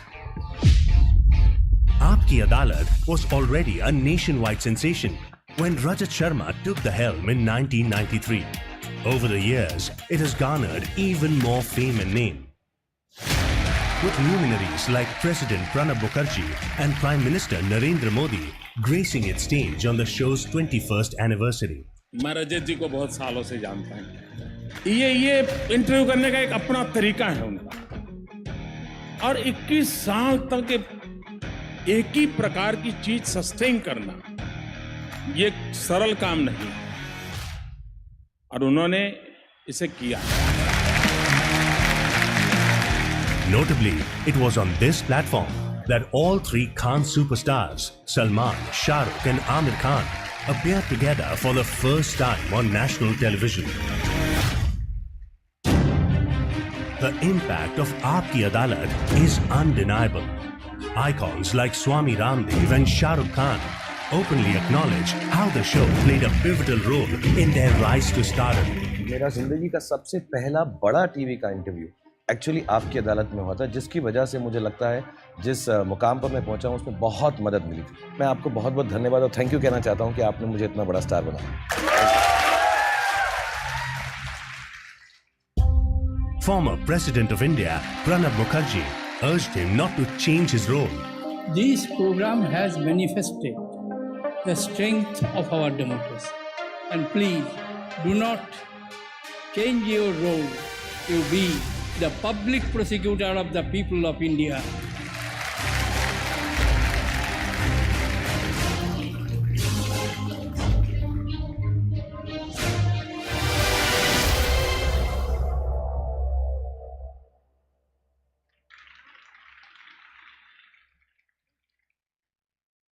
मैं मंच पे आमंत्रित करना चाहूंगी इन जाने माने हस्ती को जो शब्दों के मोहताज नहीं हैं, इनका रुतबा ही इनकी पहचान है. A name synonymous with the word Adalat. Ladies and gentlemen, please put your hands together to welcome our guest, Mr. Rajat Sharma, an inspiration to every Indian.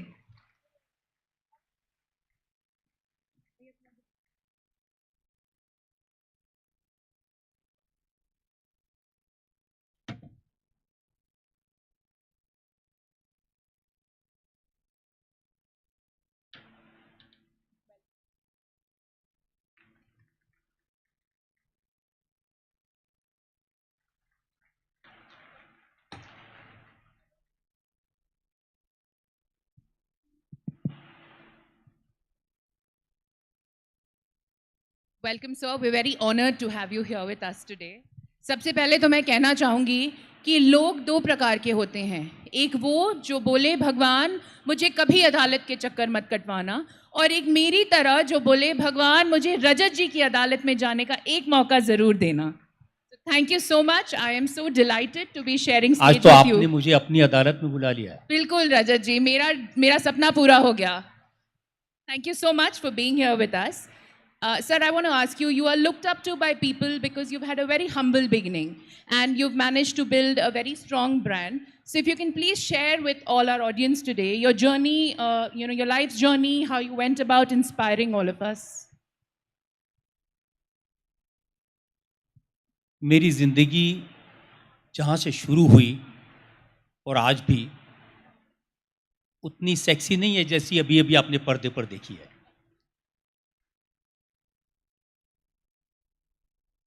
बचपन को अगर याद करता हूँ,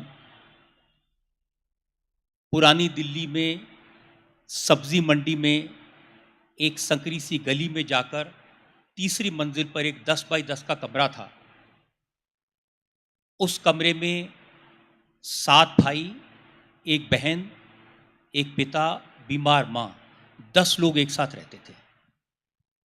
इतनी जगह नहीं थी कि हम लोग फर्श पे सो सकें, तो एक के ऊपर एक तख्ते लगाकर सोते थे. घर में बिजली नहीं थी, तो पास के रेलवे स्टेशन पर मैं रात को पढ़ने के लिए जाता था. घर में पानी नहीं था, तो गली के नुक्कड़ पे एक नल था, वहाँ जाके हम लोग नहाते थे और एक बाल्टी माँ के लिए और एक बाल्टी बहन के लिए ले आते थे, जो उसी कमरे में एक फटी हुई साड़ी टांग के उसके पीछे वो नहा लेती थी। खाने को कभी मिलता था, कभी नहीं मिलता था। वो ज़माना था जब अमेरिका से गरीबों के लिए पाउडर के मिल्क के डिब्बे आया करते थे, पुराने लोग शायद याद होगा। तो लाइन में लग के वो डिब्बे ले लेते थे और कई कई दिन तक वो दूध पी करके काम चलता था। लेकिन ऐसी परिस्थितियों में भी जो हमारे फादर थे, बाबूजी थे, वो हिम्मत देते थे, वो लड़ना सिखाते थे। एक घटना है जिसकी वजह से आपने कहा कि ब्रांड बने, यहाँ पहुँचे। हमारे घर में तो चूंकि बिजली नहीं थी तो टीवी और रेडियो होने का सवाल ही नहीं पैदा होता था। पड़ोस के घर में हम लोग टीवी देखने जाया करते थे और उस ज़माने में जो दूरदर्शन था एक सिर्फ टीवी चैनल, उस पर फिल्म आती थी, आधी सैटरडे को दिखाते थे और बाकी संडे को। उसके अलावा आपको याद होगा चित्रहार एक प्रोग्राम लोग देखने जाते थे। तो सैटरडे को आधी फिल्म देखने गए और जब संडे को मैं गया तो उन्होंने दरवाज़ा बंद कर लिया। 8-9 साल की उम्र थी, दुख हुआ, घर वापस आ गया, आंख में आंसू थे। बाबूजी ने पूछा कि क्या हुआ, क्यों रोते हो? तो मैंने कहा कि शहीद भगत सिंह की फिल्म देखने गए थे, आधी देखी थी, अब बाकी नहीं देख पाए। उन्होंने दरवाज़ा बंद कर लिया, खोला नहीं दरवाज़ा। तो बाबूजी ने कहा कि किसी दूसरे के घर में किसी तीसरे को टीवी पर देखने जाते हो, अगर दम है तो ऐसा करो कि तुम टीवी पर आओ और लोग तुम्हें देखें। ये एक शुरुआत थी और ऐसे ही संघर्ष से चलते चलते यहाँ तक पहुँचा हूँ। We're so happy, sir. It's such a humble beginning, and yet, we are here with you today. आपकी अदालत, जैसे हमने देखा, is the longest running show in the country. It has been a show that I grew up watching with my family, and it's amazing to be sitting with you here today. I just want to know, how did the idea, ये आपकी अदालत का idea, how did it come about, sir? अब तो करीब 30 साल हो गए इस घटना को। मैं मुंबई में एक अखबार में, डेली न्यूज़पेपर में एडिटर था और सुभाष चंद्रा ने उस समय जी टीवी लॉन्च किया था अक्टूबर में। और जी टीवी आप जानते हैं वो चैनल था जो पहला सैटेलाइट टीवी इंडिया में आया था, जिसके प्रोग्राम्स होते थे जंगली तूफान, टायर पंचर, सांप सीढ़ी। हम लोग एक फ्लाइट में दिल्ली से मुंबई जा रहे थे और गुलशन ग्रोवर जो फिल्म स्टार है वो मेरे साथ कॉलेज में पढ़ते थे, मेरे साथ बैठे हुए थे। तो उन्होंने सुभाष चंद्रा की तरफ इशारा करके कहा, इनकी फ्रेंच का दाढ़ी थी, तो उसने कहा यार इसको, ये दाढ़ी को जानता है तू? तो मैंने कहा हाँ मैं जानता हूँ, ये एसएल वर्ल्ड चलाते हैं, कई बार मेरे पास आते हैं अपनी पब्लिसिटी के लिए। तो उसने कहा कि इसने एक चैनल शुरू किया है, अगर उसमें मेरा इंटरव्यू आ जाए तो मुझे फ़ायदा होगा, और फ़ायदा ये होगा कि मेरी फीस बढ़ जाएगी, वैल्यू बढ़ जाएगी। तो मेरे अंदर एडिटर वाली एरोगेंस थी। मैंने कहा अरे क्या बात है, 1 मिनट अभी इसको कहता हूँ, क्या ऐसी क्या बात है। उस ज़माने में जो पुराने लोग जानते हैं कि जो इम्पोर्टेंट लोग होते थे वो जाके हवाई जहाज़ की आइल में खड़े हो जाते थे और वहाँ बहुत बहुत देर तक चर्चा चलती रहती थी। तो रमेश चौहान जो कि पार्ले के ओनर थे, सुभाष चंद्रा और मैं वहाँ खड़े होकर बातें करने लगे। और फिर मैंने कहा सुभाष जी ये हमारा दोस्त है गुलशन, इसका इंटरव्यू करो। तो उन्होंने कहा अरे भाई कौन इंटरव्यू करेगा, मैं तो बिजनेसमैन आदमी हूँ, आप इसका इंटरव्यू करो। तो मुझे थोड़ा इंसल्टिंग लगा कि मैं गुलशन ग्रोवर का इंटरव्यू करूँ, मैं इतना बड़ा एडिटर अखबार का। तो मैंने उनको कहना शुरू किया कि सुभाष जी 2 लोग बैठ के बात करेंगे तो कौन देखेगा। तो रमेश चौहान ने पूछा फिर क्या करें। मैंने कहा एक अदालत लगाओ, बड़ी बड़ी पर्सनैलिटीज़ को कटघरे में बिठाओ, बड़े बड़े नेताओं को वहाँ बिठाओ, उनको जूते मारो, पब्लिक के सामने उनको अकाउंटेबल बनाओ, तब देखो मज़ा आएगा। ये बात हमने की थी, ख़त्म हो गई। फिर कुछ दिन बाद सुभाष जी ने मुझे फ़ोन किया, उन्होंने कहा आपका जो वो आइडिया था। मैंने कहा कौन सा आइडिया? बोले वो जो प्रोग्राम का। मैंने कहा कौन सा प्रोग्राम? तो उन्होंने कहा अच्छा मैं आपको मिलने आता हूँ। फिर मिलने आए तो उन्होंने कहा कि वो जो आइडिया था मैंने अपने क्रिएटिव लोगों से डिस्कस किया, ये आपकी अदालत का आइडिया बड़ा अच्छा हो सकता है। तो मैंने कहा जी मैंने कोई आइडिया नहीं दिया, मैं तो वैसे ही बात कर रहा था और आई एम सॉरी मैंने इतनी उल्टी सीधी लफाजी कर दी थी। लेकिन वो परसू करते रहे 2-3 बार और फिर फाइनली आई गिव इन। और 12 फरवरी 1993 को पहला आपकी अदालत रिकॉर्ड हुआ लालू यादव के साथ। और उसके बाद then it became history. We're so glad you came up with the idea, sir, because it's an amazing show to watch. You know, हम देखते हैं सर, मूवीज़ में देखते हैं हम, you know, कोर्ट में इतना ड्रामा होता है कोर्ट रूम में, बट आपका कोर्ट रूम इतना काम और कंपोज्ड आप कैसे रहते हैं, ये थोड़ा आई थिंक हम सब जानना चाहते हैं. मुझे लगता है मुझे हमेशा इस बात का ध्यान रहता है कि लोग क्या जानना चाहते हैं, पब्लिक के मन में क्या सवाल हैं. जो पर्सनैलिटीज़ आती हैं, मैं as a journalist, as an editor, मेरे दिमाग में अलग तरह के सवाल हो सकते हैं, लेकिन जो आप लोग जानना चाहेंगे, जो ऑडियंसेस जानना चाहेंगे, वो बिल्कुल अलग होते हैं. तो मैं कोशिश करता हूँ वो पूछूँ, और फिर मेरा स्वभाव भी ऐसा है कि बहुत जल्दी गुस्सा नहीं आता है, और शो में मैं कोशिश करता हूँ कि मुस्कुरा के सवाल पूछें, किसी को इंसल्ट ना करें, सामने वालों को अपनी बात कहने का पूरा मौका दें. सर, कभी ऐसा हुआ हो आपके साथ कि रियलिटी में किसी ने आपके पास आके आपको बोला हो कि क्या रजत जी आप मेरा केस लड़ेंगे? हाँ, एक दो बार ऐसे हुआ है. मुझे तो सीधा नहीं कहा, मेरी वाइफ को लोगों ने अप्रोच किया कि उनसे कह दीजिए मेरा केस लड़ें. My daughter who is now a lawyer, so she says there are times people ask her in the court, can your father fight our court, my case? So she says, I keep telling them he's not a lawyer. I am a trained lawyer. He is not. Oh, that's so nice. But were you the inspiration for her, you know, doing law? No, I think she decided on her own. I think Mr. Arun Jaitley was a very, very close family friend. Watching him doing so well in this profession, probably she thought of it. That's lovely, sir. Sir, आपके अभी तक के सबसे favorite guest कौन रहे हैं show पे?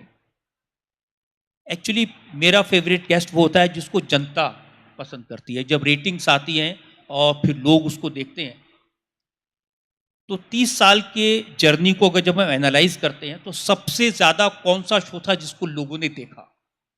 और ये तब होता है किसी व्यक्ति के बारे में लोगों के मन में क्यूरियोसिटी होती है, उत्सुकता होती है.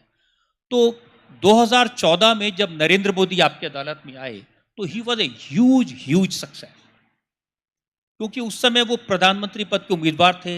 Everyone was wanting to know who this man is, what his background is, what his ideas are, how is he going to lead the country. So probably this came out from there. Number 2 पर मैं कहूँगा जिसके बारे में बहुत लोगों के मन में क्यूरियोसिटी थी, बहुत कंट्रोवर्शियल इंसान, और जो कभी किसी इंटरव्यू को सीधे जवाब नहीं देते थे. उनसे सवाल पूछ रहे होते थे, कोई वो इधर देखेंगे, वो कभी उधर देखेंगे, लेकिन जब वो आपकी अदालत में आए तो उन्होंने हर सवाल का जवाब दिया. वो थे सलमान खान. सलमान ने पहली बार अपनी ब्लैक बक की किलिंग के बारे में, अपने रोड एक्सीडेंट के बारे में, ऐश्वर्या राय के बारे में, कटरीना के बारे में खुलकर बात की, और वो प्रोग्राम में फोकस करके जवाब दे रहे थे, इधर उधर नहीं देख रहे थे. तो ये इसलिए वो प्रोग्राम काफ़ी हिट हुआ. तो ये, और शुरुआती दिनों में जिस प्रोग्राम ने सबसे ज़्यादा लोगों को अट्रैक्ट किया था वो लालू यादव का था, जो पहला शो था. और उसके बाद इमरान खान को मैं आपकी अदालत में लाया था. उस समय वो पाकिस्तान के बड़े बॉलर थे, क्रिकेटर थे, और सियासत में नहीं आए थे. तो आपकी अदालत में उन्होंने अनाउंस किया था कि मैं राजनीति में एंटर कर रहा हूँ. तो that show became very big hit in the subcontinent. That's so lovely, sir. And has there been any guest who you were very keen to have on Aapki Adalat but has not yet made it to the show? सबसे ज़्यादा इस समय मुझे लगता है जो interesting होगा, मैं कोशिश कर रहा हूँ उनको बुलाने की, वो है Donald Trump. I think we're all looking forward to that. मुझे लगता है दुनिया में उनसे अच्छी पर्सनैलिटी कोई नहीं है आपकी अदालत में आने के लिए. बिल्कुल. और प्रेजेंट हाउस में मेरी उनसे मुलाकात हुई थी जिस समय वो इंडिया आए थे लास्ट टाइम. तो वो नॉर्मली सब लोग लाइन में खड़े होते हैं, एक एक सेकंड में इंट्रोडक्शन होता है, ये हैं. तो मोदी जी ने इंट्रोड्यूस कराया, ये हमारे टीवी के बहुत बड़े स्टार हैं. तो ट्रंप पहले आगे निकल गए थे, फिर अचानक वो वापस आए. What makes you a star? तो मैंने कहा, I do a show. What show? I said this show is called people's court. I make people sit in the dock and accuse them. तो वहाँ जो लोग खड़े थे वो देख रहे थे ये क्या दोनों बातें कर रहे हैं. So he asked me, have you put this man, and Modi ji ishara kar, have you put this man in the dock? I said twice. So he said, who's your next target? I said, you. So he laughed and he said, okay, definitely. So 3-4 minute ये conversation हुआ था. Probably now if he contests again, I'll try to get him. That's lovely. We're looking forward to that, sir. I'm sure you're going to have a lot of viewers for that show. Sir, our audience today is largely women. So let me ask you, who has been your favorite lady personality to interview? You've had celebrities, politicians, and was that any different from interviewing the men? My wife, who directs the show Yes. for last 30 years, she tells me that any woman, any lady who comes to your show becomes your favorite. And she also says you are very soft to them. कई बार ऐसे embarrassing moment हुए हैं और वो unfortunately women के साथ हुए हैं. मुंह से कभी ऐसी बात निकल जाती है फिर बाद में मैं बहुत एम्बेरेस्ड फील करता हूँ. रेणुका चौधरी उस समय कांग्रेस की सरकार थी, मिनिस्टर थी, उनसे मैं सवाल पूछ रहा था तो मैंने उनसे पूछा कि I was wanting to say that कि आपके हस्बैंड आपके काम में इंटरफेयर करते हैं, मिनिस्टर के काम में. तो उन्होंने कहा एक मिनट रुकिए रजत जी, आपकी शादी हो गई? तो मेरे मुंह से निकला आपका इरादा क्या है? So this became Uma Bharti when she came for आपकी अदालत. तो मेरे मुंह से एक सवाल निकला, आपको जब लोग सेक्सी सन्यासीन कहते हैं आपको कैसा लगता है? तो वो काफ़ी बाद में मुझे लगा नहीं इतना नहीं पूछना चाहिए था, थोड़ा एम्बेरसमेंट भी हुआ. तो कई बार ऐसे निकलते हैं. But yes, all the women who have come on to the show they have been very bold, very communicative. चाहे वो हेमा मालिनी हो, रिसेंटली स्मृति ईरानी हो, they have really come out very well. Did you notice any difference, sir, while you were interviewing the women and the men? I mean, was there any difference, or I'm a little careful, very careful and very respectful. Right. When there is a woman in the dock, मैं भगवान से प्रार्थना करता हूँ मेरे से कोई गलती ना हो जाए, मेरे मुंह से कोई ऐसी बात ना निकल जाए जिसको मुझे बाद में दुख हो. जी. सर, हमने अभी वीडियो में भी देखा, Shri Pranab Mukherjee said, you are India's public prosecutor of India, or in other words, the जनता के lawyer. How does it feel knowing the kind of impact your show has had on the people? मुझे अच्छा लगता है. मुझे इस शो ने star बना दिया, इस शो ने इतना पब्लिक का सपोर्ट दिया, इतना प्यार दिया, मुझे अच्छा लगता है. मैं कभी ये नहीं कहता कि भाई मैं बड़ा परेशान हूँ, मैं सड़क पे खड़े होकर गोलगप्पे नहीं खा सकता, मैं लोगों के बीच में नहीं जा सकता. हाँ, नहीं जा सकता. I like this life. What I am today is because people have made it. It is their gift. एक ही बात मैं हमेशा अपने ध्यान में रखता हूँ कि जो लोग मेरे शो को देख रहे हैं, चाहे वो आपकी अदालत को देखते हैं या आज की बात को देखते हैं, वो अपनी ज़िंदगी की वो चीज़ मुझे दे रहे हैं जो उनके पास कभी वापस नहीं आएगी. अपनी सबसे कीमती चीज़, अपना वक्त. जो लोग अपना वक्त, अपना टाइम मुझे दे रहे हैं, तो मेरी कोशिश ये होनी चाहिए कि उनके वक्त के एक एक क्षण का, एक एक सेकंड का, एक एक मोमेंट का बेहतर यूटिलाइजेशन हो, मैं उनका टाइम वेस्ट ना करूं. This is what I try to do. That is so nice of you, sir. I want to ask you, Rajat ji, आप chairman and editor in chief हैं इंडिया टीवी के. If you can share with us some details of the journey of India TV, please. बहुत साल तक आपकी अदालत चल रहा था. ये पहले जी टीवी पर था, फिर बाद में स्टार टीवी पर था, और स्टार पर एक रात को आज की बात नाम से शो किया था, और स्टार एंटरटेनमेंट चैनल था. My daughters were studying in boarding school in Mussoorie. So after seeing them off, I was coming back. I was on a train. दो बहुत बूढ़े लोग थे, ओल्ड पीपल थे. उन्होंने कहा कि बेटा हम तेरा शो देखते हैं, पता है हम फ्रीडम फाइटर हैं, हमने आज़ादी की लड़ाई लड़ी है. तो मैंने कहा अच्छा, नमस्ते, बहुत अच्छी बात है. तो उन्होंने कहा कि कुछ करो भाई, देश को बहुत ज़रूरत है. तो मैंने कहा मैं और क्या करूँगा साहब, एक ये शो आज की बात रोज़ करता हूँ, फिर आपकी अदालत करता हूँ, अब इससे ज़्यादा और क्या करूँगा. तो मैंने देखा वो जो ओल्डर ऑफ द टू, उसके यहाँ से टीयर रोल किया, आँख से आंसू. तो मैंने पूछा मैंने कोई गलत बात कह दी? तो जो जूनियर वाला था उसने कहा कि ये रोज़ रात को, तुम्हारा शो 11:30 बजे आता है रात को, ये 11:15 बजे का अलार्म लगा के उठता है, 11:30 से 12:30 तक तुम्हारा शो देखता है, उसके बाद आधा घंटा मेरी जान खाता है, रोज़ कहता है कि देखना एक दिन ये आदमी कुछ करेगा. और आज आपने कह दिया आप कुछ नहीं करेंगे। वो बात सुन के कई दिन तक मैं सो नहीं पाया, नींद नहीं आई, क्या करें क्या करें। और फिर उस थॉट में से हमने सोचा कि एक ऐसा चैनल करें जो लोगों की आवाज बने, लोगों की बात पहुंचाए, इसीलिए हमने इसका नाम इंडिया टीवी रखा। Very nice sir. सर जैसे हम देखते हैं the new age is now digital, ये हम सब बोलते हैं। How do you think it is impacted the television industry? So we have social media and देखिए, all of मैं that. डिजिटल के बारे में बड़ा साफ साफ एक बात कहता हूं। शुरुआती दौर में, आज के 10 साल पहले, digital was really an attraction. और लोग डिजिटल मीडियम से दो चीजें होती हैं, एक तो आप में से कोई भी अपनी बात को एक्सप्रेस करने के लिए प्लेटफॉर्म मिल जाता है, और दूसरा ये बड़ी तेजी से लोगों तक पहुंचता है। इट हैज नो टाइमिंग का, वक्त का। आप कहीं भी बैठे हुए डिजिटल मीडिया से इंफॉर्मेशन हासिल कर सकते हैं, ये बड़ी अच्छी चीज थी। लेकिन पिछले 10 साल में आज it is a situation which is reversed. आज डिजिटल मीडिया में ज्यादातर लोगों ने अपनी क्रेडिबिलिटी खो दी है। आज हम डिजिटल मीडिया पर कुछ देखते हैं तो ब्रॉडकास्टर से या न्यूज़पेपर वाले से पूछते हैं कि यार क्या ये ठीक है। हर रोज मुझे सैकड़ों मैसेज आते हैं कि सर व्हाट्सएप पर ये न्यूज़ आई है, क्या ये ठीक है? सर फला वेबसाइट पर ये न्यूज़ आई है, क्या ये ठीक है? न्यूज़ की ताकत होती है क्रेडिबिलिटी, ट्रस्ट में। अगर आप मेरी बात पर भरोसा नहीं करते, अगर मेरी क्रेडिबिलिटी नहीं है, तो मैं ही कोई वर्थ नहीं है न्यूज़ के वर्ल्ड में।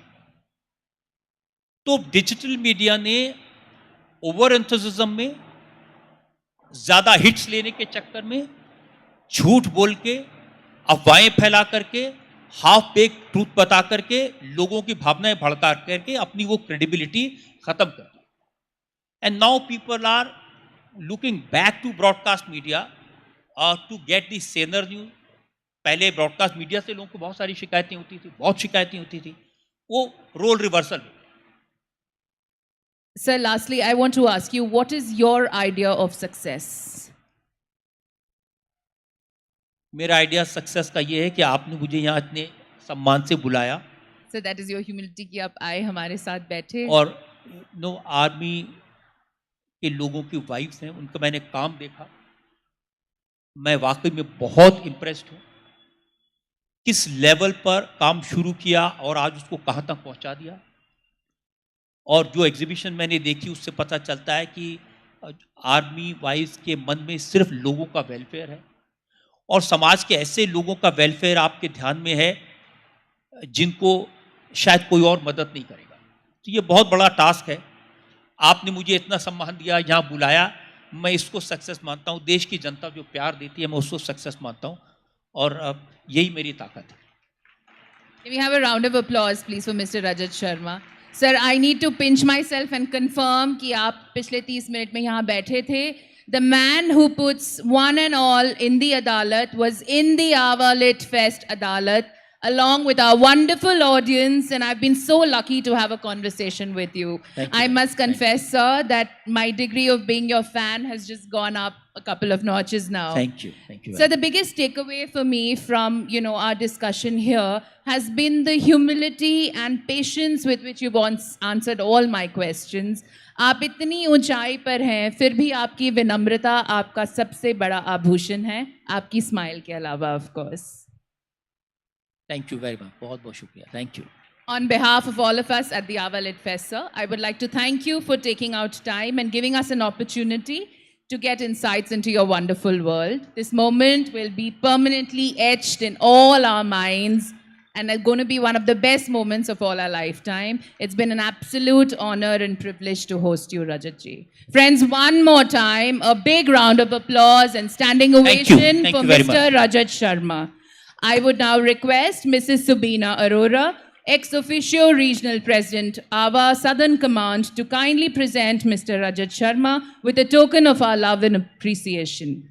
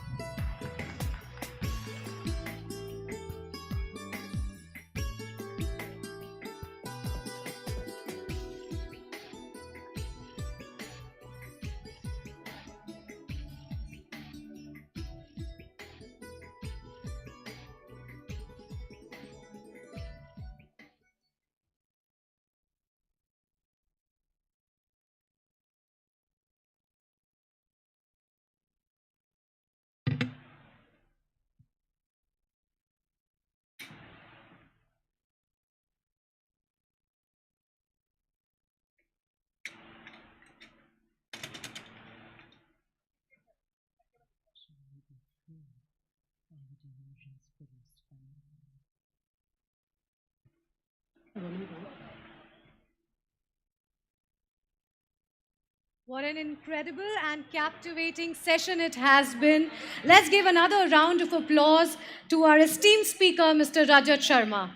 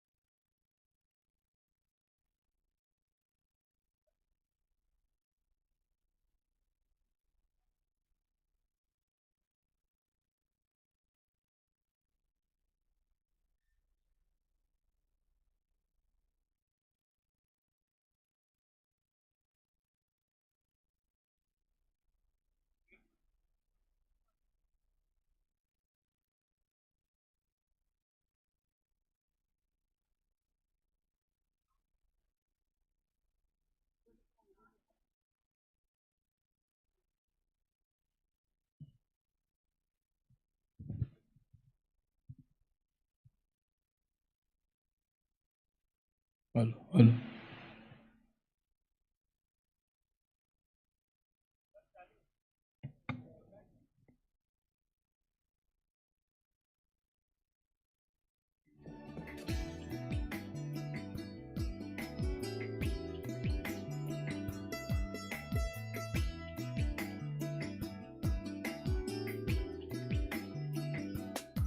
Ladies and gentlemen, and now as we transition from one riveting session to another, we embark on a journey through the realm of words and imagination.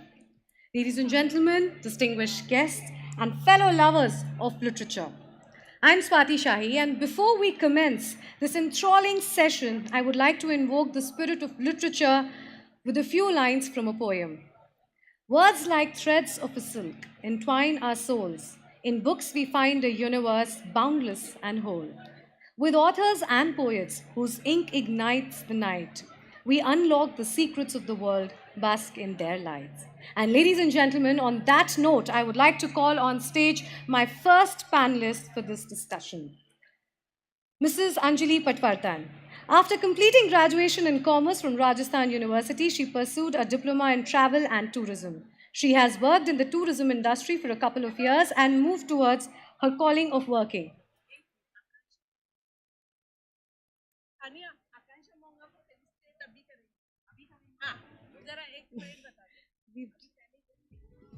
Mrs. The panoramic succession of our states of consciousness, Maya.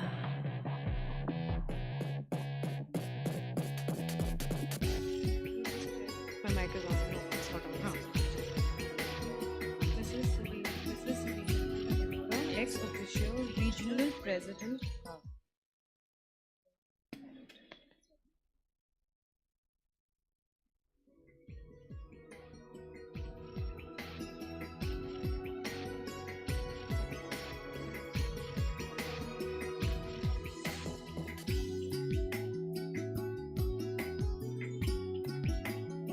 Sorry for the delay, ladies and gentlemen. But before we begin our next session, I'd like to invite on stage Mrs. Subina Arora, ex-officio Regional President, AWA Southern Command, to please come on stage and felicitate Mrs. Akanksha Moga. A huge round of applause for both the ladies, please. We have Ms. Akanksha Moga with us on stage.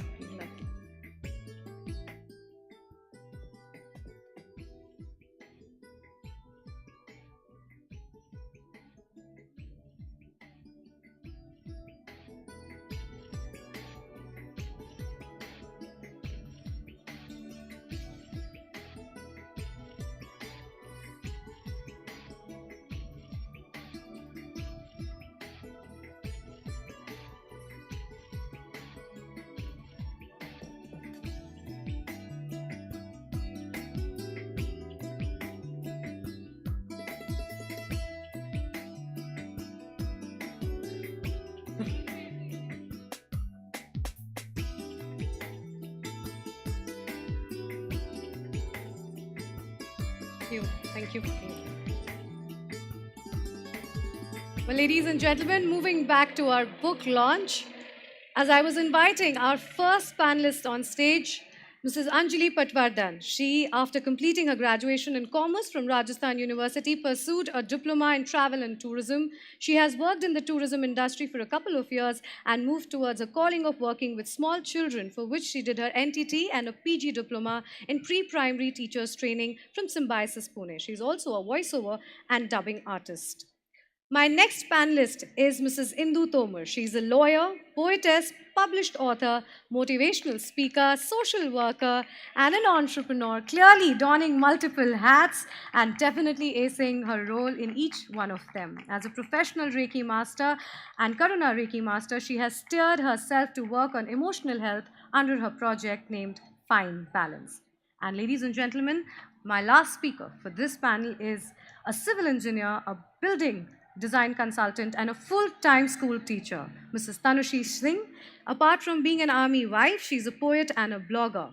Mrs. Singh asserts that poetry has helped her evolve into a better version of herself. Let's please welcome her on stage with a huge round of applause.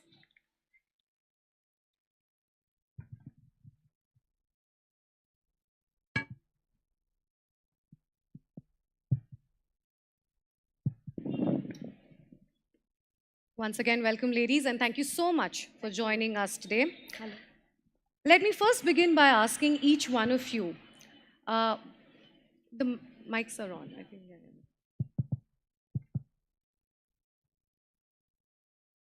What inspired you to become poets and authors? Take us through your journey, your inspirational journey. I'd start with you, Mrs. Anjali. I think one has always been, in right from school, poetry has always been a part of the syllabus. So that is where the interest actually came in. It's my elocution teacher who got that kida in my head to perform the poetry that she was teaching us.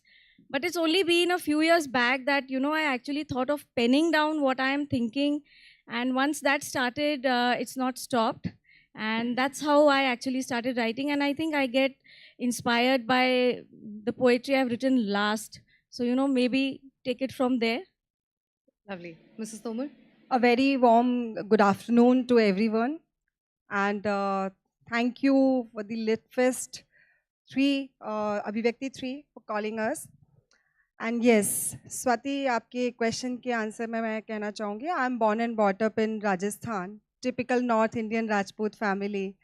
So, बचपन में जब मेरे पिताजी को मैंने पेट्रिटिक and वो जो कविताएं होती हैं, ओज और जोश भरी कविताएं होती हैं, वो बोलते हुए जब मैंने देखा, और उनके साथ साथ I would like to say कि at the age of 7 and 8 I used to recite my poems and पापा के साथ जब स्टेज पर खड़े होकर बोलते थे, वहाँ से ये जर्नी स्टार्ट हुई. और स्टार्ट करते करते मेरे हस्बैंड का मोटिवेशन रहा, जहाँ दो वो बुक लॉन्च कभी नहीं हुई. उमंग उन्होंने नाम दिया मेरी सारी कविताओं के कलेक्शन को. एंड उसके बाद मेरी जो फर्स्ट बुक जो रिलीज़ हुई वो काव्य सृजन थी, और सृजन मेरे बेटे का नाम है. So start from my father to my husband and my son, I started my journey like this. What an incredible journey, I must say. And I can see that the audience is already applauding. Brilliant. Mrs. Singh. A very good afternoon to all of you present here. It's an honor to be a part of Abhivyakti 3 and sitting among such talented poets with me. So my journey has been quite recent. Listening to Mrs. Indu, she started writing as a child. I'm an engineer. I have no literature background, nor did I know that there is a poet inside me until I took a break from my professional career, and after my daughter was born, and chanced upon a Facebook community and learned writing myself. So I think that is the biggest takeaway I can give to aspiring writers out there, that if you really want to write, if you have the passion for it, you don't have to have a literature background, and you can just keep trying, write every day, practice, and that's the only way you can reach your dreams and become a published author eventually. That's very inspirational indeed. Mrs. Tomar, मैं आपसे जानना चाहूँगी, poetic inspiration एक ऐसी चीज़ है जो कहीं से भी किसी भी तरह, जो जैसा मैंने सुना है आती है लोगों को, स्पेशली पोएट्स एंड ऑथर्स को। आपका राइटिंग प्रोसेस क्या है और आप कहाँ से अपनी इंस्पिरेशन को ड्रॉ करती हैं? कोई ऐसे पर्टिकुलर आपके रिचुअल्स हैं, कोई ऐसे डेली हैबिट्स हैं जिससे आप फॉलो करती हैं, कोई ऐसा रिजीम है, या आप लोगों में, चीज़ों में अपनी इंस्पिरेशन ढूंढती हैं? सो मैं कहना चाहूँगी स्वाति कि साहित्य, जैसे हम कहते हैं, काव्य और साहित्य जो है वो समाज का ही दर्पण होता है। तो कहीं ना कहीं अगर मैं थोड़ा सा पीछे जाऊं, when I was practising as a lawyer, तो कोर्ट में खड़े होकर, मेरे ख्याल से सुबह एक सेशन भी हुआ था जहां पर एक कविता थी एंड मैं फील कर पा रही थी वो मोमेंट्स।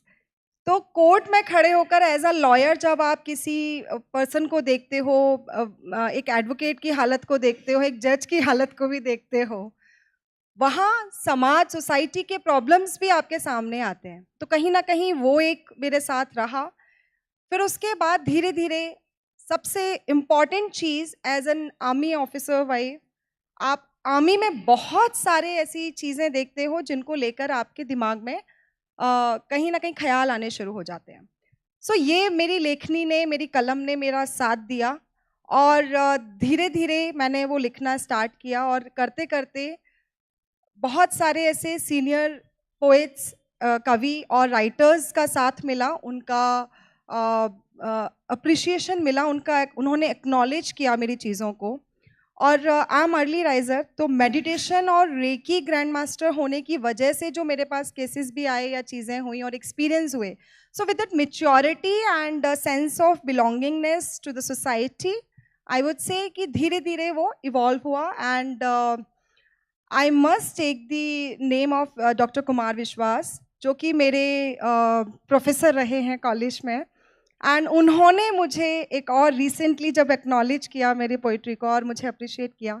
सो यस, धीरे धीरे यहाँ तक आज मैं आपके सामने। My God, I think this was the first time I must have actually heard someone mentioning that they draw their inspiration while they're standing in the courtroom. I think that in itself is commendable and very, once again, inspirational.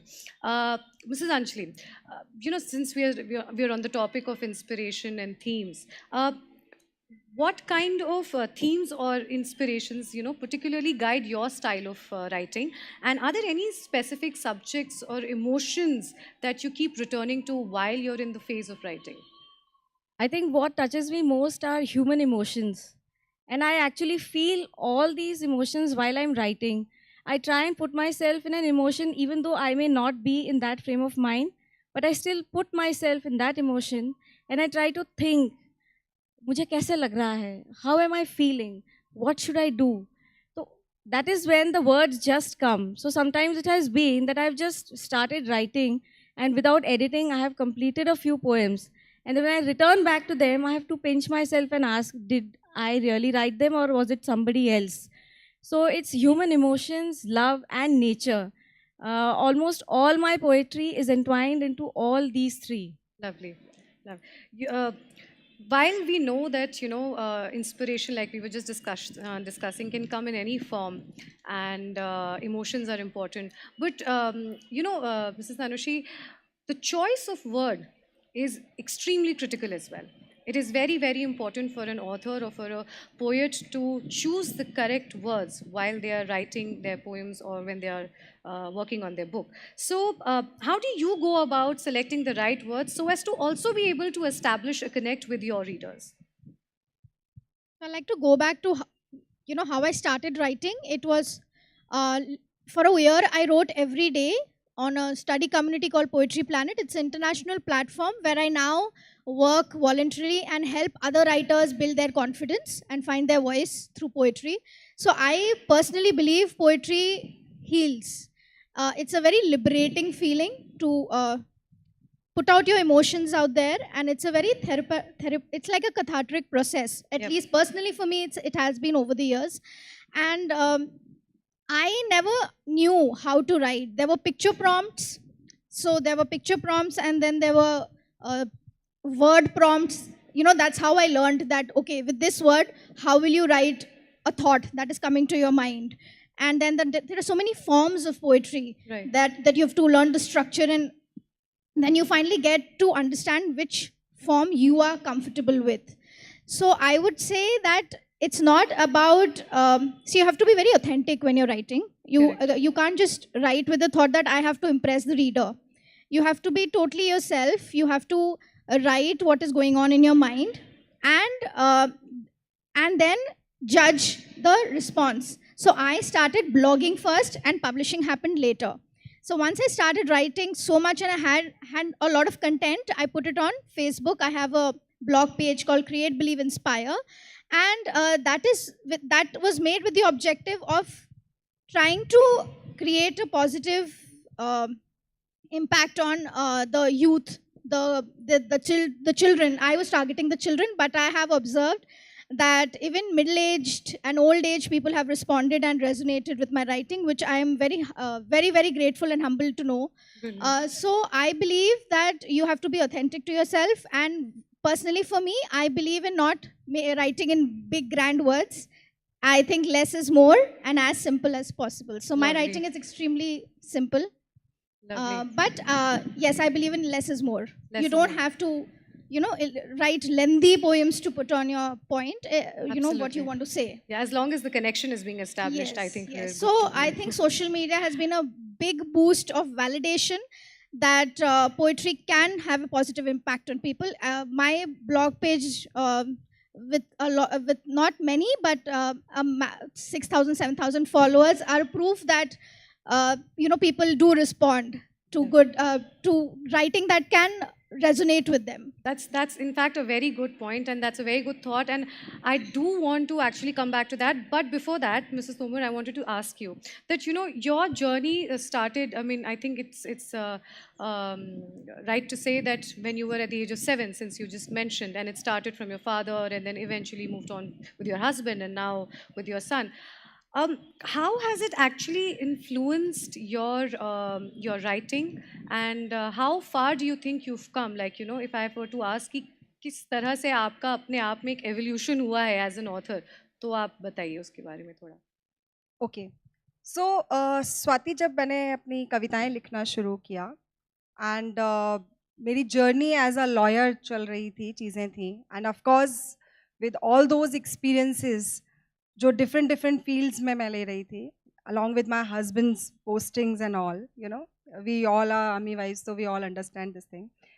धीरे धीरे when I interacted with the children, with the people in the society, those who need my help also, so I started helping them.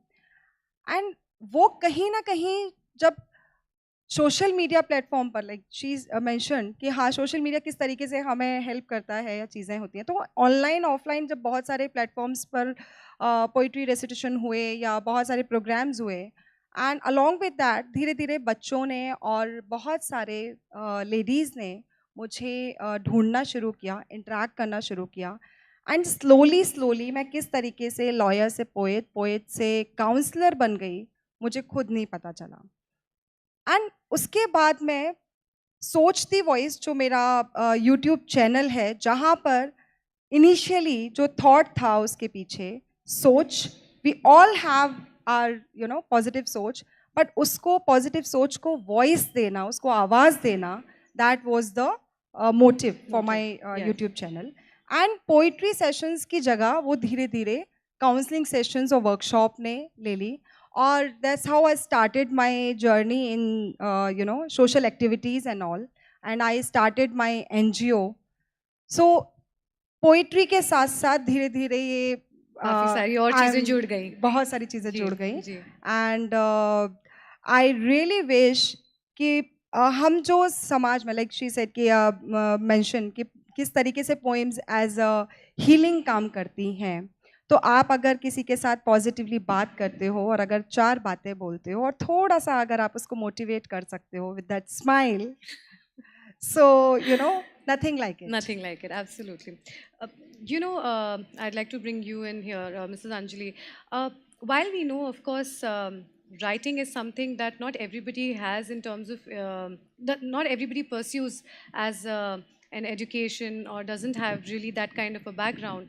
So somebody who has, such as yourself, you know, like you said that you didn't really have any literary background, so to say. So how challenging was it for you to sort of establish yourself as a poet and as an author, and how did you overcome those challenges? Honestly, I don't think I've faced the kind of challenges maybe a poet or an author has faced. Right. Because I go by one simple formula. Someone told me it's the KISS effect. Keep it straight and simple. Brilliant. I write very, very simple poetry. So, I mean, it's very easy for everyone to understand. So, I never really had to think, ki, what should I write? So, you know, it resonates with people, they understand it, or, you know, they feel my poetry.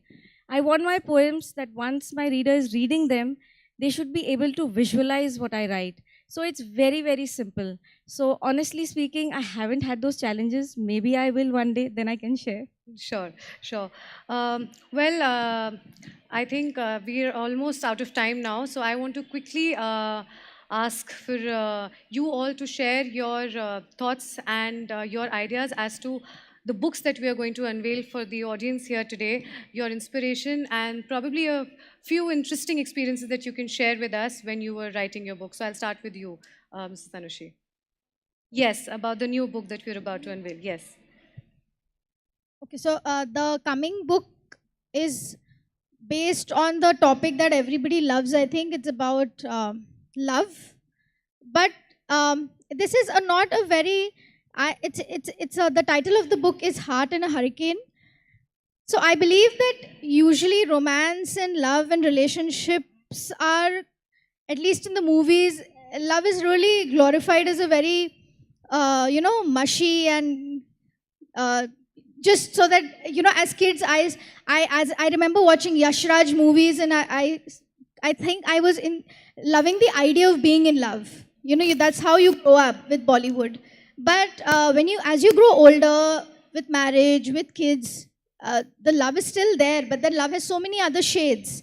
So Heart in a Hurricane is about the different shades of love that an individual has to go through to survive, and to survive any relationship, and to make a relationship everlasting. So it's the truth about, I can say, love. You know, the happily ever after that that people believe in. It takes a lot to make any relationship Absolutely, work. absolutely. And that's what this book is all about. Takes a lot of work indeed. Moving on to you, Mrs. I would Tomar. just like to add that my books, my first two books were internationally published. I have no idea about the Indian publications. So I have to give a big thank you to my literary agent, the Book Bakers. They have helped me book three books. And this is the third book that I'm doing in India. The first two books were American published, and these last three books are through Book Bakers. Suhail Mathur, the main literary agent who has helped me publish these books. So I'd like to just name him and thank him. Lovely, lovely. Congratulations to you. Mrs. Tomar. Yes, so my book is a collection of Hindi poems. And मेरी जो कविताएं हैं वो, जैसा कि मैंने शुरुआत में कहा था, कि समाज से और हमारे जितने भी सोशल टॉपिक्स हैं, या मैं कहूँ कि एक आर्मी वाइफ से उसकी लाइफ, पूरी लाइफ तक, या कहूँ कि एक माँ और एक बेटी और एक पत्नी के तौर पर, या कहूँ कि एक समाज में एक पुरुष और एक बेटे के तौर पर, या किसी भी तरीके से अगर हम कहें कि एक इंसान के, एक मनुष्य के जो भाव हैं, जो इमोशंस हैं, उनके बहुत सारे शेड्स इसमें लिखे गए हैं। एक मेरी बहुत खूबसूरत, जो मेरे दिल के बहुत करीब है, इसमें एक कविता है। जब मैंने सरबजीत, जो हमारे वीर हुए हैं, जो देश के, जो पाकिस्तान जेल में थे, और उनकी पत्नी जब यहाँ सफ़र कर रही थी और जब उनको मिलना चाहती थी, तो मैं इस पार भी मैं ही हूँ और उस पार भी मैं ही हूँ, ये एक मेरी कविता है उसके अंदर। And I must say to all my readers कि वो कविता मेरे दिल के बहुत करीब है और आप सभी उसके साथ अपने आप को कनेक्ट कर पाएंगे। ऐसी बहुत सारी कविताएं हैं जो एक एज एन आर्मी वाइफ और as a mother, as a lady as a human being हमारे इमोशंस जो होते हैं उसके अंदर मैंने पन्नों पर उनको उकेरा है। और उसके बाद जो ये अरमानों के आसमां पर, तो मैंने एक और कविता उसमें जो है वो, बिकॉज टाइम डजंट परमिट अस, तो उसमें कि मेरे हिस्से की उड़ान अभी बाकी है, वो मैंने अपनी इसी बुक को डेडिकेट करते हुए लिखी है। क्या बात है। और बहुत सारे ऐसे एक्सपीरियंसेस रहे, बहुत सारे स्ट्रगल और चैलेंजेस रहे जो मेरी पिछली कुछ 1-2 किताबों को मैं पब्लिश कराना चाहती थी, बट जब नहीं करवा पाए, तो उसके बाद जब काव्य सृजन का जब बहुत अच्छा रिस्पॉन्स आया एंड मुझे लोगों ने जब रिक्वेस्ट किया कि क्यों ना सेकंड बुक जो है आपकी, बिफोर योर नोवेल कम और अदर फिक्शन कम्स, तो आप उससे पहले अपना एक सेकंड फेज भी उसको लॉन्च करें, तो मैंने ये अरमानों के आसमां पर बनाई है। इसके लिए मैं कुछ पंक्तियां हैं जो हम सबके लिए डेडिकेट करते हुए बोलना चाहूँगी, इफ़ यू परमिट। तू प्रेम बन मुस्कान बन, तू प्रेम बन मुस्कान बन, तू एक नया जहान बन। तू प्रेम बन मुस्कान बन, तू एक नया जहान बन। नई सोच से, नई बात से तू चल उस डगर पर और बना एक काफिला। दुनिया की इस रीत को पिरोकर अपने गीत में, दुनिया की इस रीत को पिरोकर अपने गीत में, बंदिशों को तोड़कर, ख्वाहिशों को छोड़कर, तू इकलौता महान बन, तू इकलौता महान बन। Lovely. तू Lovely. प्रेम बन मुस्कान Lovely. बन, तू इकलौता महान बन। Lovely. Mrs. Anjali Patwardhan, about your book, please. I think life throws many challenges at you, and sometimes you don't know what to do. So, in this next book of mine, which is again a collection of poetry, I think if you pick it up, it's going to give you a lot of hope and something to look forward to, and it's going to make you feel good about yourself. And the feeling of मैं कहाँ हूँ, मैं क्या करूँ, that is going to go away. It's going to take you into a fairyland where everything is going to be fine. So once you're out of that dream, the challenges you're going to face every day are going to become easier for you. Lovely. So while you may not have faced any challenges personally, there is a lot of insights from you on challenges in That the is book. because I think as artists, whether you're writers or poets, we are all very sensitive, whether we like it or Absolutely, not. I'm sure, So yes. since we understand or maybe feel things more than others, Yes. we are able to put it across, whether you're feeling something, you vibe it to me and I can write it down. Yes, absolutely. And yeah, we're sorry, Tanushree. We have to just unveil the book, sorry. So with that, ladies and gentlemen, it's now time for the most anticipated moment of the evening, the book unveiling. And I, for one, couldn't be more excited. So without further ado, it is my absolute privilege to now invite on stage Mrs. Kalo, Zonal President AWA, MG&G area, to unveil the book of Mrs. Anjali Patwardhan, Whispers of the Heart. Let's please welcome her on stage with a huge round of applause.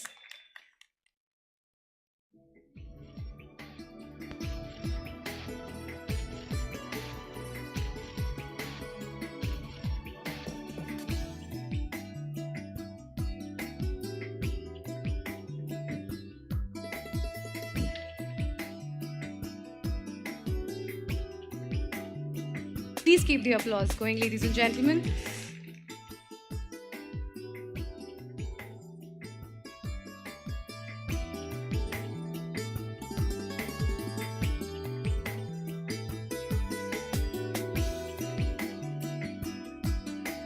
Many congratulations to you, Mrs. Anjali Patwardhan.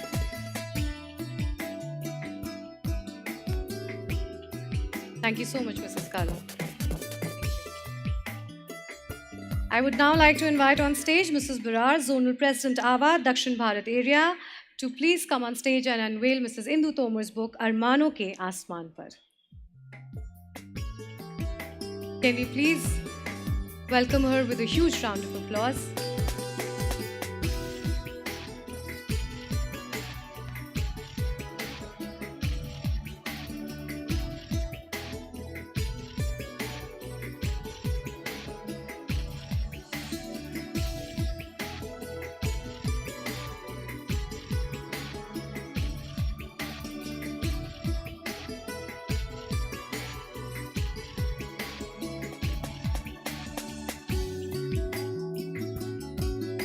Many congratulations to you, Mrs. Tomar.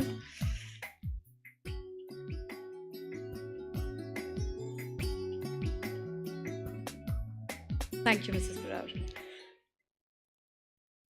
I would now like to invite Mrs. Malhotra on stage, please. She's the Zonal President, AWA 12 Corps, and she would be unveiling Mrs. Tanushi Singh's book, Heart in a Hurricane. Let's have a round of applause for her, ladies and gentlemen.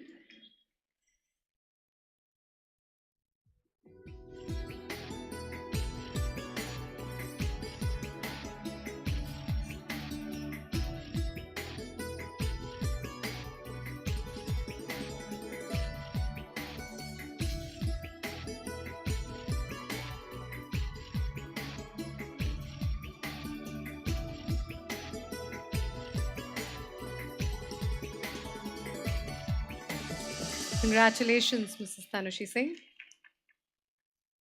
When we shall have reached.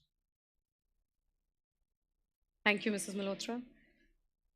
And thank you everyone for being a part of this book launch. And I would also like to inform you all that you can take copies of these new books that are now available. So anyone desirous of purchasing can get a signed copy.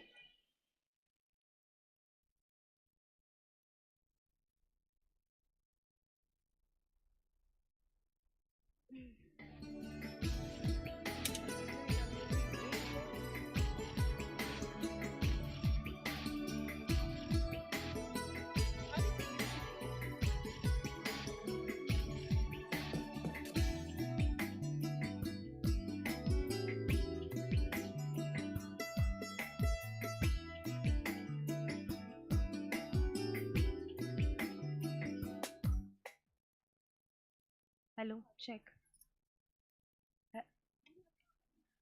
कलम जिनके शस्त्र और पुस्तकें जिनकी अमानत है कलम जिनके शस्त्र और पुस्तकें जिनकी अमानत है सौभाग्य हमारा आज वही हमारी महफिल में आए हैं नमस्कार मैं सुप्रिया बेलगांवकर आदरणीय गर्वित और सम्मानित महसूस कर रहे दर्शकों को हमारी तरफ से अभिव्यक्ति पर्व 3 में स्वागत है Welcome to an enchanting afternoon of poetry where words will weave magic and emotions will flow freely.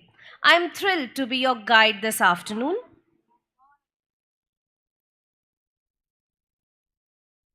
आइए हम इस शानदार आयोजन का आरंभ करते हैं। पहले हम आपको अपनी पहली कवित्री से परिचित कराएंगे। Mamta Pandit. Mamta Pandit is a passionate poetess. After working as a software engineer for around 8 years, currently she is performing her family and army-related social responsibilities very well. She has awarded with AWA Excellence Award 2018. She has keen interest in poetry, writing, and her works have been published and popularized in magazines and websites. Her first poetry collection, Chabiya Ummeedon Ki, is coming by the end of the year. Welcome, ma'am.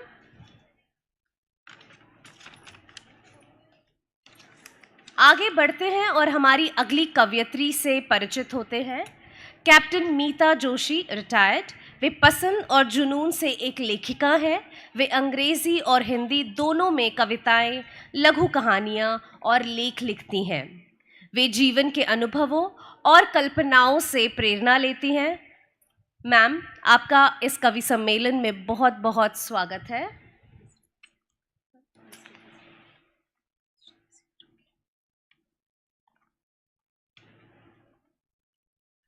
हमारी अगली कवयित्री है नुज़ित खान।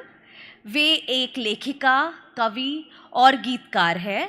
उनकी पहली किताब bird in the open cage एक युवा romantic fiction है। वह शायरी और कविताएं लिखने की शौकीन है और सक्रिय रूप से उन्हें अपने सोशल मीडिया हैंडल पर पोस्ट करती हैं। Ladies and gentlemen, kindly welcome these ladies with round of applause. देर ना करते हुए हम सुनेंगे इन कवयित्रियों द्वारा लिखी गई सुंदर कविताएं। First, I would like to welcome Mamta Pandit on the dais.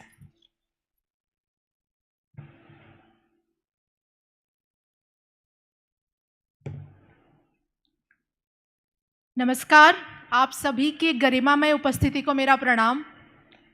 मेरी पहली कविता है दुआ। यह कविता मैंने एक आर्मी वाइफ के तौर पे लिखी है। सर्जिकल स्ट्राइक के बाद जब सब तरफ युद्ध की पुकार थी, तो हम क्या सोचते हैं एज अ आर्मी फैमिली, हमारे दिलो दिमाग में क्या चल रहा होता है, उन्हीं कुछ थॉट्स को लेकर मैंने ये कविता लिखी है। मेरी दुआ। तुम सब जब युद्ध के शंखनाद से गर्वित हो, तुम सब जब युद्ध के शंखनाद से गर्वित हो, मेरे माथे पर चिंता की रेखाएं उभर आई हैं, मेरे माथे पर चिंता की रेखाएं उभर आई हैं। बहुत कोशिश है कि स्थिर दिखूं, बहुत कोशिश है कि स्थिर दिखूं, फिर भी आंखों में आशंकाएं उतर आई हैं। हो सकता है जग मुझे स्वार्थी समझे, किंतु मैंने जो देखे हैं वो घाव बहुत गहरे हैं। हो सकता है जग मुझे स्वार्थी समझे, किंतु मैंने जो देखे हैं वो घाव बहुत गहरे हैं। जंग जीत और जश्न तुम्हें मुबारक, जंग जीत और जश्न तुम्हें मुबारक, सामने मेरे बस मासूमों के चेहरे हैं। शक मुझे जरा नहीं उनके पौरुष पर, शक मुझे जरा नहीं उनके पौरुष पर, वो विजय वरण कर ही आएंगे। शक मुझे जरा नहीं उनके पौरुष पर, वो विजय वरण कर ही आएंगे। सच है यह भी लेकिन गर एक भी छूटा, सच है यह भी लेकिन गर एक भी छूटा, हम जश्न नहीं मना पाएंगे। चाहे तुम मुझे कायर कहना, चाहे तुम मुझे कायर कहना, मैं फिर भी शांति की दुआ मांगूंगी। जब तक नहीं लौटते सकुशल सभी, जब तक नहीं लौटते सकुशल सभी, मैं उस अंतिम प्रहर तक जागूंगी, मैं उस अंतिम प्रहर तक जागूंगी, मैं उस अंतिम प्रहर तक जागूंगी। Thank you. ये गांधी और गौतम का देश है। शौर्य और बलिदान से तो हमारा इतिहास भरा पड़ा है, लेकिन शांति की बात करना उससे भी बड़ी बात है। धन्यवाद।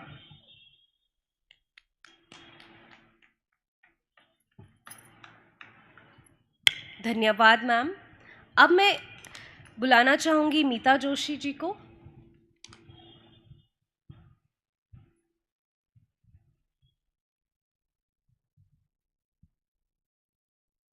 आप सभी को मेरा बहुत बहुत नमस्कार। आज मेरी कविता का शीर्षक है ये कैसा विरोधाभास। विरोधाभास मतलब कथनी और करनी में अंतर, जिसे हम अंग्रेजी में पैराडॉक्स कहते हैं। तो विरोधाभास की दुनिया में जीते हैं हम सभी, विरोधाभास की दुनिया में जीते हैं हम सभी। जाने क्या सोचते हैं और क्या ढूंढते हैं। सदा खुश रहो की दुआ देने वाले, सदा खुश रहो की दुआ देने वाले, मुस्कुराओ तो मुस्कुराने की वजह पूछते हैं। अगली कुछ पंक्तियां ये आजकल हमारी रोजमर्रा के जीवन का विरोधाभास दर्शाती हैं। लोग कहते हैं कि उनका बचपन था बड़ा सुनहरा, जब मासूम थी हर ख्वाहिश हर तमन्ना। क्यों लौट नहीं सकते वो खुली हवा के दिन शाम, जब एक लकड़ी पत्ता पत्थर भी लगता था अपना सा खिलौना। पर यही लोग जब आज अपना घर बसाने निकलते हैं, तो वातानुकूलित घर शहर ढूंढते हैं। सदा खुश रहो की दुआ देने वाले, मुस्कुराओ तो मुस्कुराने की वजह पूछते हैं। ये हमारी जिंदगी के मूल्यों पे अगली कुछ पंक्तियां व्यंग्य कसती हैं। पूरी जिंदगी ये मूल्य पढ़े पढ़ाए, पूरी जिंदगी ये मूल्य पढ़े पढ़ाए कि एक आदर्श इंसान बन सकें हम सभी। वो मूल्य तो अभी भी जीवित हैं, परंतु सिर्फ किताबों में। बदल गई तो परिभाषा एक आदर्श इंसान होने की, कि ज्ञान ना सही पर प्रमाण होना चाहिए, अभिमानी ही सही पर नाम होना चाहिए। भला बुरा तो परिस्थितियां तय कर देती हैं, अगर बुरा भी काम आए तो मेल मिलान होना चाहिए। ये अपने घर में आईना सिर्फ सजाने के लिए रखते हैं, ये अपने घर में आईना सिर्फ सजाने के लिए रखते हैं, अपना अक्स ये अक्सर भ्रम में ढूंढते हैं। कुछ कहते इसको विरोधाभास, कुछ जिंदगी की सच्चाई। हम सभी के भीतर है ये, पर बाहर ढूंढते हैं। दोहरी जिंदगी के रंग तो देखिए, अपने माता पिता को घर से निकालने वाले अपने बच्चों के दिल में जगह ढूंढते हैं। तो सदा खुश रहो की दुआ देने वाले, मुस्कुराओ तो मुस्कुराने की वजह पूछते हैं। अगली कुछ पंक्तियां या आजकल जो युद्ध हो रहे हैं, तो विदेश की नीतियों पर मैंने लिखी हैं। सही है कि युद्ध नहीं होना चाहिए, सही है कि युद्ध नहीं होना चाहिए, कि इसमें मरते हैं बेगुनाह बेशुमार।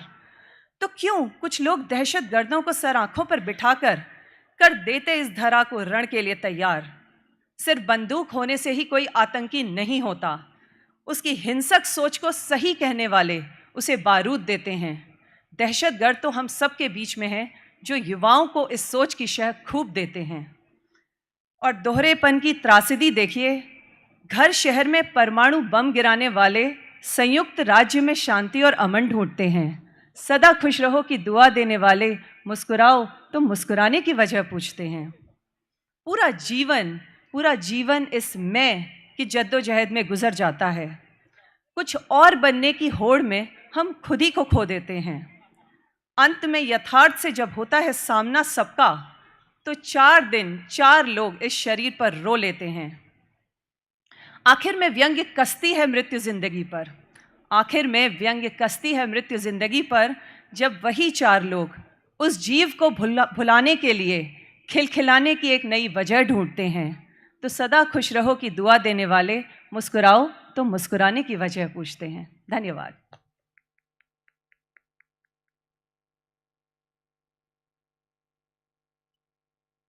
बहुत ही बेहतरीन कविता थी।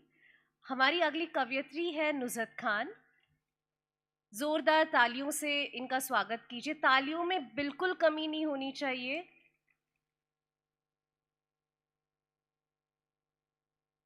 Namaskar everyone. My name is Nuzhat Khan. The shairi that I'll be presenting today, I would like to dedicate it to the entire Awa community, as this shairi celebrates an army wife's journey and her memories as she proudly reflects upon her successes and struggles, her hardships and achievements, and most importantly, herself. I call it Yade, and here it goes. यादें, कितनी दिलचस्प होती हैं ये यादें। जिंदगी के बेख्याल कोनों से भी ढूंढ लाती हैं वो पल जो जिए थे कभी। कभी मुस्कुराए, कभी गुदगुदाए, तो हसीन राग की तरह गुनगुनाए थे कभी। कुछ चेहरे हैं इन यादों में जो हर शहर साथ जुड़ते गए, अपनी सादगी, अपने खुशनुमा अंदाज से जो दिल में दोस्ती के रंग भर गए।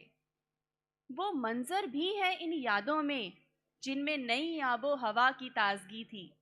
कुछ सीखने, कुछ सिखाने का वो जज्बा, दिल में जोश व जुनून की रवानगी थी।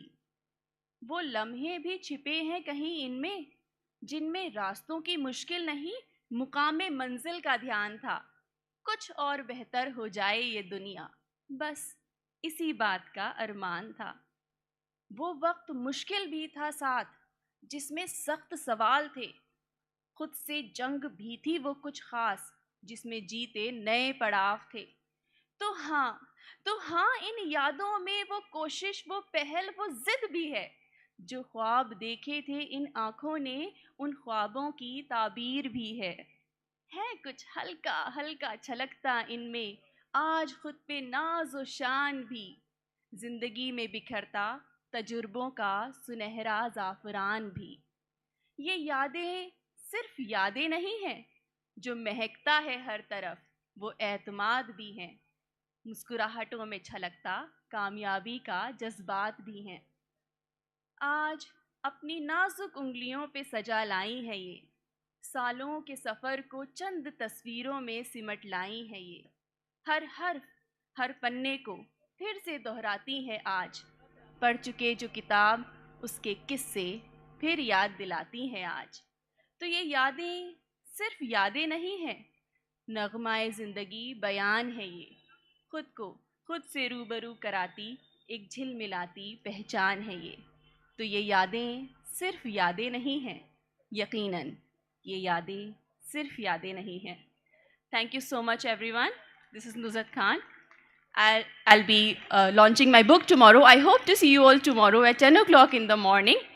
And I look forward to meeting you all there. Thank you so much. Have a great day. जब हमारे साथ इतनी सुंदर और बेहतरीन कवयित्रियाँ हैं, तो एक एक कविताओं से हमारा मन कहाँ भरेगा। तो एक और हो जाए, सुनते हैं एक और कविताएं ममता पंडित जी की।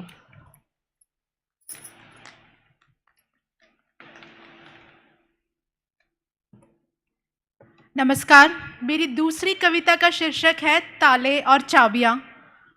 ध्यान से सुनिएगा। चाबियां थमा बना दिया गया मुझे मालकिन, चाबियां थमा बना दिया गया मालकिन, और मैं इस भुलावे में आ तालों में उलझती रही दिन ब दिन, और मैं इस भुलावे में आ तालों में उलझती रही दिन ब दिन, लगाती रही ताले अपनी आदतों अरमानों पर, प्रगति के पायदानों पर, कभी आंसू कभी मुस्कानों पर, लगाती रही ताले अपनी आदतों अरमानों पर, प्रगति के पायदानों पर, कभी आंसू कभी मुस्कानों पर। धीरे धीरे घुटन बढ़ती रही, धीरे धीरे घुटन बढ़ती रही, समझने लगी इन तालों में खुद को ही कैद करती जा रही हूँ कहीं, समझने लगी इन तालों में खुद को ही कैद करती जा रही हूँ कहीं। अचानक एक दिन जब छटपटाती हूँ, अचानक एक दिन जब छटपटाती हूँ, अपने लगाए तालों को तोड़ने की हिम्मत जुटाती हूँ, अपने लगाए तालों को तोड़ने की हिम्मत जुटाती हूँ। वही चाबियाँ बार बार घुमाती हूँ, वही चाबियाँ बार बार घुमाती हूँ। हताश निराश हो आखिर हार जाती हूँ, हताश निराश हो आखिर हार जाती हूँ।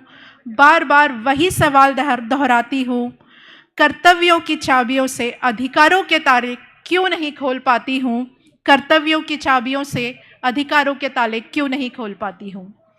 कर्तव्यों की चाबियों से अधिकारों के तालों वाली ये बात सिर्फ स्त्रियों पर लागू नहीं, आज हर रिश्ते पर यह बात लागू है। आप एक माँ बाप के तौर पर भी अगर अपने कर्तव्यों का पालन कर रहे हैं तो ज़रूरी नहीं कि जब आप अपने अधिकार मांगने जाएं तो आपको मिल जाए।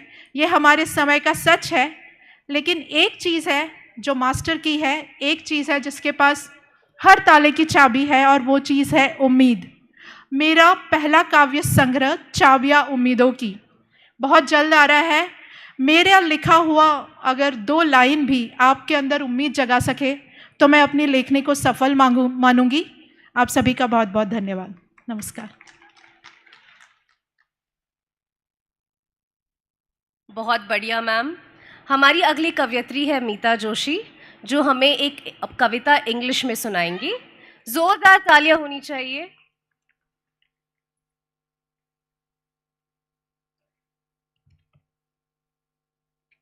Good evening again.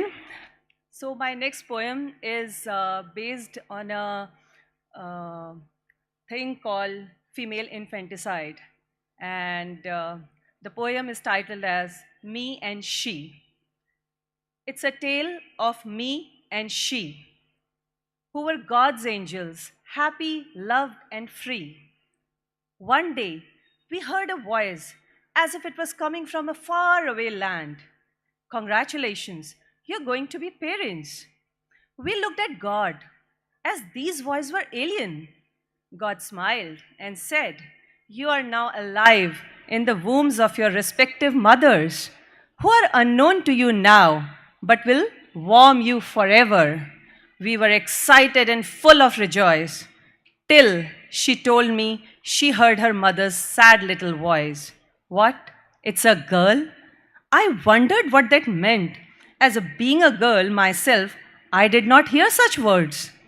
And from then on, while I was loved, she was cursed. I was cushioned, she was condemned. I was cherished, she was damned. Till one day, when she was killed in the womb of her mother, who thought a boy would have been better. Alas, my friend was gone in a lot of pain, and I realized that there are many more she's who go through the same. Today, while many lucky me's can stand here tall and recite, I wonder what happened to all those she's who did not even see the light. Once again, I looked at God, shocked and stirred, and asked, You said you would send us to people who will care.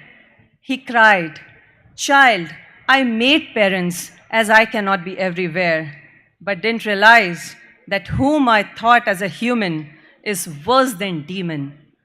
But my ray of hope lies in all you me's who, I am sure, would not allow any more fallen she's. Thank you. Thank you very much.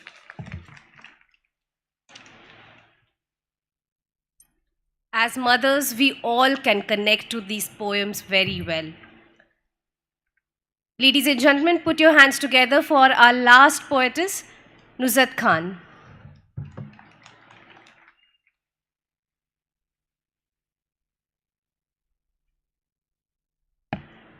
Namaskar, everyone. I just told you that there will be a book launch tomorrow.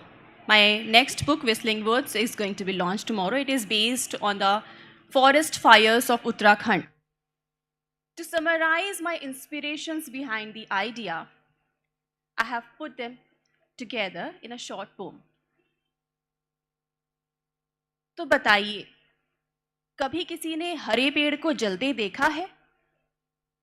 वो जलता नहीं, सुलगता है, खामोशी साधे सिसकता है, बेजुबान है ना, बोल नहीं पाता है, अपने दर्द को चुपके चुपके पी जाता है।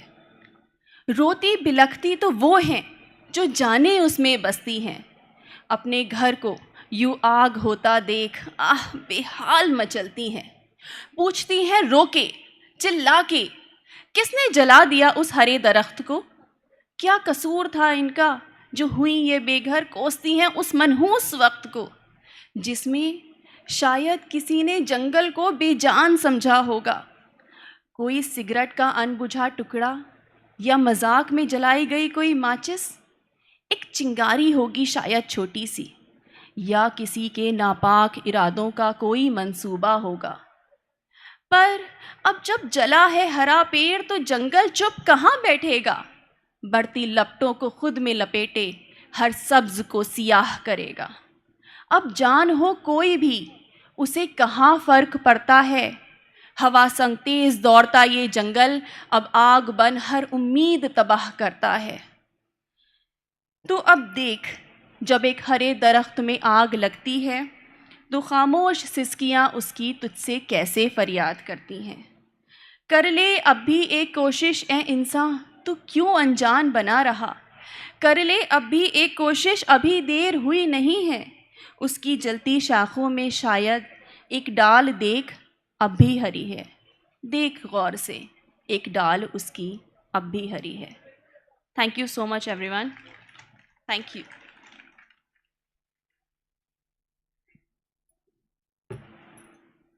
धन्यवाद।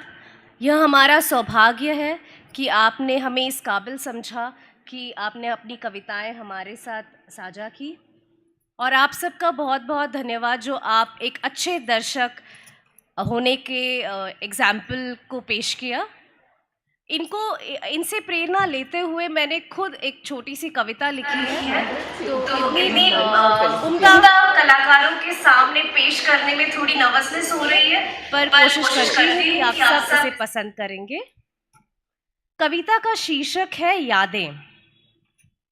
यादें मीठी हो या खट्टी, यादें मीठी हो या खट्टी, होठों पर है मुस्काती, जीवन के हर पल का, जीवन के हर पल का हिसाब है ये पक्का। तिजोरी के हर दिल में, तिजोरी में हर दिल के महफूज रहती है ये। लोग आते जाते हैं, लोग आते जाते हैं, बस उनकी यादें साथ निभाती हैं। चढ़ती लहरों में सहारा है ये, मायूस भटके का किनारा है ये। यादें ही तो है जीवन का सार, जो लगाती है भटके मन को उस पार। कोरे कोरे सफेद कागज को, कोरे कोरे सफेद कागज को इंद्रधनुष सा भर देती है। यादें ही तो है जनाब जो यमलोक तक साथ आती हैं। किसी ने मुझसे पूछा, सखियों किसी ने मुझसे पूछा, अरे ओ बहन क्या कमाया तुमने। किसी ने मुझसे पूछा, अरे ओ बहन क्या कमाया तुमने। हमने भी बड़े गुरूर से कहा कि जिंदगी के इस चित्र को उनकी यादों से सजाया हमने। जिंदगी के इस चित्र को उनकी हसीन यादों से सजाया हमने। धन्यवाद।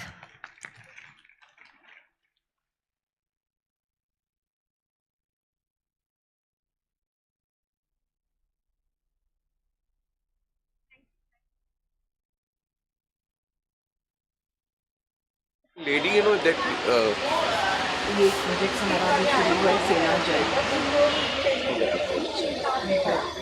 So this is ये अभी हमने 2020 में लॉन्च करी and आवा वेबसाइट because सबको आवा से मिलाने का एक यही मौका था. And this is a new thing. Ethics board से लेना है. आवा रोमिंग होगी. जिससे हम उनका बच्चे जो हैं उनको एथिकली राइट है तो नहीं सकते. तो बच्चे हमारे बड़ी अच्छा ये इवेंट इस बार सदन कमांड ये इवेंट तो हमने सबसे आगे.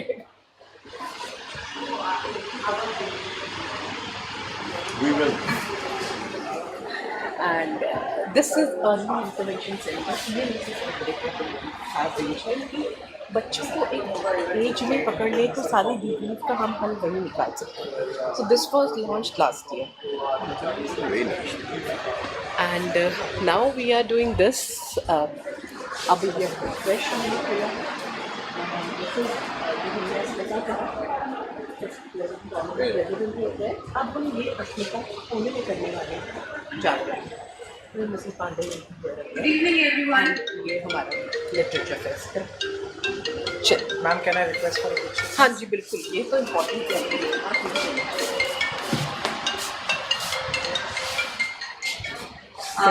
Very good evening, everyone. Thank you. Our next session is Creating Narratives While on the Move. It's a book launch और इसमें हमारी जो साथ में हैं the ladies, the authors हैं Mrs. कृष्णलता सिंह और Mrs. वन्ना यादव. और एक बात कहूँगी, ज़रा गौर से सुनिएगा. कभी आंखें किताब में गुम हैं, कभी आंखें किताब में गुम हैं, कभी गुम है किताब आँखों में. तो इस शेर के साथ मैं आगाज़ करती हूँ अपने इस सेशन का. सबसे पहले मैं इंट्रोड्यूस करना चाहूँगी और स्टेज पे बुलाना चाहूँगी मिसेस कृष्णलता सिंह जी को. डॉक्टर मिसेस कृष्णलता सिंह जी ने लखनऊ यूनिवर्सिटी से पीएचडी की और फिर बाद में कॉलेज में ही अध्यापन किया. लिखने पढ़ने का शौक़ उनको बचपन से ही था. कविता और लेख पत्र पत्रिकाओं में प्रकाशित होने लगे. कई कहानियाँ आकाशवाणी लखनऊ केंद्र से प्रसारित हुईं. 1971 में आर्मी ऑफिसर से विवाह के बाद लेखन में ठहराव आ गया. जैसा कि हम सब जानते हैं, ट्रांसफ़र आर्मी लाइफ का एक अनिवार्य हिस्सा है. अतः लगभग 28 वर्षों तक अध्यापन कार्य किया इन्होंने और हस्बैंड के रिटायरमेंट और बच्चों की रिस्पॉन्सिबिलिटीज़ से फारिग होकर इन्होंने अपनी राइटिंग फिर से शुरू की. अब तक मिसेस कृष्णलता सिंह मैम के 4 कहानी संग्रह मेरे हिस्से का आसमान, लक्ष्मणिया, सेल्फी और इंद्रधनुष, रंग बदलती ज़िंदगी प्रकाशित हो चुके हैं. रंग बदलती ज़िंदगी का विमोचन अभिव्यक्ति सीज़न 2 जयपुर में हुआ था. आपका बहुत चर्चित उपन्यास गुनाह एक किश्ते हजार है. आपकी कहानी संग्रह मेरे हिस्से का आसमान के लिए आधारशिला फाउंडेशन ने उन्हें हिंदी गौरव सम्मान से 2015 में मॉरिशस में सम्मानित किया था. हिंदी के प्रसार और प्रचार में उनके योगदान के लिए उन्हें पेरिस में महादेवी सम्मान से सम्मानित किया गया था. उनकी कहानियाँ, लेख, संस्मरण आदि हिंदी की प्रतिष्ठित पत्र पत्रिकाओं में प्रकाशित होते रहते हैं. अब मैं बुलाना चाहूँगी मिसेस वंदना यादव जी को. ये एक जानी मानी लेखिका हैं, मोटिवेशनल स्पीकर हैं, एंकर हैं और समाज सेविका हैं. कितने मोर्चे और शुद्धि उनके उपन्यास हैं और हाल ही में प्रकाशित अब मंजिल मेरी है मोटिवेशनल किताब के अतिरिक्त अनेक किताबें प्रकाशित हो चुकी हैं. आकाशवाणी पर रचना पाठ एवं समाचार पत्रों, पत्रिकाओं, मानसिक स्वास्थ्य, महिला अधिकारों और अन्य समसामयिक विषयों पर निरंतर लेखन करती रहती हैं. इनके और राइटअप्स हैं, बुक्स हैं जिनका नाम है ये इश्क है, जो एक कविता संग्रह है, पोइट्री. नीला आसमान एक बाल कविता संग्रह है बच्चों के लिए. सब्जी वाले गमले जो नेशनल बुक ट्रस्ट ने पब्लिश की, वो बच्चों के लिए एक कहानी की किताब है. नमस्तस्तक वो नव साक्षरों के लिए कहानी की किताब है, वो भी नेशनल बुक ट्रस्ट ने पब्लिश की. कौन आएगा हिंदी से उर्दू में अनुदित कविताओं का किताब है। कुछ कह देते कविता संग्रह है जिसके लिए उनको साहित्य अकादमी का अवार्ड मिला था। तुम कुछ कह दो भी इनका एक संग्रह है। सो जोरदार तालियों से स्वागत करिए हमारी दो पैनलिस्ट, मिसेस कृष्णलता सिंह और मिसेस वन्ना यादव जी का।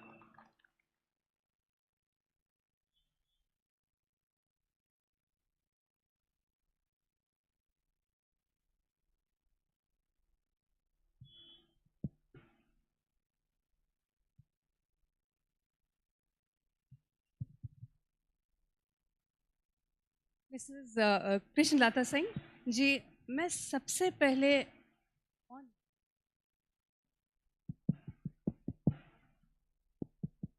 तो अभी हम आपकी बुक्स के लॉन्च के लिए यहाँ पे बैठे हैं। तो आपसे मैं ये जानना चाहूँगी मिसेस सिंह कि ये मेरी यात्रा जो किताब है, इसको लिखना का कारण क्या था एज अ आर्मी वाइफ?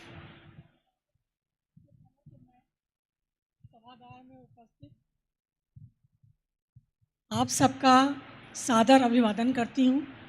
साथ ही अभिव्यक्ति सीजन 3 का आभार प्रकट करती हूँ कि उन्होंने मुझे और मेरी पुस्तक के लिए ये मंच दिया और मुझे अपनी बात कहने का अवसर दिया।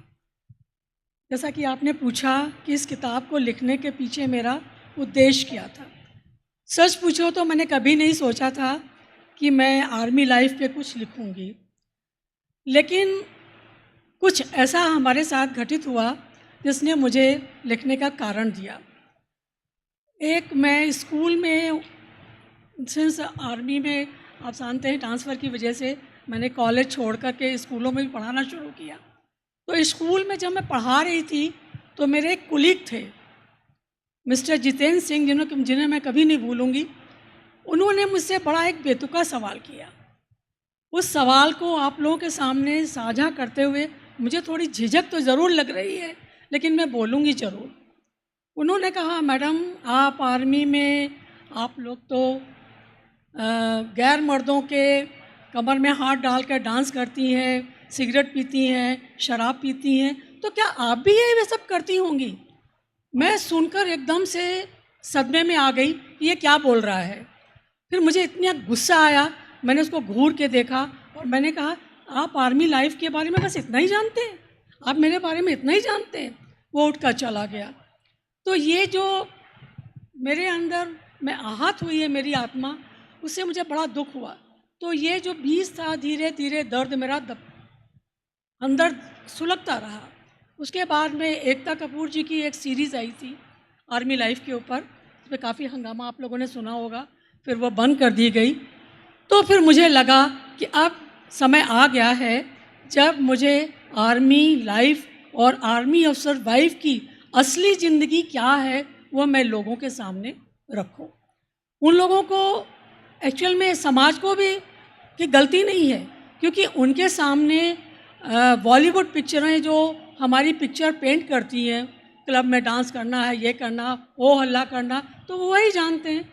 उनका हमारे के साथ में कोई कांटेक्ट नहीं होता है, ना ही इस बारे में कोई उन लोगों के पास पढ़ने के लिए उन्होंने कोई किताब पढ़ी हुई होती है। तो इसलिए वो एक गलत फहमियाँ, भ्रामक धारणाएं बना लेते हैं।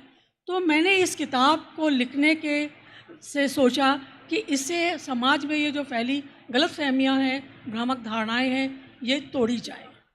तो ये मेरा उद्देश्य, मतलब लिखने का कारण था। अच्छा, ओके। वरना मैम, हमारा आज का जो सेशन है creating narratives while on the move, इस पर आधारित है। तो आप ज़रा शुरुआत से बताएंगी कि ये जो आपने किताब लिखी, इस तक पहुंचने की यात्रा कैसी थी और क्यों? धन्यवाद अमरीन। आप सबको मेरा नमस्कार। आवा अभिव्यक्ति सीज़न 3 के लिए मेरा दिल से आभार कि उन्होंने ये मंच दिया और आप सब के साथ बातचीत करने का मौका भी दिया। अमरीन, आपका सवाल बहुत अच्छा है। मैं बहुत छोटी थी, शायद कक्षा 3 में, तब मम्मी ने किसी शरारत पे थप्पड़ लगाया था और उस थप्पड़ को मैंने इस तरह लिखा था, वो टूटी फूटी हिंदी में, माँ तुम मारती क्यों हो, मारती हो। जब मैं रो रही थी, पापा कहीं बाहर गए होंगे कि पापा आएंगे तो शिकायत करूंगी, मम्मी ने एक और लगाई कि पापा के पास भी आपको किसकी शिकायत करने कहाँ जाऊं। और फिर थोड़ी देर रोने के बाद उन्होंने जब चुप करवाया तब लिखा था, मम्मा माँ तुम मारती क्यों हो, और मारती हो तो गले लगाती क्यों हो। जिसे कक्षा 5 में आने पे मैंने एक कविता के रूप में दिया स्कूल में, और वो उस ज़माने में स्कूल की जो पत्रिकाएं थी वो हाथ से लिखी जाती थी। तो वो कक्षा 5 में जब मैं थी तब मेरी कविता वो प्रकाशित हुई थी। वहाँ से लिखना शुरू किया। कविताएं तो चल रही थी, शादी हो गई एक फौजी से, और वो कविताएं चलती रहीं। बाद में माइक आ गया हाथ में, एंकरिंग के लिए एमसी करना है, जहाँ भी जाना है। तो हिंदी मेरी ऊपर वाले की दया से थोड़ी ठीक ठाक है, तो मुझे हिंदी के लिए चुन लिया जाता था। अंग्रेजी माहौल में एक नई चीज़ होती थी। तो ये सब चलता रहा, और एक दिन हस्बैंड ने देखा कि अरे ये किसने लिखा है, कविताएं लिखी हुई हैं डायरी में। तो मैंने बोला मेरी है। तो ही सेड एक दिन और भी देखी थी एक डायरी, तुम कितनी कविताएं लिखती हो, तुम्हारी तो किताब प्रकाशित होनी चाहिए। ये बात उन्होंने 2004 या 5 में कही थी, और मेरी पहली किताब 2007 में आई। और बहुत धन्यवाद। उसके बाद से लगातार किताबें आ रही हैं। तो उपन्यास आए, कविता संग्रह भी आए, मोटिवेशन पे किताब भी आई, यात्रा वृतांत ये पहला है। इससे पहले अलग अलग तरह की किताबें आई। हमारे पहले सीडीएस जनरल विपिन रावत ने मेरी पहली मोटिवेशनल किताब अब मंजिल मेरी है को बहुत सारी शुभकामनाएं दी थी। ये मेरे लिए यादगार लम्हा है, क्योंकि अब वो हमारे बीच नहीं रहे। और इससे पहले मेरा एक उपन्यास बहुत चर्चित रहा, जो कितने मोर्चे है। सैनिकों पे बात होती है, बॉर्डर पे बात होती है, बलिदान पे बात होती है, पर सैनिकों की असली फोर्स पे राइटिंग में कभी बात नहीं होती।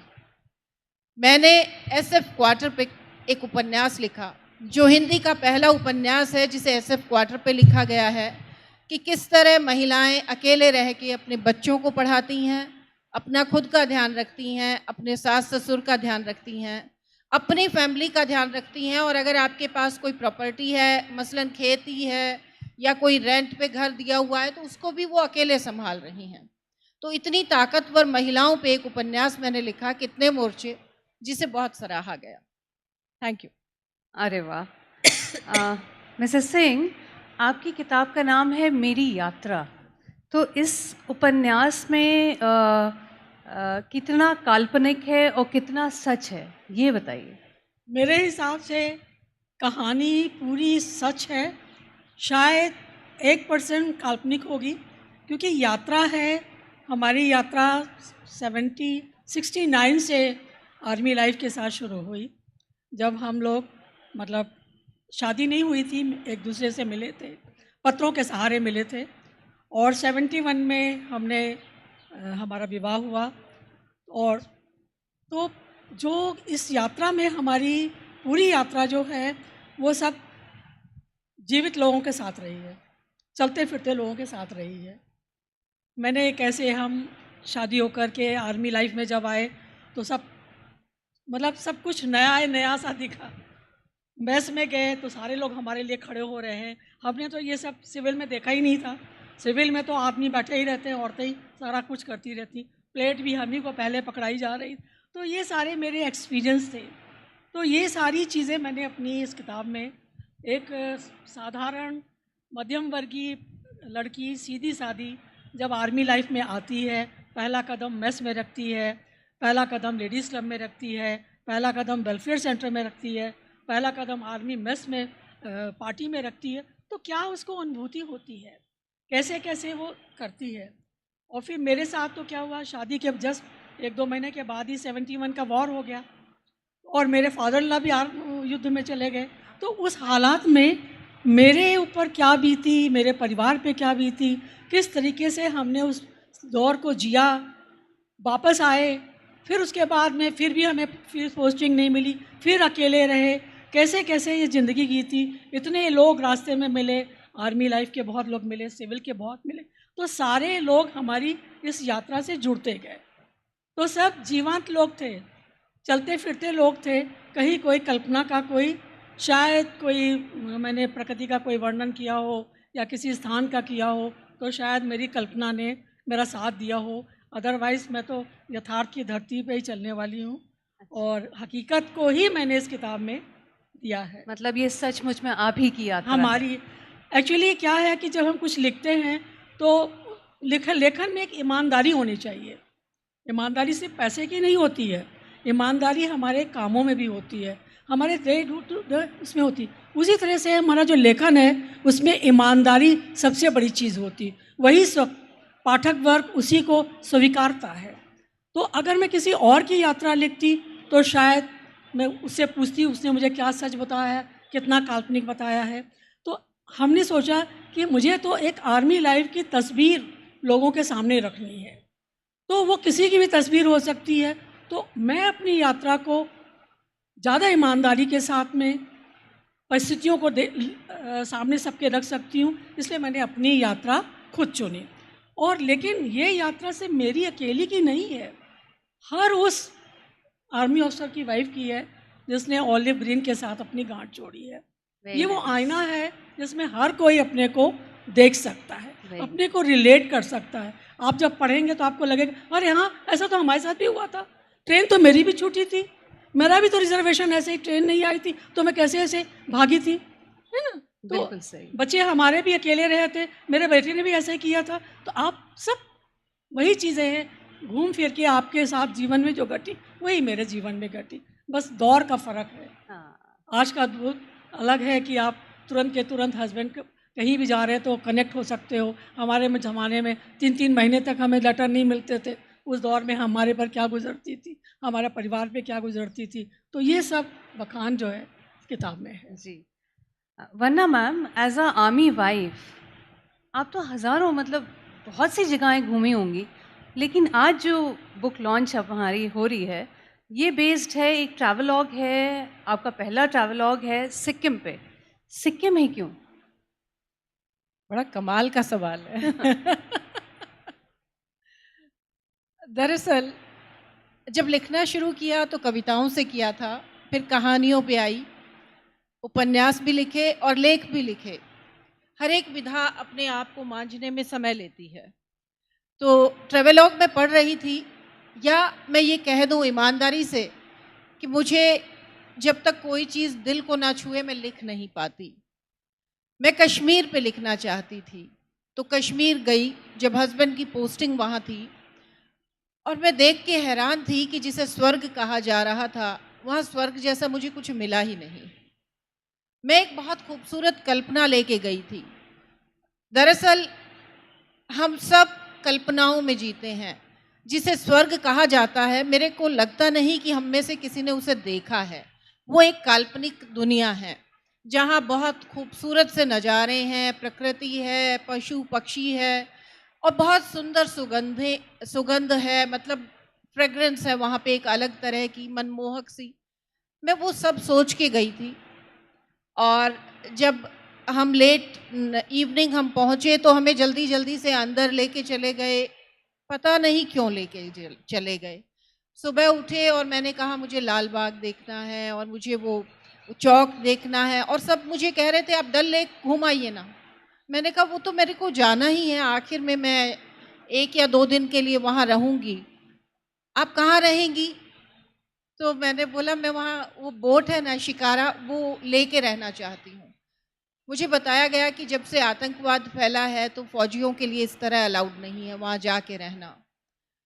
एक तो आतंकवाद ने, और दूसरा हमारे जो जितने पर्यटक वहाँ जाते हैं उनकी वजह से जो दोहन हो रहा है प्रकृति का, अंधाधुंध घर बन रहे हैं, प्लास्टिक का इस्तेमाल है, वो स्वर्ग मुझे स्वर्ग नहीं लगा। तो मैं अपने स्वर्ग की तलाश में रही, और जब मुझे सिक्किम में जाके लगा हाँ मैं स्वर्ग में हूँ, तब मैंने पहली बार यात्रा वृतांत लिखा, क्योंकि वो वाकई स्वर्ग है। चलिए, इससे हमारी क्यूरोसिटी और ज़्यादा बढ़ जाती है आपकी किताब को पढ़ने के लिए। कृष्णलता सिंह जी, आपने मैम बताया कि ये आपकी यात्रा है, लेकिन इसमें कैरेक्टर्स होंगे, कुछ पात्र होंगे, है ना? कुछ खास लोग होंगे, उनका चुनाव आपने कैसे किया? क्योंकि ये तो एक लंबी चौड़ी यात्रा होती है ना? देखिए, ज़िंदगी भी एक यात्रा है, एक पड़ाव से शुरू होती है, आखिरी पड़ाव तक जाती है, न जाने कितने ठिकानों पे रुकती है, और उन ठिकानों पे जो रुकते हैं तो लोग उसके साथ मिलते हैं, सहयात्री बनते हैं, उनके सुख दुख भी हमारे साथ चलते हैं, वही हमारी यात्रा का हिस्सा बन जाते हैं। तो इसमें हमारे साथ में जिन लोगों के साथ में हमारे हस्बैंड की पोस्टिंग रही, वहाँ जो लोग मिले, हमारे सीनियर लेडीज़ थे, जिन्होंने हमें आर्मी लाइफ के बारे में बताया, हमें सिखाया, हमें गढ़ा। अगर आज मैं अपने आप को पक्की आर्मी ऑफिसर की वाइफ कहती हूँ, मतलब हस्बैंड से ज़्यादा मैं जो हूँ आर्मी अपने आप को वो मोटिवेट समझती हूँ। तो वो इसलिए क्योंकि हमारे सीनियर लेडीज़ ने हमारे कैरेक्टर को, हमारे को गढ़ा, हमारे को हर चीज़ को गाइड किया, है ना? तो वो लोग जो हमारे साथ में रहे, वही सारे पात्र हमारे साथ चलते रहे। हमें बाहर से पात्र बुलाने की ज़रूरत ही नहीं पड़ी। पात्र तो हमारे साथ साथ थे, बस उनके ऊपर नज़र डालने की ज़रूरत थी, जो मैंने डाली। और जिन लोगों ने खास कर मुझे प्रभावित किया, मैंने उनका स्पेशली इस पुस्तक में ज्ञापन किया है कृतज्ञता का, कि जिनको मैंने अपना रोल मॉडल बना करके एक, अगर आप टाइम दें तो मैं एक घटना बताती हूँ।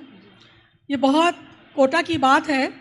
मेरा बेटा 6 महीने का था और हम हस्बैंड नाइट की तैयारी कर रहे थे। हस्बैंड नाइट की तैयारी कर रहे थे, बच्चे अलाउड नहीं थे रिहर्सल में। तो नेचुरली एक माँ जिसका 6 महीने का बच्चा घर में हो, अच्छा प्रोग्राम तो रिहर्सल तो टाइम लगता रहता है, डिस्कशंस होते रहते हैं। तो मैं वॉशरूम के लिए गई तो मेरी पूरी साड़ी आगे से गीली हो रही थी। तो मिसेस लहरी, दैट टाइम ही वॉज ए ब्रिगेड कमांडर, तो मिसेस लहरी, कृष्णा लहरी वॉशरूम के लिए जा रही थी, मैं निकल रही थी। उन्होंने मुझे देखा, उन्होंने कहा बेटे को दूध नहीं पिलाया? मैंने कहा मैम मैं तो सुबह 10 बजे की यहाँ आई हूँ, अभी तो 1 बज रहा है।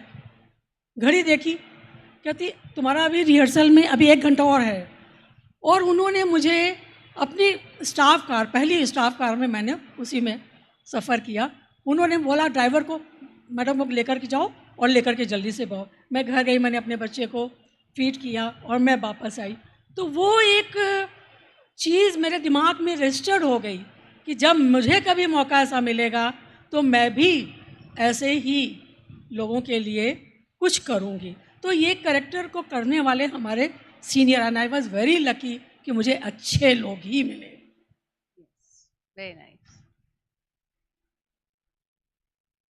वन्ना जी, आपकी जो ये किताब है सिक्किम पे, इसमें आपने सुंदरता की भी बात की है और एडवेंचर की भी बात की है। तो ज़रा बताएंगी कि ये दोनों चीज़ें एक साथ कैसे पॉसिबल हो सकती हैं? जी, पहाड़ों पे सुंदरता जितनी है, प्रकृति जितनी खूबसूरत है, उतनी ही डरावनी है। ये मैंने पहली बार अनुभव किया। मैं सोचती हूँ मुझे नदियाँ और पर्वत बहुत प्यारे हैं। मैं नहीं जानती कि लड़कियों का पहला प्यार क्या होता होगा। मेरा पहला प्यार पहाड़ है और शायद वो प्यार आखिरी भी पहाड़ ही रहेंगे, इतना मुझे वो सम्मोहन में बांध लेते हैं। ये बात है कि मुझे जाना था नॉर्थ सिक्किम। मैं गुरु दोंगमा लेक के लिए जा रही थी और रास्ते में एक जगह हम रुके जहाँ पे बहुत खूबसूरत फूल लगे हुए थे। मैंने हस्बैंड से कहा कि गाड़ी रोकिए, मुझे ये फूल देखने हैं। इतने खूबसूरत लाल रंग के फूल मैंने पहले कभी नहीं देखे थे। मैं रुकी और ये एक ऐसी जगह थी जहाँ पे हमारे राइट साइड में पहाड़ थे ऊंचे ऊंचे, और बारिश में जब पानी बहता था तो इस घाटी में से हो के नदी में जाता था। और मैं इसी उम्र की बात कर रही हूँ। महिलाएं उम्र नहीं बताती, इसलिए मैं अक्सर कहती हूँ कि 16 की हूँ।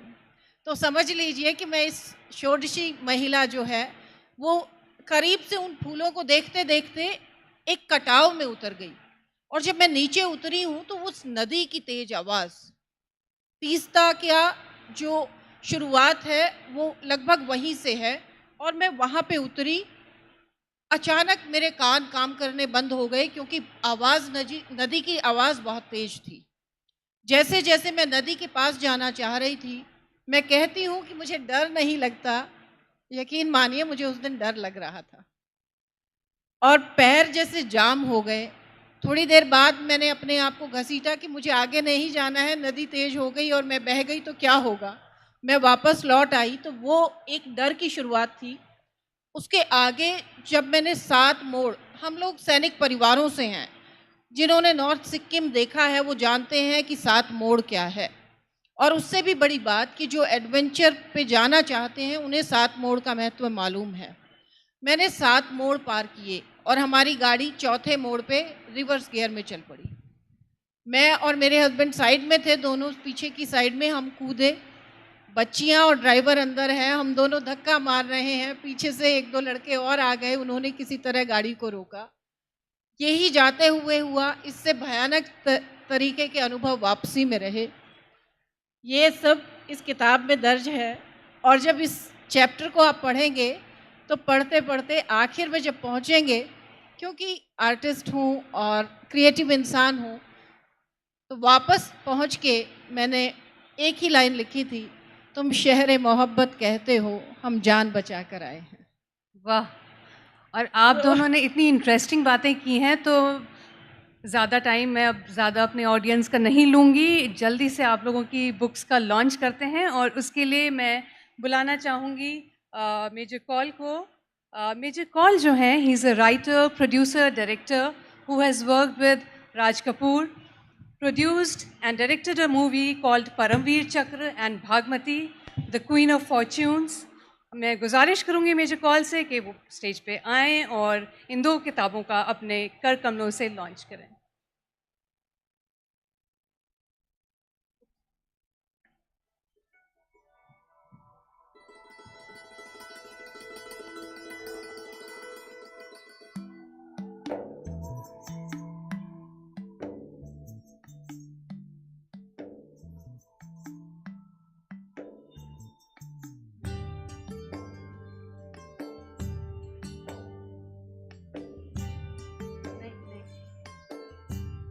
चलिए, ये आप सबके सामने किताब आ गई है, Sikkim a travelogue by Mrs Vandana Yadav. A big hand of applause I want. जोर से तालियां, चाय पियेंगे फिर बैठ के। दूसरी किताब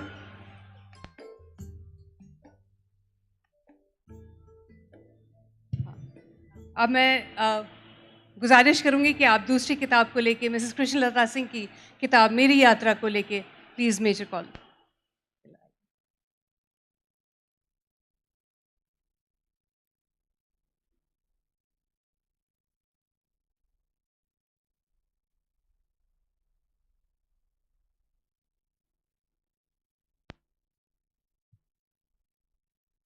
beautiful.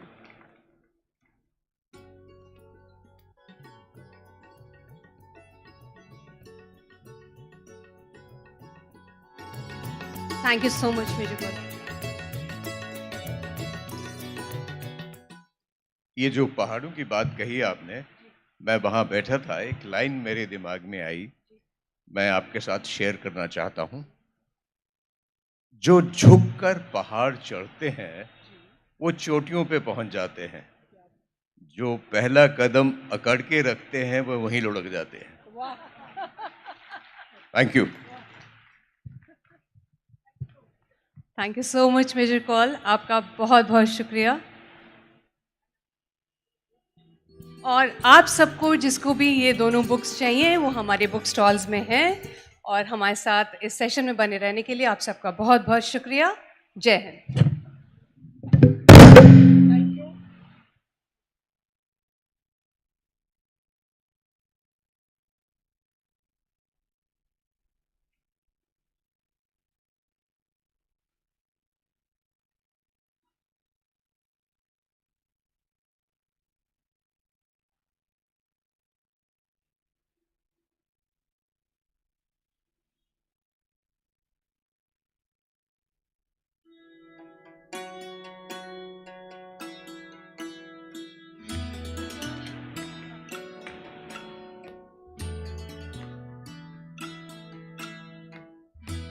Hello, hello, check. Am I audible? Am I audible, everyone? Thank you. This was also one of the ways to ensure that you're all paying attention because we really, really need that.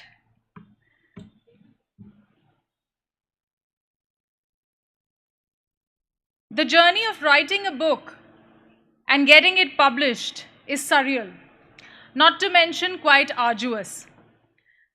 Completing a manuscript is like having labor pains. During the pains, you're so exhausted that you just want to deliver this baby. You just want to be done with it because you need that respite, and you feel that once this is done, you'll be relieved. And then some wise person comes and tells you that this was the first step, the easiest probably. The real job begins now. Raising this child into a fine, humane, responsible adult will be the hardest thing you've ever known. Authors feel the same. When with painstaking effort and determination, they finally complete writing their manuscript only to find out that this was the easy part. Getting it published and putting it out there will be the real challenge. You see, being a writer doesn't mean writing it. It means finishing it. I'm Parul, and there was a time I dabbled in journalism. And like every good journalist, I too dreamt of writing a book. However, I wasn't getting down to doing the main thing, which was writing. So every time my husband would ask me, "और भाई, कहाँ तक पहुँची तुम्हारी किताब?"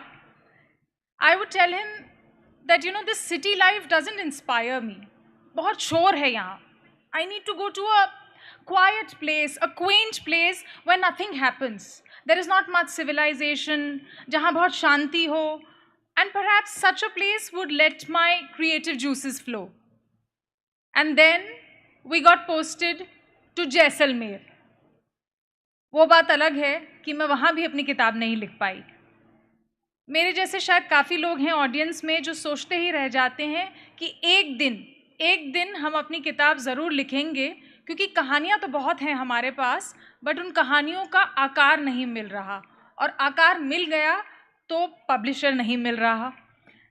The good news is that today on our panel we have a galaxy of ladies who will take us through this entire process of writing and finishing a manuscript to publishing it. For the discussion on Kalam Se Kitab Tak, ladies and gentlemen, can I have your attention?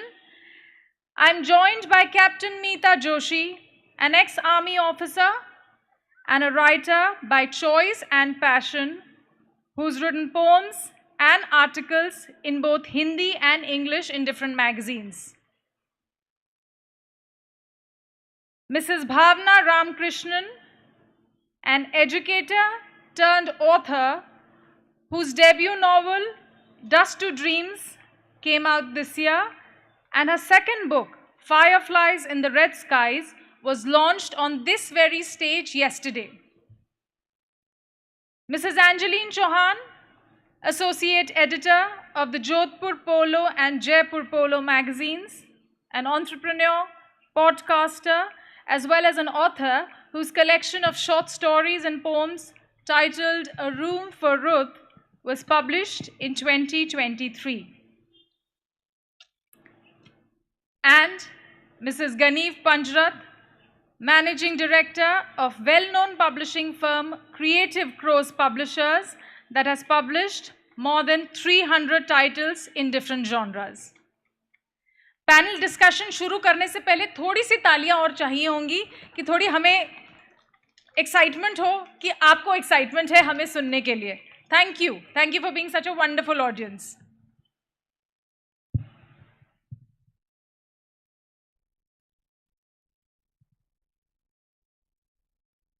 Welcome, ladies. Really hot. Am I audible? Is it good? There is no greater agony than bearing an untold story inside you, said American poet and memoirist Maya Angelou. Meeta, is there a story simmering inside of you? First of all, namaste to all, and thank you for having us here. And what a magnificent thought. As a writer, there are thousands of character stories which are brewing in my mind, waiting to pour themselves out in this conscious universe. These are part of my imaginations, my experiences, essence, and they're yearning to find a home on the page of some book someday. I am a proud bearer of this agony. I really feel proud that I have this agony, and what makes it more wonderful is that someday how this agony is turned into something so beautiful like a story or a poem. And I would like to describe it in my couplet कि कुछ किस्से आधे अधूरे से लफ्ज़ों से मिले तो हुए पूरे, एहसास मिलाकर कागज़ पर उतारा तो एक हसीन दास्तान बन गई. क्या बात है. ये किस्से आधे अधूरे आप कह रहे हैं, हम इन किस्सों के पूरे होने का इंतजार कर रहे हैं कि वो कितने ही खूबसूरत होंगे. Same here. From all of you, I would like to know what are the challenges a writer faces. Angie, what was your biggest challenge?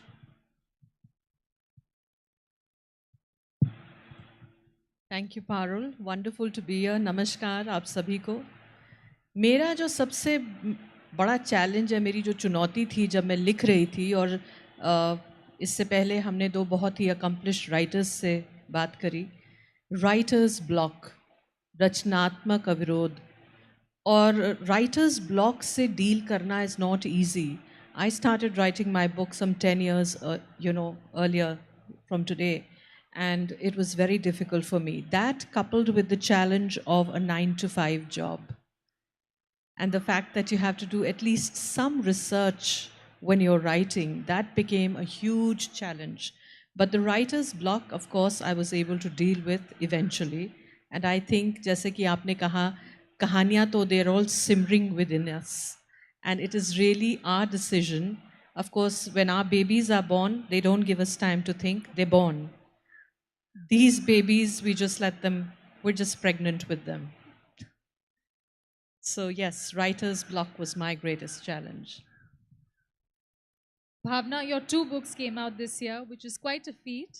The second one was much faster, if I may say so, because you began writing it in January, if I'm not mistaken, Yes. and it was out by September 8th it was published. Yes. Were the challenges as a writer any different the second time round for you? Every book, every story is different. So my first book, Dust to Dreams, which was published in the month of June, I started writing it last year. And I'm an educator. I teach senior secondary classes. And there's a lesson in my English literature book, which is an extract from Diary of Anne Frank, where it says that paper has more patience than people. And that somewhere resonated. Last year we were in Egypt, and कल ही हमने अनुपम खेर जी को सुना, जिन्होंने mental health और loneliness के बारे में काफ़ी कुछ बताया. Now, when we were there in Egypt last year, I was definitely quite lonely because in Egypt, most people mostly speak in Arabic, and there are very few English-speaking people. So, उधर दोस्त बनाने काफ़ी मुश्किल थे. And then last year was also my father's 25th death anniversary. So I was otherwise also quite despondent and a bit low. However, I felt that this gloomy, low feeling should not spill over my children. And I read somewhere that time doesn't heal grief. You just learn to wear it with grace. And so I thought, this grief I will turn into creative energy, and I'll write my first novel. I'll dedicate it to my father. And I wrote about 76,000 words, each word in his memory. And I decided, since it's in memory of my father, who's an infantry officer, the next step was, ki theme kya hogi? And so people who liked my articles, I remember the first article that I contributed was again in Ava Journal. And it was about 15 years ago. And that was the first check I got. It was, I think, 700 rupees for that article. And then I started writing because people really appreciated. So to begin with, I thought कि वो मेरे दोस्त हैं, इसलिए मुझे खुश करने के लिए appreciate कर रहे हैं. But I started contributing, composing poems. And some of my friends said, you must write a travel log since you've traveled extensively. However, nothing could really, strike. So when I decided to write this book, I decided I'll write it about India, journey of Bharat, that is post-independent India, when the Britishers had left India and the Indian villages and towns were nothing but dust bowls. And from there were people who had the courage to rise from the ashes and dream, had the courage to dream. And so the title, Dust to Dreams. Now, I had to do some extensive research, read some books, get into Google and everything because I have the historical references in that book. I have mentioned about 3 wars, since it's the story of a soldier who was born in a humble family in a village in eastern UP, and he joins as a Jawan and works his way up to become an officer. And so it's about army families as well. And since there are historical references about 3 wars, I had to read about that. And it's about diasporic dilemma because that officer, this boy, then his daughter is a doctor. She's inspired by her father's journey and becomes a doctor and settles abroad. So the novel also covers diasporic dilemma. So there was a lot of research here. However, my second book, which I've written, it's on women empowerment. So it was a different book altogether. So altogether, fresh research had to be done. And it's about a foreign services officer. And no one in my family is from the foreign services. So since we were in Egypt, I interacted with few people and then I tried to build up the plot. So it was faster because by now, I was more disciplined and I knew how to spare time to write. And thankfully, there was no writer's block, at least this year. And my book was published. It's the blessings of a lot of people, I guess. Congratulations for that. Thank you so much. Mrs. Panjwat, as a publisher, you interact with authors all the time. What are their struggles like? They share it with you. As a publisher, I said you interact a lot with the authors. What are their struggles like? What are some of the, do they discuss writer's block or things like that? The research challenge. What are their challenges that they We share run with a you? very traditional publishing house. When an author approaches us, the first question is, how much do I pay? The first question which pops up is, what is my package? So we tell them and we humble them down. We say, first come first, give us your manuscript. We'll go through it. We check the genre. If it is a first-time author, then we encourage the author to come to us. We take the script, handle it very delicately, get back to him with all the possibilities that can flow. And the USP of our little publishing houses, never say no to anybody outright. So the book has to obviously sell later on, but the onus lies on the publisher to make the author comfortable and that everybody's dream needs to be published. If he's interested, we publish it. So even if they have challenges, you are there to help them overcome. We will definitely help them. How wonderful. Meeta, coming to you, as a potential writer aspiring to get her work published, आपके क्या challenges हैं? So there are many challenges which a potential writer who wants to get her work published faces. The first and foremost lies with us, it's dare to dream. So it comes with fear of rejection, fear of criticism, fear of not having anything worth saying, a fear like when my book gets published, it might not get the right place on the shelves of my favorite bookstores. But these are fears, and we have to overcome it. The best way to overcome it, I think, is just jump right into it without overthinking, but with a plan. So I think I have to say it aloud to myself and to the people. And if I can achieve that, half the battle is won. I think the other challenge which I face is lack of background knowledge and experience as compared to traditional authors, who have experience. So regarding publishing, we don't have that kind of experience. So what I need is a mentor or a guide who can sail me through this. And editor, who can actually edit or proofread my manuscript. You have all the book, all the people. I'm aiming at the right person, Yes. I guess. So whether you publish with us or you don't, you're always welcome anytime to just come up, pick up the phone. My number is everywhere. I'm always on the social media. I'm everywhere. So it doesn't matter to me whether you publish eventually with us or not, but I always help everybody. I am glad. I am glad. See, this is the beauty of AVA, no? Yeah. The sisterhood which connects us, that we find support Exactly. like this. So I would like to cite few more challenges like financial considerations, right? Everything comes with a cost. Cost of editing, cost of publishing, cost of cover page, marketing. So I think we have to set a realistic expectation over here, which she rightly said. We cannot go and say, what is our package? We cannot say that as a first-time publisher, first-time author. And I think the last but not the least is how to deal with the negative feedback. It is an inevitable part of being an author. And I think we need to focus on constructive criticism. That will help us to write better in the future, and it will help us in our endeavors. So these are the challenges, but I wish कि लिखती रहे कलम यूं ही, यही दुआ है स्याही की कि 2 पैसे के कागज को भी अनमोल कर देती कभी कभी. What a beautiful thought. आपने constructive feedback की बात की मीता. Editing is also a way of feedback, and as writer Stephen King says, to write is human and to edit is divine. Angie, editing क्यों important है और एक कहानी या कविता को एडिटिंग की मदद से उसको बेहतर बनाना और साथ ही एक ऑथर की यूनिक वॉइस को संजो कर रखना मुश्किल बैलेंस है, मुश्किल काम है, आप कैसे करते हैं? देखिए, बचपन में हम सबसे कहा जाता था that books are your best friend.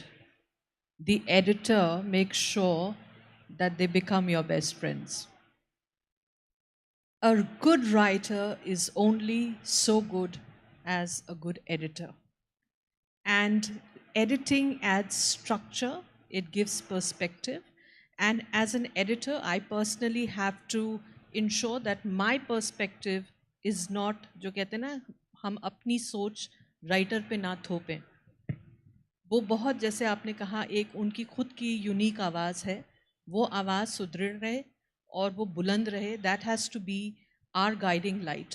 तो समझना ज़रूरी है जब कोई article, for instance I do structural editing because I am a magazine editor, but Mrs Panjrat here would know that when you do developmental edits for books, it is far more researched and nuanced, you no.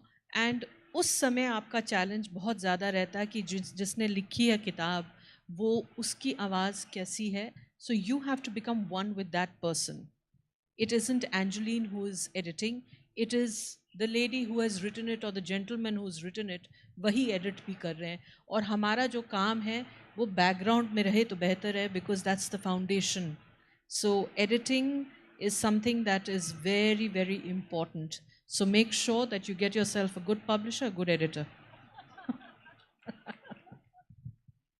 What's your take on this, Mrs. Panjrat? Are authors reluctant to get their work edited? Because I'm sure it requires a lot of deliberate discussions with them. How do you collaborate with them to get with the authors, with the editors, to get the best possible book? See, we get multiple authors to us. Some are very rigid. They just don't want their manuscript to be edited. And वो कहते हैं मेरी पत्थर की लकीर है, इस किताब का एक word भी यहाँ से वहाँ नहीं होगा. You can correct the grammar, but you will not touch the content. The others come to us, they say we need suggestive enhancement. So we offer them suggestions. Again, I agree with Angeline, we do not touch the essence of the editing work. That is the heart and soul of the author. And the last of all is the children, the young authors who come to us. You know, it's a huge Herculean task to get them to finish the editing part because they procrastinate. And वो आ जाएंगे अपनी manuscript लेके और फिर बोलेंगे aunty अब मेरे exams आ गए हैं, अब मेरे को हॉलीडेज़ हो गई हैं, I am on a so it does happen. Each and every individual is treated in a different manner, but we have to meet the deadlines. So there is a fixed time frame for editing, fixed time frame for the designing, and for the book to reach its due course you have to adhere to that. फौजी timeline पे हम चलते हैं कि सब कुछ बिल्कुल deadlines पे. Meeta, who are the authors you idolize, who inspired you to write? So while I was growing, I think I was in awe of poets like Ramdhari Singh Dinkarji and authors like Anton Chekhov. But those are the legends, and I have idolized them. But I think in recent times, the writers who have influenced me are Chetan Bhagat and Amish. And why? Because I think they can connect with a wider audience. Their themes are very relatable. Their language is very simple. And, a larger segment of reader can connect and resonate with their themes. And the most important point, that they have broken the barrier of their comfort zone and did something so wonderful with their passion. So I think that's how I like that. Wonderful. One of your favorite authors is coming tomorrow. I know. So I hope you get to meet him. अच्छा manuscript तो लिख ली अब finding the right publisher for your manuscript is like finding the perfect match for your daughter हम चाहते हैं कि हमारी बेटी यानी हमारी मैन्यूस्क्रिप्ट को कोई ऐसा मिले ऐसा वर ऐसा दूल्हा जो उसको उतना ही प्यार मान और सम्मान दे जो हम देते हैं भावना आपका ये एक्सपीरियंस कैसा रहा To be very frank, when I started writing, I thought my desire to write did not stem out of ambition. Like I said, it was to overcome grief. And I thought I'll restrict myself to maybe 20, 30,000 words. I'll take out a printout, have pictures, and I'll keep it. However, the words poured, the cascading waterfall of words, and I told my close friends and relatives to read it, and they really appreciated. So the manuscript went up to about 76,000 words, which is required for a proper novel. Now, when this was done, I realized a lot of effort has been put in. Now it's time to look for the right publishers. And I had absolutely no clue कि मैं किसको approach करूँ. So I started Googling. So I found out quite a few publishers. वो भी random names थे, Alistair MacLean, and then you have Europa Books. और आपके penguin और ये सब तो हमारे जैसों को शायद एंटरटेन भी ना करें then some of my friends are published authors so somebody suggested author press so there was a whole list and every second day I was sending 3 of my first chapters and a lot of these big names did select my manuscript however they kept talking about hybrid publishing and some of the publishers which were foreign based they asked for a very heavy amount also and I thought since it's my debut novel I don't know how much people will like it or read it how much it will sell whether it was even worth spending so much of money in hybrid publishing and I was extremely raw about the whole thing and one day my husband was congratulating somebody over their book launch so I asked him please ask who's the publisher so he asked that officer and they told us it's Saber and Quill so I again googled Saber and Quill and I started corresponding with them and I came to know it was run by 2 veteran officers. So I sent them my manuscript and just 3 chapters, which is how you go about it. And then they sent me a contract letter and asked for the entire manuscript. And they liked the story a lot and they did not insist on changing it much. My brother is a menswear fashion designer. He's very artistic, so he designed the cover page. And everything was as per my choice, like it wasn't edited or anything. And I had done extensive research on the timeline, which goes haywire usually. So Saber and Quill published it the second time again because now I'm in my comfort zone. So again I approached them. However, the second time they suggested editing because then there were a lot of lapses, there were timeline gaps, and then I was suggested to relook at the entire script, and I made changes also. But both the time it was Saber and Quill that published my book. It was difficult. It took me about 2-3 months to finally, find somebody. I was about to give up also. I said, let's go back to India and then I'll talk to my friends and then get it done. But however, when I was in Egypt only, the book got published. So for a debutante, it was a shot in the arm. देखिए बेटी के लिए दूल्हा मिलना इतना आसान थोड़ी है. Writing may be art, but let's face it, publishing is commerce. It's pure business. Mrs. Panjat, what are, according to you, some of the common hurdles authors face when navigating the business side of publishing? Something which Bhavna also spoke about. Things like marketing, distribution, if you can. So the question which pops up after the author comes to us is कि मेरे से आप कितने पैसे लोगे, मेरी book कहाँ पे जाएगी, कहाँ पे उसको प्लेस करोगे, उसकी डिस्ट्रीब्यूशन कैसी होगी, वो किस किस के पास पहुँचेगी, क्रॉसवर्ड्स के विंडो के ऊपर मेरी किताब प्रेजेंट होगी कि नहीं होगी, सबसे बड़ा पोस्टर वहाँ लगेगा कि नहीं लगेगा. So you have to be true to your author. Right from the beginning, when we come up with a contract with the author, you have to tell him openly what all is in your reach and what all you can't do. I think honesty goes a long way, and transparency in a publishing world is the most important thing to be open about. So the whole thing is completely disclosed in a contract with the author, where he is disclosed what all will your publisher offer, What all will your be, what all the royalties will you get? Where will your book be actually placed? And if you're going through, you spoil your author for choices. You want to sell it international, you want to have a domestic platform, you want to have a ebook. What all do you want to do? It is exactly transparently written in the contract. So the author is not, waiting till the last moment कि मेरी manuscript तो ले ली, उसके बाद क्या अब होगा. So that is told directly. Yeah. The publishing world has evolved significantly in the last few years, with self publishing becoming more accessible and acceptable. Angie, you took that route when you published your book, A Room for Ruth.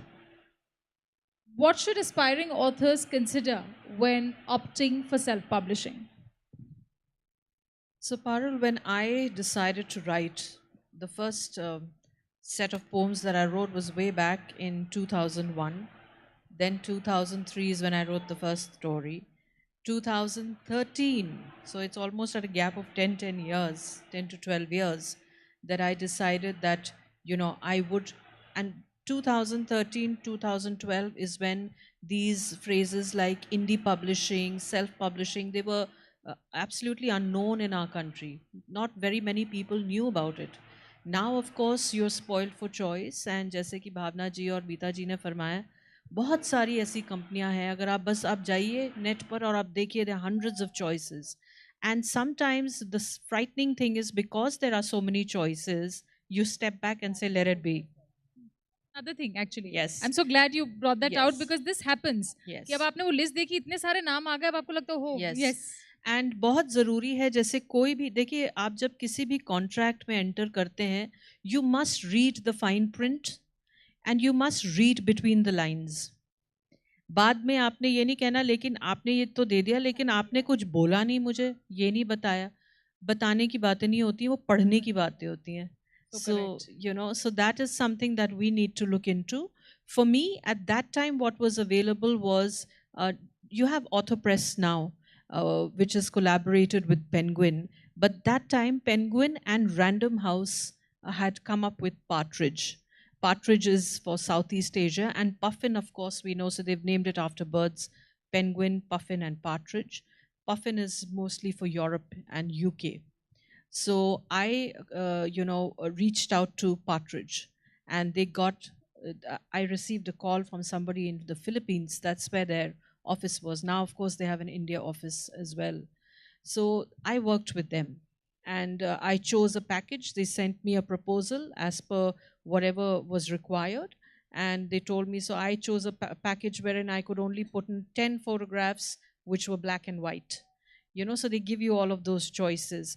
And self-publishing then puts the editorial burden on the writer, because then you're going to sit, so probably if you're going to do that now, जैसे कि Sabre में कहा, I don't know how Sabre and Quill does it, or how Creative Crows, how you do it, but then they sent me a form, and above, I could do 2 drafts that were free, the 3rd draft would cost me money, and if there were edits beyond 100, I would have to pay for the 101st, something of the sort. So these are these little nuances which are there, but you have to maneuver them, and eventually, I guess, like Bhavna ji farma rahe the, that पैसे के लिए नहीं लिखता कोई writer. If you are an idealistic writer, it comes out of passion. किसी भी वजह से आप लिखते हैं because you feel that you have to make sure that मुझे लिखना है, whether it is a cathartic experience, आपको जो भी उससे मिल रहा हो. It is the first book is always very personal, and because it's personal, you do not think about the costs that are there, and usually when that idealism takes over, we forget to read the fine print. So again, please go back to reading between the lines and the fine print. Mrs Panchat, आप क्या insights share करना चाहेंगे मीता के साथ, मेरे साथ, और ऐसे बहुत सारे लोग जो ऑडियंस में हैं जिनका सपना है कि एक दिन उनकी कहानियाँ किताब के ज़रिए लोगों तक पहुँचे? What are the things that a publisher looks for in a manuscript in order to make it a successful book? First is the genre. When you write a fiction, it sells. When you write a non-fiction, it also sells. Poetry has a distinctive audience. It has a limited audience who can understand the nature of your work. So it's a struggle for a publisher to sell the book.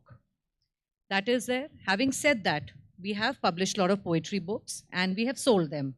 And Ashna Lidder, a very dear friend's daughter, I think I sold nearly about 1,000 plus copies.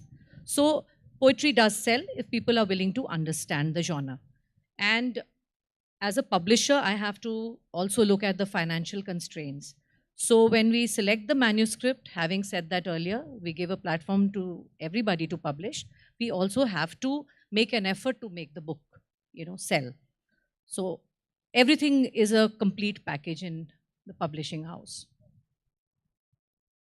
I think this discussion has been really very beneficial for me, and Meeta here would agree with me. Meeta, what are your thoughts at the end of this discussion? Do you have a list of things that you want to be prepared with when you embark on your new project, or when you will be approaching a publisher?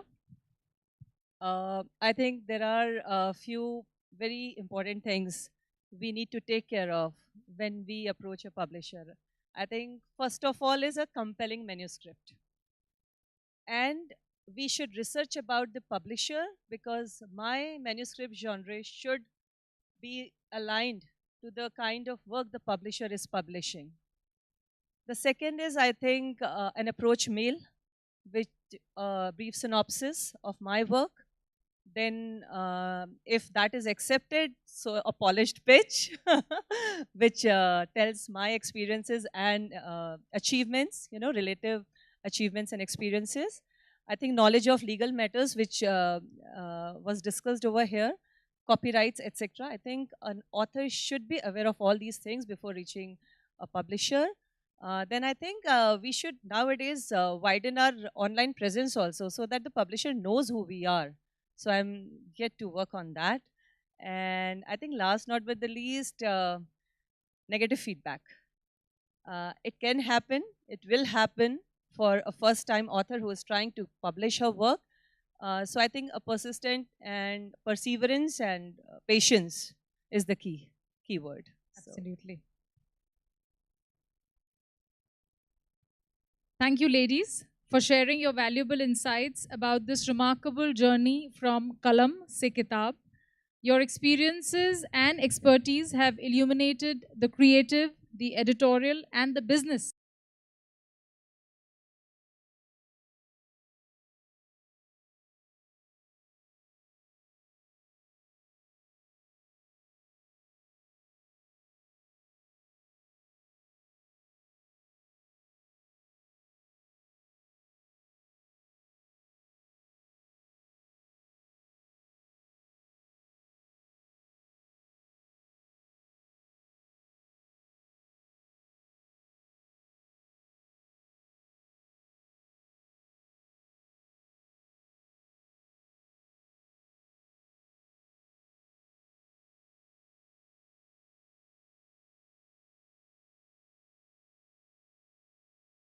raw ideas into a published book. It's quite literally a labor of love. Thank you so much. Thanks a lot. Thank you. Ladies, can we have a round of applause for our panelists? Thank you so much for being such a patient audience. Thank you.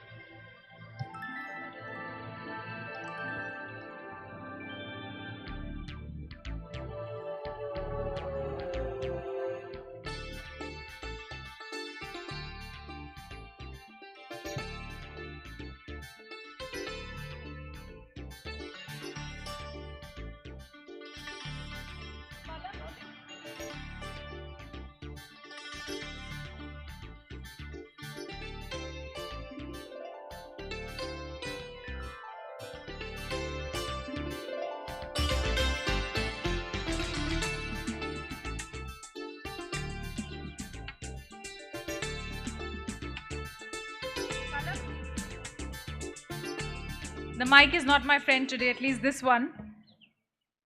But this one loves me.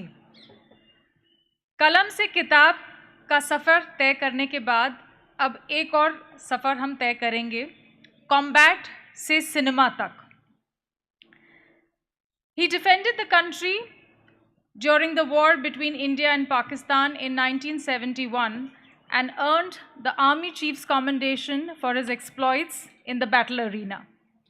Having served in the Indian Army for several years, he then made a rather dramatic journey from the battlefront to Bollywood, from combat action to lights, camera, action. Major Ashok Kaul joined the film industry and worked closely with none other than the great showman Raj Kapoor himself in the making of his super hit films Ram Teri Ganga Maili and Hina. A little anecdote that he was sharing with me earlier this morning about how he convinced Lata Mangeshkar to sing one of the famous songs in the movie Ram Teri Ganga Maili, which he will share with us in a while. In 1995, Major Kaul ventured out on his own when he wrote, directed and produced the Hindi film Param Veer Chakra, which received the prestigious Special Jury National Film Award. It also won the Screen Videocon Award for Best Story that year. 10 years later, Major Kaul returned to the celluloid with a path-breaking movie this time. Starring Tabu and Milind Soman, Bhagmati, the Queen of Fortunes, was an animation movie with live characters. And you have to remember that this was a time when nobody had heard about animation in cinema. It was first of its kind in Indian cinema when the audience was yet to know what animation was all about. That is the time Major Kaul made this movie. And rightfully so, the film was invited to participate in various film festivals all over the world. We are fortunate today to have the man himself with us today. However, before we go ahead with a rendezvous with Major Kaul, I'd like you all to watch a clip from his film.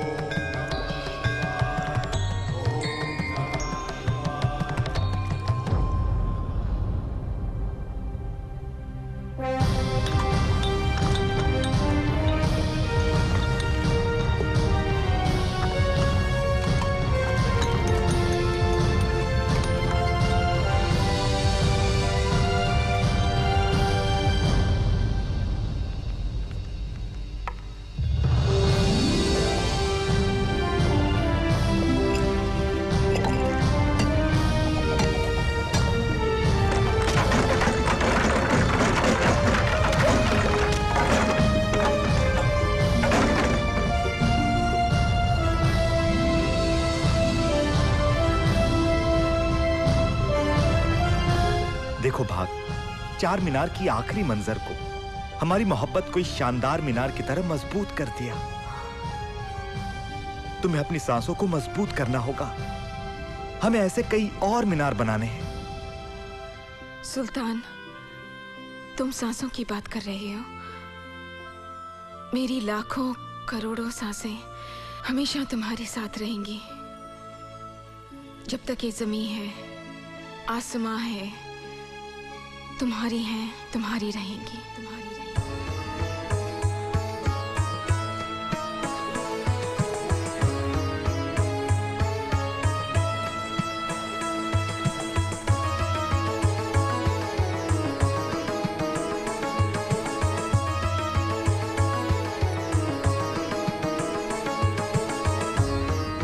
असीम,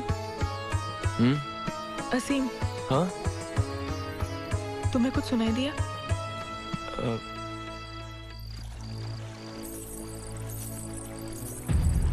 अरे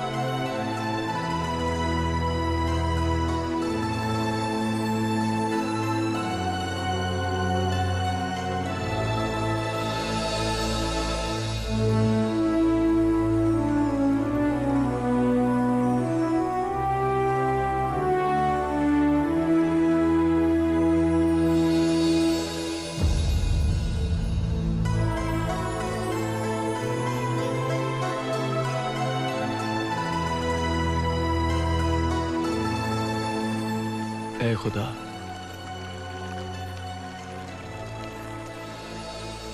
मेरा शहर लोगों से ऐसा भर दे जैसे तालाब मछलियों से भरा होता है। हम एक ऐसे खूबसूरत शहर की तामीर करेंगे जिसकी चारों दिशाओं में खुदा के करम से खुशियां ही खुशियां होंगी।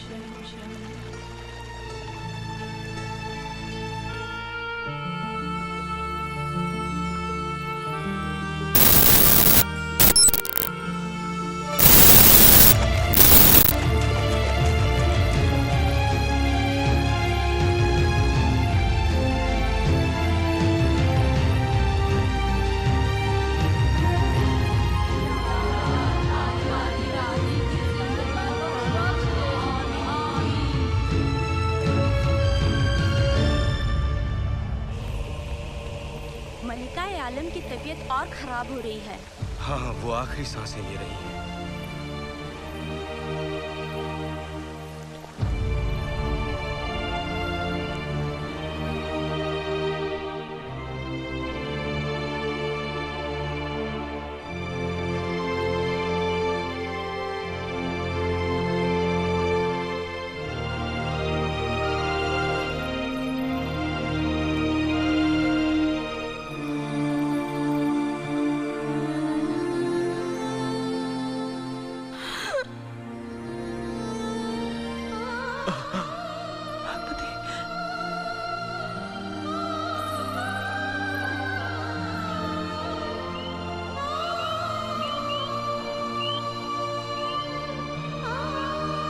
तक लिया।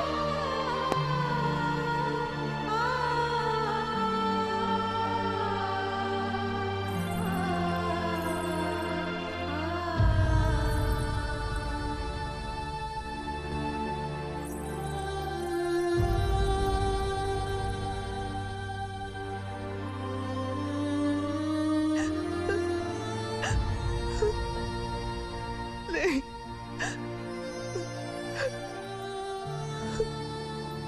भागवती,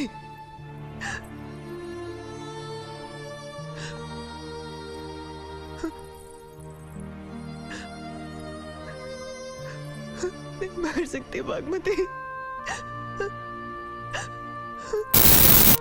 नहीं।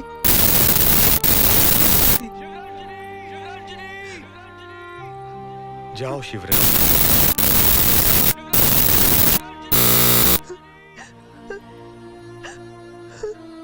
शायद कोई तुम्हें पुकार रहा है।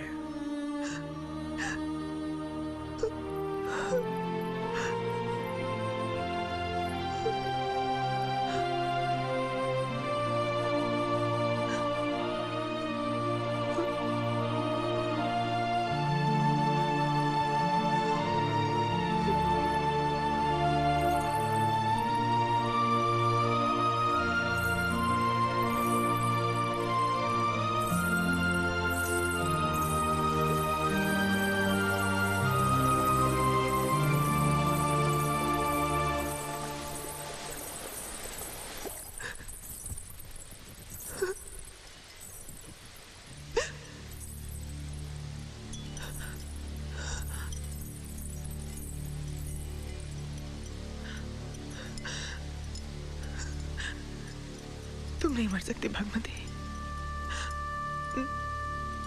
तुम नहीं मर सकती।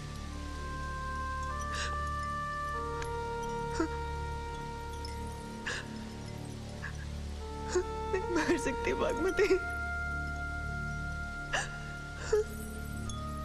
नहीं।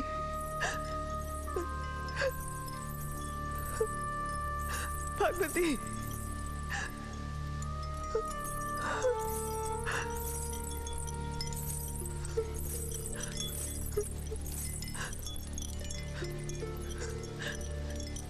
तुम नहीं मर सकती भागवती, मेरे जीते जी तुम नहीं मर सकती भागवती। सुना तुमने?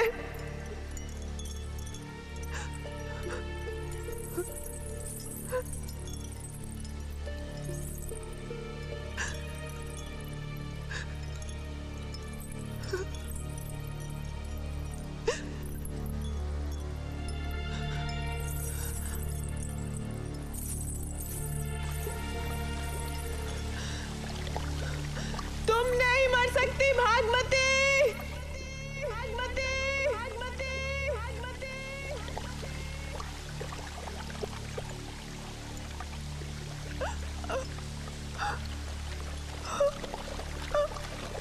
शिवरंजनी, शिवरंजनी, शिवरंजनी क्या हो गया तुम्हें? क्या हुआ? शिवरंजनी आंखें खोलो, आंखें खोलो शिवरंजनी, क्या हुआ?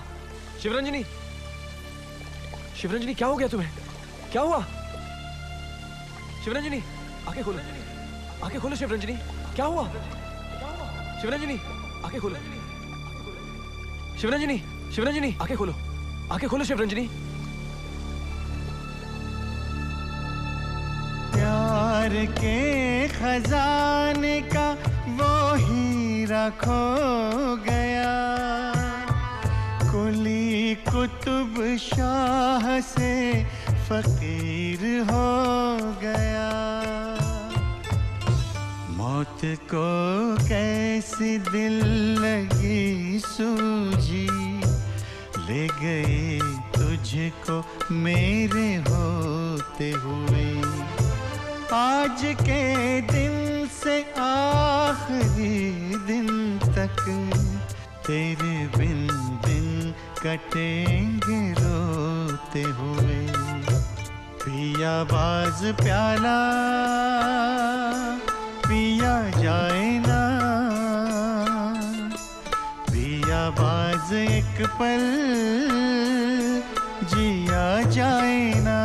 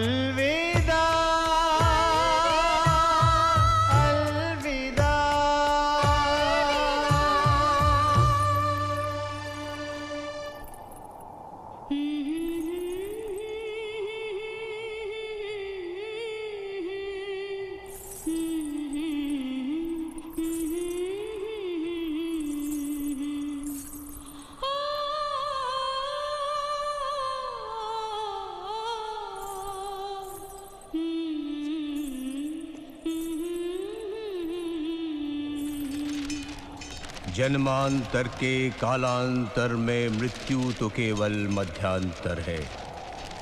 जो जीवन हम जी लेते हैं जीवित उसका एक एक पल है।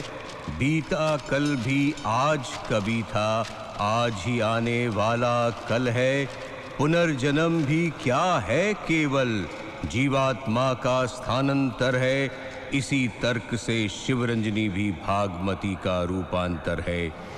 नश्वर जग है, प्रेम अमर है, प्रेम से ही जीवन महान। प्रेम में भूत भविष्य न कुछ भी, प्रेम तो केवल वर्तमान है।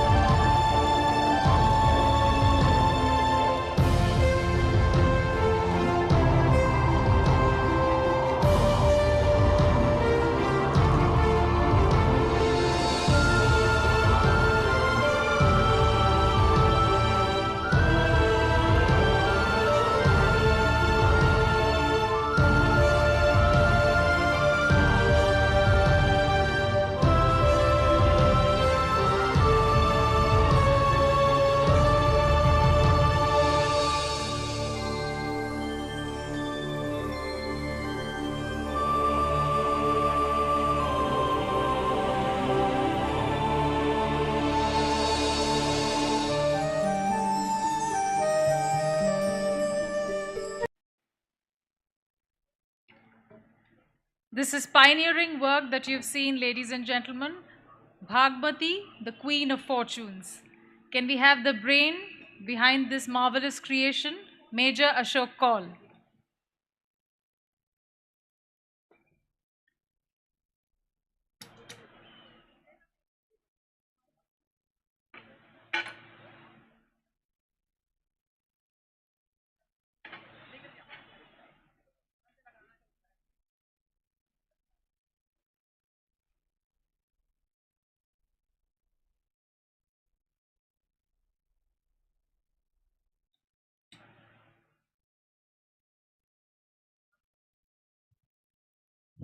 So sorry to keep you waiting. No matter how much you try, sometimes these technical glitches just surprise you. I'm sure you would know. You're. Haji, this. Major Call, the theme of this season of Abhivyakti is transition.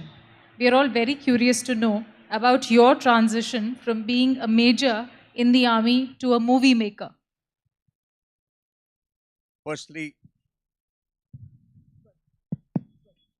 let me thank, मैं आप सबको धन्यवाद देता हूं, मुझे यहाँ आपने बुलाया. It's a great honor for me. And to share whatever I have done in life, the foundations are here. That's what my foundation is. शुरू करने से पहले मैं एक लाइन कहूंगा जो मैं कहना चाहूंगा आप सबको. That has been part of my journey in life. ऐ हवा तू बदल दे अपना रुख, मैंने तो दिशाएं चुन ली हैं.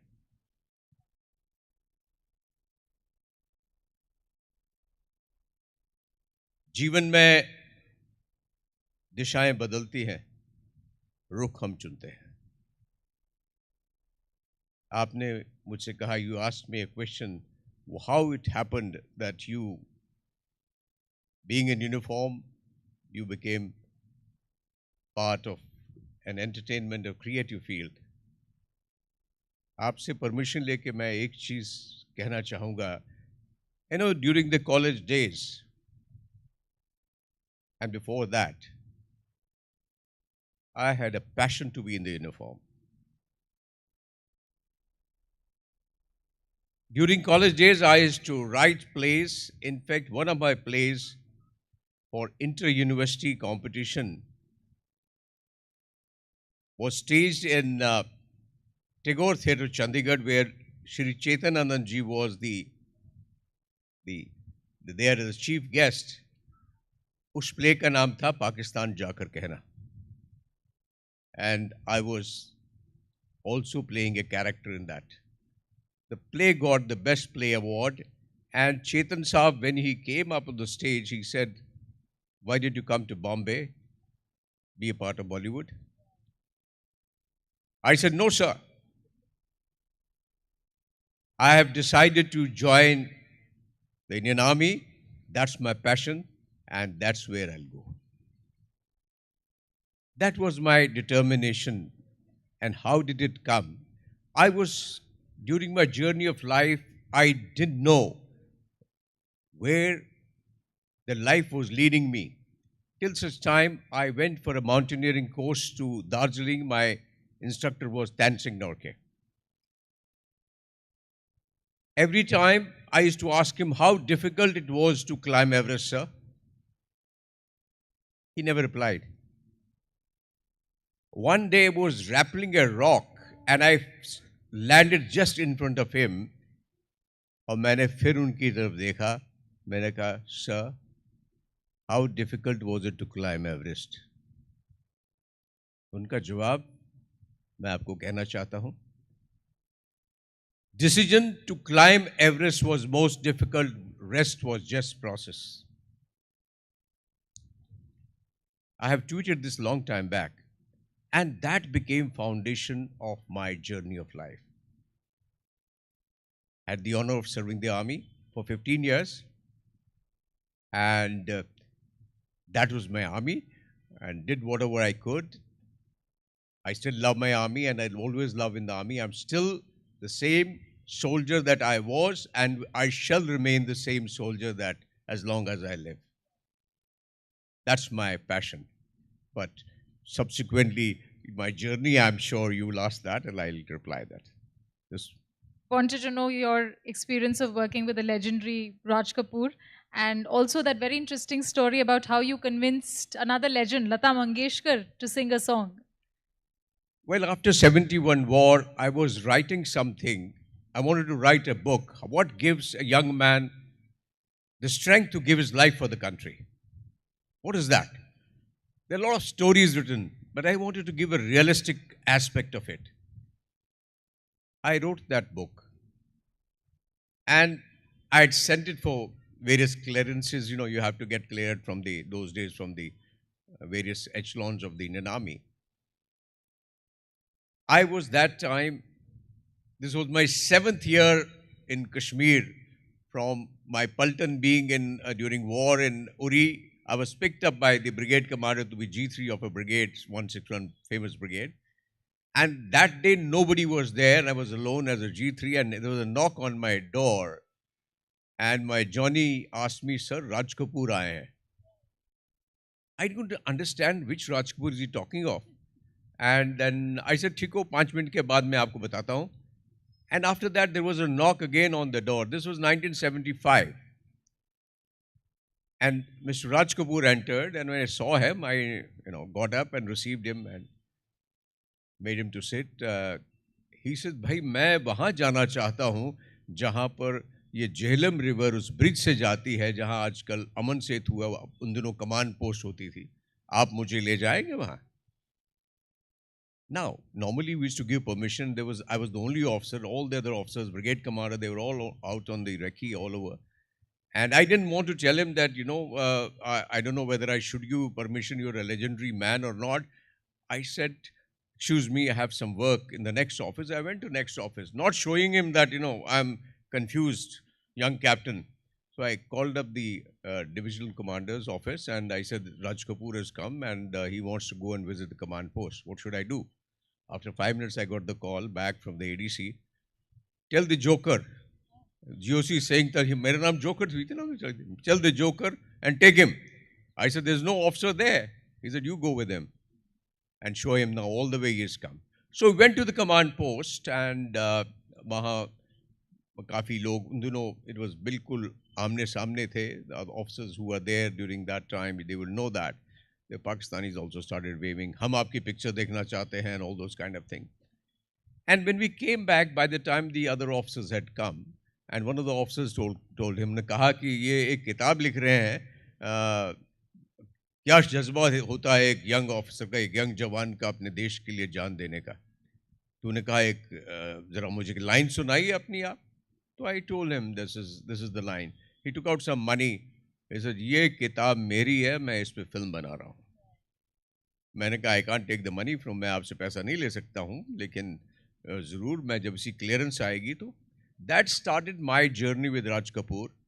And then later on, I was constantly getting messages and letters and telegrams from him to please come meet me. I used to come. But unfortunately, क्या हुआ कि 3 फिल्मों का मुहूर्त हुआ था.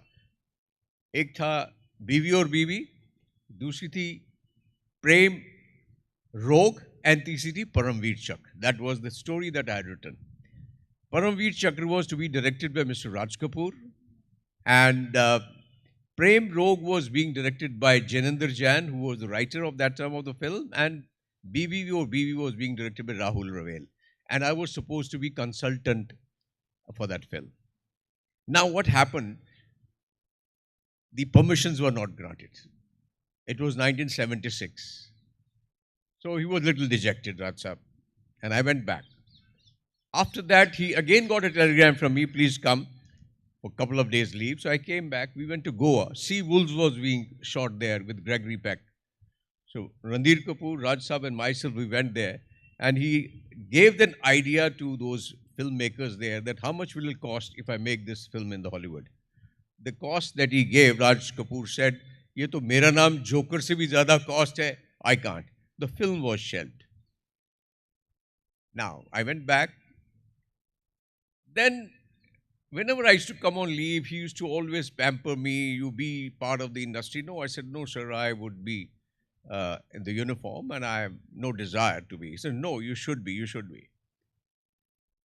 It was during the Ram Teri Ganga Meli, it had not started, the concept had started. And उस वक्त रात को यहाँ लोनी में उनका फार्म हाउस होता था, अभी तो MIT है वहाँ, तो I had gone there. रात के 6 बजे, after he was in his mood, you know, the great mood he used to have, he held my hand. He said, you have to be with me for this film. I said, okay. Now, I didn't know why I said okay. And after that, he pursued me. And then I have said, okay, एक शब्दों में एक शक्ति होनी चाहिए कि मैंने हाँ बोला है. Despite the fact, you know, I was reasonably doing well in the army. I had no idea about the Bollywood. I stuck to my yes and took premature retirement. And that was my beginning at RK Studio. Suddenly, when I joined RK Studio, he made me head of the RK Studios. No, I was knowing nothing about Bollywood. And Ram Teri Ganga Meli, I was a creative and the both creative and also production head. जो foundation army ने मुझे दी थी, उसका मुझे एक experience ने मुझे हर मुश्किल का सामना करने की हिम्मत दी.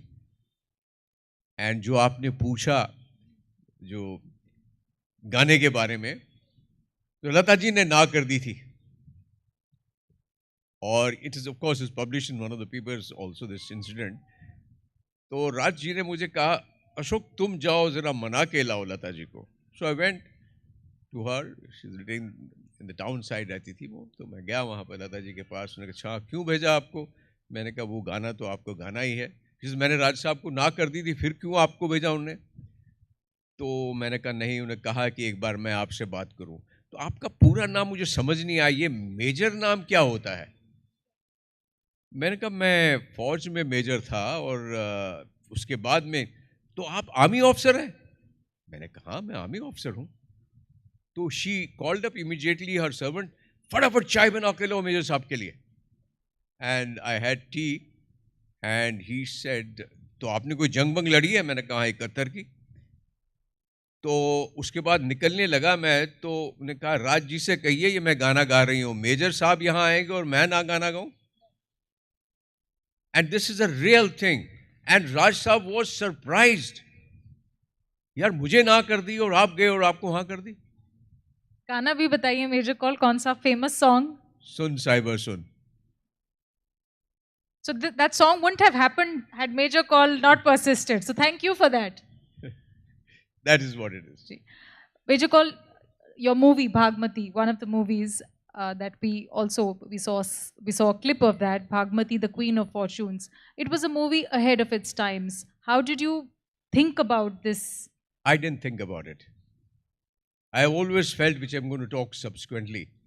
You know, Paramveer Chakra got the national award and it was supposed to be the Oscar entry that year, but I could not send it because I could not subtitle in time.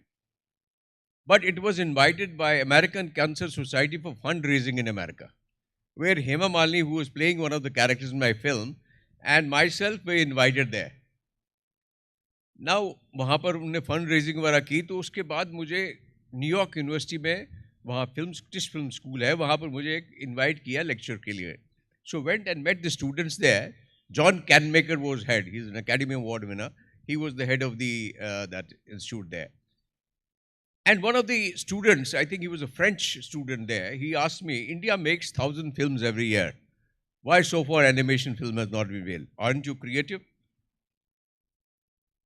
Parul, I said yes, I'll make one. I didn't know the animation spellings, leave aside animation. मुझे spelling तक नहीं आते थे, leave aside animation. I said I will make one. Went, came back and generally Paramvir Chakra दिखाई जा रही थी वहाँ पर. वो बाकी लोग भी आए थे, तो वहाँ पर जी के जो हेड थे सुभाष जी वो थे. तो मैंने इंसिडेंट उन्हें बताया. उन्होंने कहा बनाते हैं.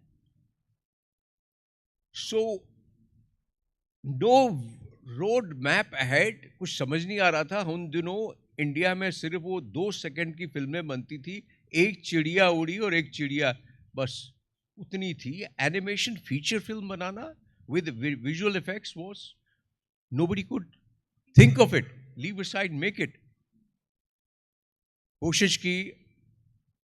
तो उसके बाद मैं वॉल्ट डिज्नी गया, तो हमने उनको बताया कि how much will cost, the kind of cost. I went to Walt Disney and also met the other makers there. The kind of budgets they gave for animation was not less than $50 to $70 billion. Nobody could afford to make in India. Even today, the animation cost there is very high. Wapas aaye, dejected, but I said, no, we'll make. So what we did is, we created Z Institute of Creative Arts. We trained 300 people in the art of animation for 3 years. And after that, I selected 120, 30 people to start this film. Thought was, what should be the animation film? वहाँ पर मुझे American student ने पूछा, will you make that same, Tom and Jerry and all this? I said, no, I'll make something very, very emotional, and it should reflect the love and emotion of the. I was one day, had gone to Golconda Fort, where that time Mr. Luther was the chief secretary of Andhra Pradesh. And I met him, and he had written a story on this culture of Golconda Fort, and he had written the poetries of that. And then I went and did research on the Golconda Fort. I found a Shiv temple there, ruins, which of course is not documented. Some people have documented and all that. Then I got the story of the Bhagmati, and I realized the strength of Lord Shiva dominated on the Prince Kuli Qutub Shah. That's what is in the part of film, which you have not seen the film, that part. Now, I thought that may not be, then I said, why not to make, I was those days thinking of what is past and present. So I started writing this film, how past and present runs parallel. तो ये writing शुरू हुई, and that laid the foundation of Bhagmati. And उसके बाद कुछ और चीजें पूछेंगे, तो that was the foundation of the Bhagmati. It's a timeless film. Clearly, as you rightly decided, that your movie is going to be about love and emotions, and not the Tom and Jerry that the Hollywood was doing, which makes it timeless. You see, I'll tell you why. Because I'll give you an incident after that. What happened? I had made the story, written the story, it got released. In India, commercially, it did not do that well. मैंने उस वक्त ये कहा कि भैया भागमती भी नहीं मिली और क्वीन ऑफ फॉर्चून्स भी नहीं मिली. फॉर्चून्स मिला और दोनों नहीं मिला. But let me tell you, Parul, one thing. This film laid a foundation of 25,000 crore industry in this country. This is as per the records of NESCOM. Because the Hollywood started thinking that India can also make, can also have the animation strength, VSF strength. I'm talking of 2003, 2004, 2005. And that's how the work from Hollywood started coming to India. And now there are about, right now there's a strike going on in Hollywood. That's why the work has stopped. Otherwise, there are about 20 to 25,000 boys and girls working in this field today in India. And there are a lot of boys and girls from India who are working in Canada and in the field of VFX. And all those people who are working with me are on the really doing well. But this film laid the foundation. Well, that's why I felt at times when you do a work, if you do a work with a sincerity, it is not that the success or the name and the fame is the result, but if it can lay a foundation for something. Yes, foundations cannot be seen, but you can see the building, beautiful building on that foundation. True. That's why this film did. True, Major Call. Also, the title of this session, which is Cosmos, the Library of Thoughts. A lot of people approached us that what is the reason behind this? Would you like to share your thoughts on this? This film was seen, I'll tell you how I thought that we humans have not understood the language of cosmos. I know this is a little philosophical, bear with me, मैं माफ़ी चाहना चाहूँगा, लेकिन मैं हमेशा अपने शब्दों में इन बातों को जहां मुझे मौका मिलता है वो मैं कहता हूं। इस फिल्म का बेस गीता के श्लोक के ऊपर है, श्लोक नंबर 2 वर्स नंबर 12। मैंने तब तक वो पढ़ा भी नहीं था। उसके बाद ये फिल्म एक एक ऐसे रिसर्च स्कॉलर ने देखी जो हमारी जो जो श्लोक के ऊपर, गीता के ऊपर उन्होंने रिसर्च की। And when he came and met me, I had given this film to him. So he said, you know something, your film is chapter 2 verse 12, and in my dialogues in the film I had already said that this is based on Gita and Albert Einstein's theory of relativity. Second point, the last shot of the film you saw, I have shown black hole. Now the black hole shot was created in 2003. 2003 में ये shot create किया गया था, और अभी 2 साल पहले NASA ने जो विजुअल डिस्कवर किया is exactly same. In fact in MIT Boston I was invited to deliver a lecture. How did I conceive this? There's a song in my film where I show the two people in love go around the entire universe. When they land on Mars, I have shown water. I have not shown water on the moon. I didn't show the water on any other planet. But when they land on the moon, on Mars, I showed water. That time, everybody said you should have shown water some other planet. Mars पे तो पानी नहीं है. 3 साल पहले वो discover हो गया. Now, how did it come to me? हमारा कल एक पैनल डिस्कशन है. मैं आपसे अपनी जीवन की जो मेरी एक्सपीरियंस है, मैं ये शेयर करना चाहता हूं कि जो ब्रह्मांड है ये गाथाओं की एक लाइब्रेरी है, और हमने अपने आप को ब्लॉक करके रखा हुआ है. मैंने जो लास्ट लाइन लिखी बोली थी उसमें, जन्मांतर के कालांतर में मृत्यु तो केवल मध्यांतर है. जो जीवन हम जी लेते हैं जीवित उसका एक एक पल है. बीता कल भी आज कभी था, आज ही आने वाला कल है. पुनर्जन्म भी क्या है लेकिन जीवात्मा का स्थानांतर है. इसी तर्क से शिवरंजनी भी भागमती का रूपांतर. नश्वर जग है, प्रेम अमर है, प्रेम से ही है जीवन महान. प्रेम में भूत भविष्य न कुछ ही, प्रेम तो केवल वर्तमान है. Cosmos only teaches us love. आज आप पूरे प्लैनेट्स को देखते हैं, they are attracted to each other.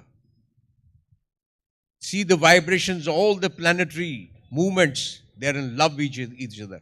We have not understood the language of cosmos still.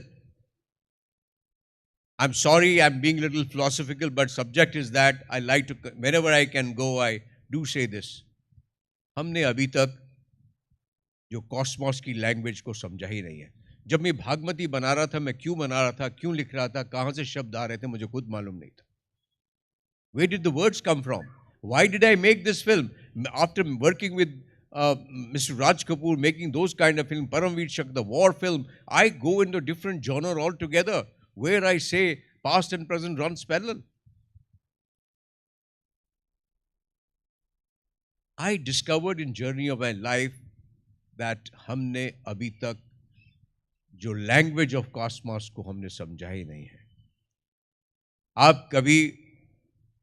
आप जितने अच्छे राइटर हैं यहाँ पर, उनसे पूछिए जब वो शब्दों को लिखते हैं वो शब्द कहाँ से आते हैं.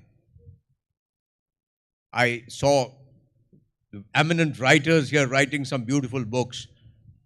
Have you understood from where those words have come? And suddenly you write those words. आप जो मुझसे बात कर रही हैं इस वक्त, कभी आपने सोचा भी नहीं होगा मैं ये शब्द बोलूंगी, वो बोल देती. कहाँ से आते हैं ये शब्द? They're part of the entire cosmic language which humans have not still understand. I think that the time has come, through the medium of cinema, through the medium of creativity, through the medium of such a profound organization like you, we have to take this forward in terms of positivity. We have to take in terms of positivity, in terms of love.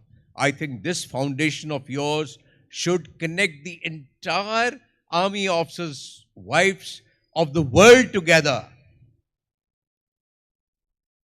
That should be the foundation of this organization.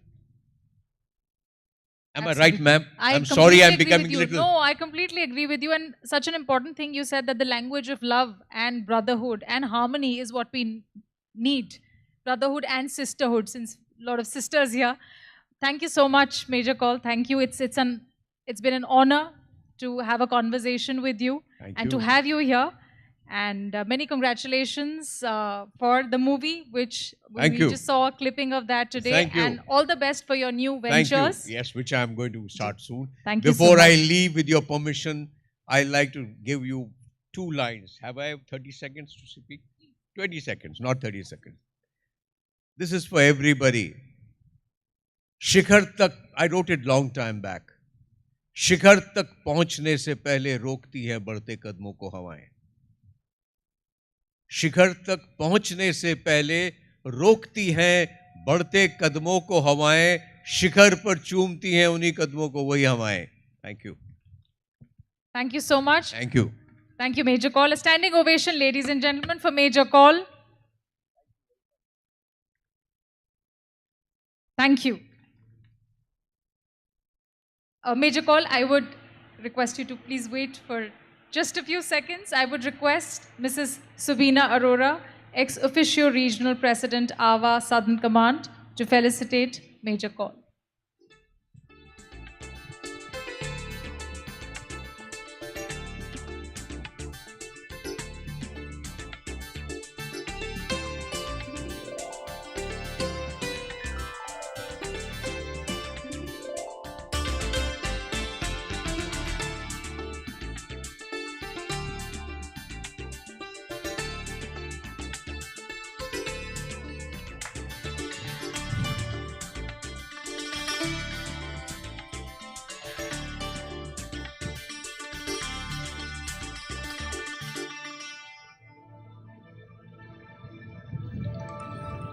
Thank you, Major Call.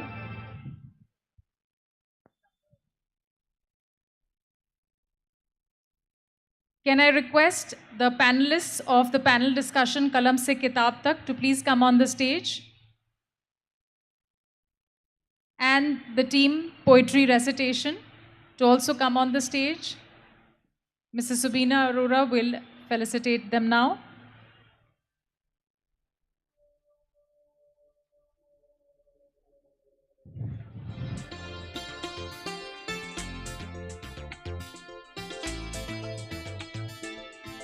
कलम से किताब तक first.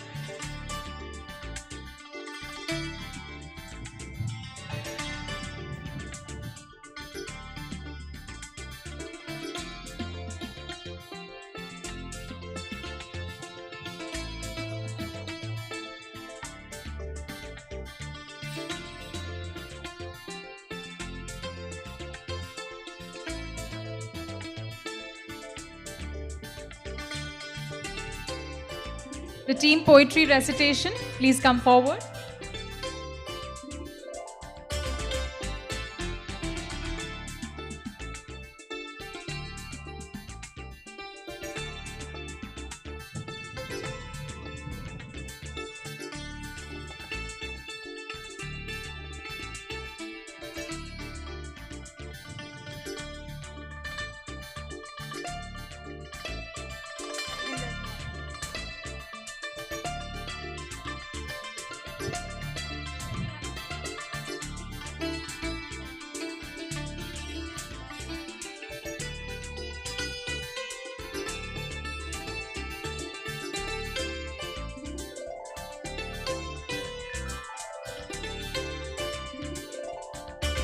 Thank you so much, ladies. Thank you, Mrs. Subina Arora.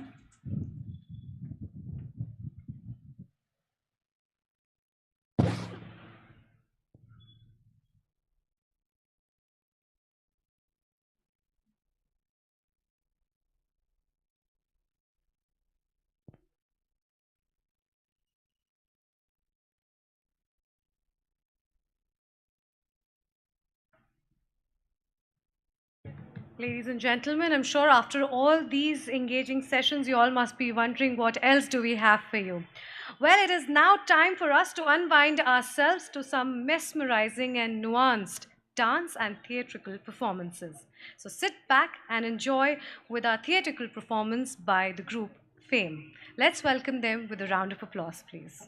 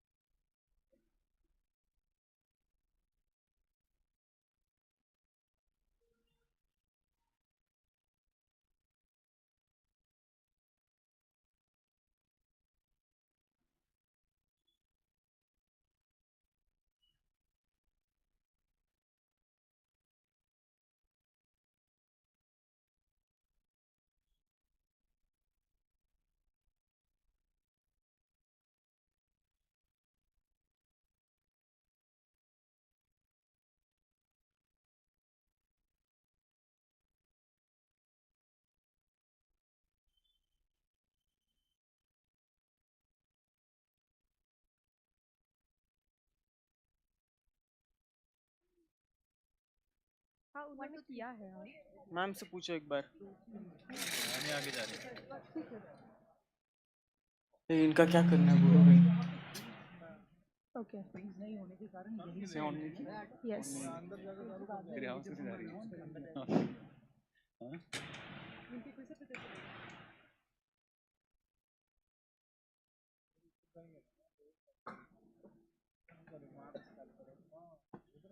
थोड़ा distance में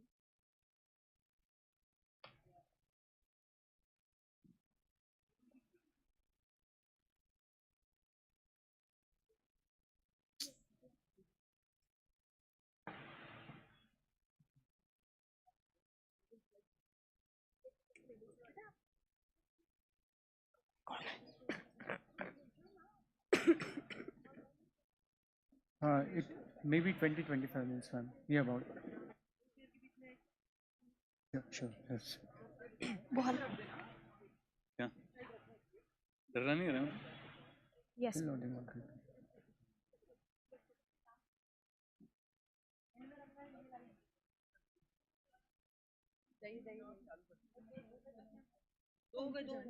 जाएंगे।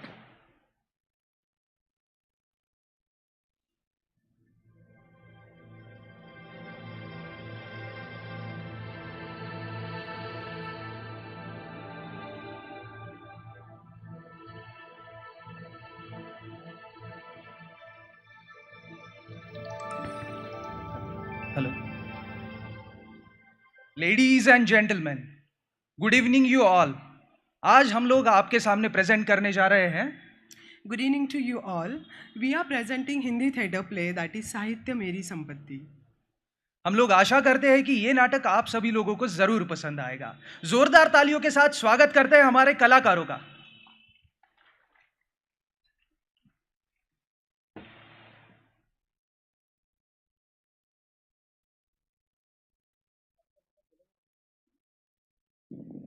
Sir 11 और 13 में उड़ रही है। फाइल वहाँ पे रखो।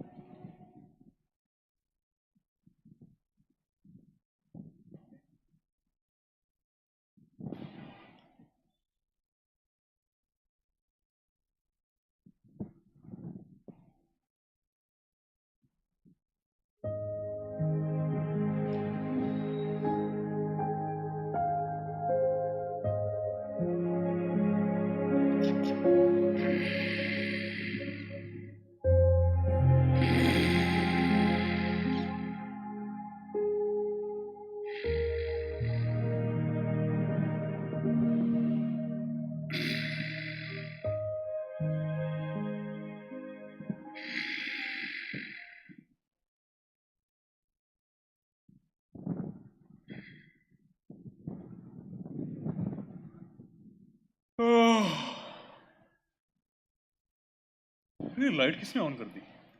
लाइट नहीं ऑन की, लगता है सुबह हो गई है। दो बेलों की कथा, क्या सुबह क्या शाम, हमारे लिए तो हर पल एक जैसा है।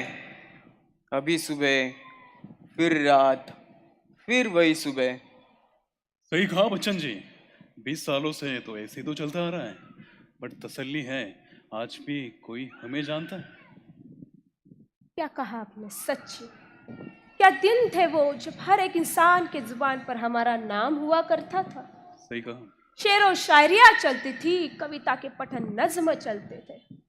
और आजकल की इस भागदौड़ भरी जिंदगी ने तो मानो हम पे धूल ही चढ़वा दी। हर कोई भाग रहा है यहाँ, हमारे लिए तो समय ही नहीं है किसी के पास। उफ, दिले नादान तुझे हुआ क्या है, दिले नादान तुझे हुआ क्या है, आखिर इस दर्द की दवा क्या है। वाह वाह मोहतरमा वाह। दुख देखकर सवाल करते हो, तुम भी गालिब क्या कमाल करते हो। दुख देखकर हाल पूछ लिया हमारा, दुख देखकर हाल पूछ लिया हमारा, चलो कुछ तो ख्याल करते हो, कुछ तो ख्याल करते हो। सही कहा आपने। पता नहीं मुझे आखिरी बार कब किसने याद किया होगा। वैसे मेरी 2 प्रसिद्ध कविताएं थी, मधुशाला और अग्निपथ। अगर आप चाहे तो कुछ पंक्तियां सुना दे। जी जरूर। जी जरूर सुनाइए। वृक्ष हो भले खड़े, हो बड़े हो घने, एक पत्र छाव भी मांग मत मांग मत मांग मत।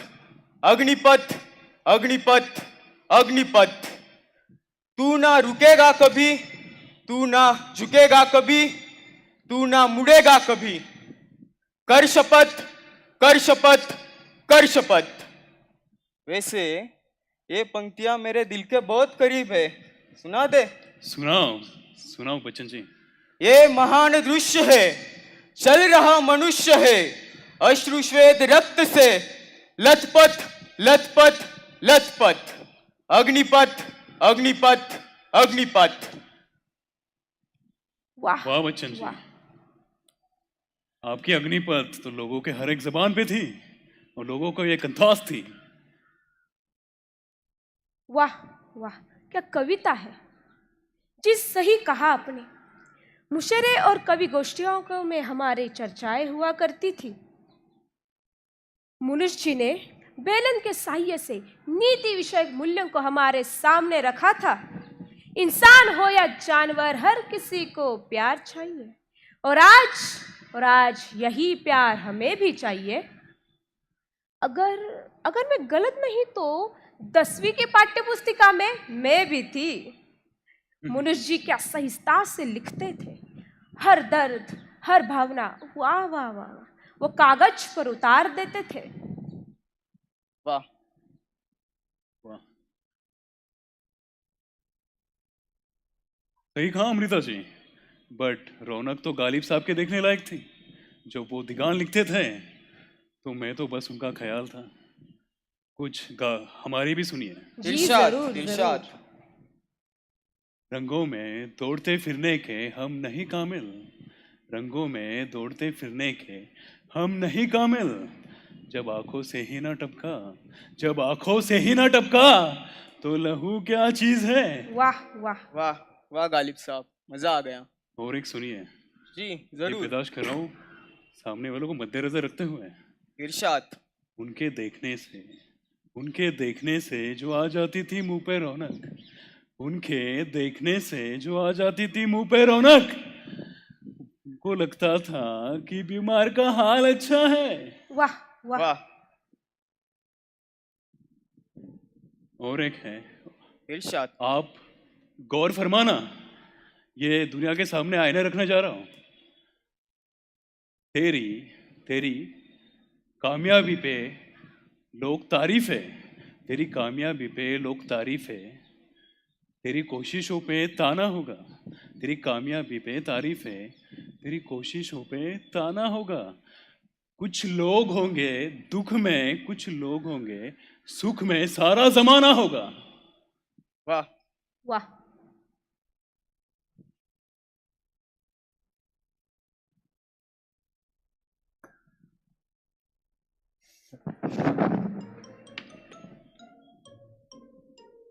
किंडल किंडल अरे बॉल अंदर चला गया। क्या? चलो जाते हैं अंदर। अंदर नहीं जा सकते। क्यों नहीं जा सकते? क्या है अंदर? लाइब्रेरी है ना, तो बहुत सारी धूल मिट्टी होगी, कोई आता जाता भी नहीं वहाँ। लाइब्रेरी? ये क्या होता है? अरे लाइब्रेरी मतलब जिसमें ढेर सारी किताबें होती है। तुम्हें किताबें तो मालूम है ना क्या होती है? किताबें? हाँ, यू मीन टेक्स्ट बुक्स ना? अरे नहीं, ये होता है जिसमें ढेर सारी किताबें होती है। ये क्या बोला होता है? मैंने तो कभी नहीं सुना। लो सुन लो, किताबें मतलब जिससे हम पढ़ते हैं, जिसमें कहानियाँ कविताएं होती है। सच्ची? लेकिन हाँ। जब से मैं पैदा हुआ हूँ मैंने किसी के मेरे हाथ घर में किसी के हाथ में किताबें नहीं देखी। चलो अंदर जाते देखते हैं। अरे नहीं जा सकते। पर क्यों नहीं जा सकते? अरे नहीं जा सकते, बहुत सारी किताबें हैं वहाँ। चलो मैं देख कर आता हूँ, अंदर जा। अरे रुको, मत जाओ मत जाओ। ये चेहरे से नजर नहीं हटती नजारे हम क्या देखे, नजारे हम क्या देखे। कोई आ रहा है। अरे इंसानी बच्चा, इतने दिनों बाद। शायद कोई इंसानी बच्चा है। अरे मोगली जैसे चेहरे वाले कामगोरों जैसा काम क्यों कर रहा है? कुछ किताबें तो पढ़। हो सकता है, या फिर हमें कोई पढ़ने तो नहीं आया होगा। पढ़ने? हाँ हो सकता है। ये कौन है? हरिवंश राय बच्चन? ये इसको पढ़ के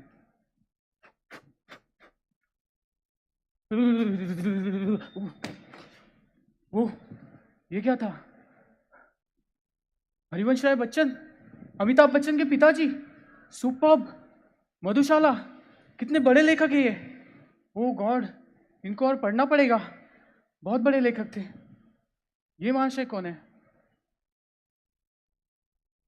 मिर्जा गालिब?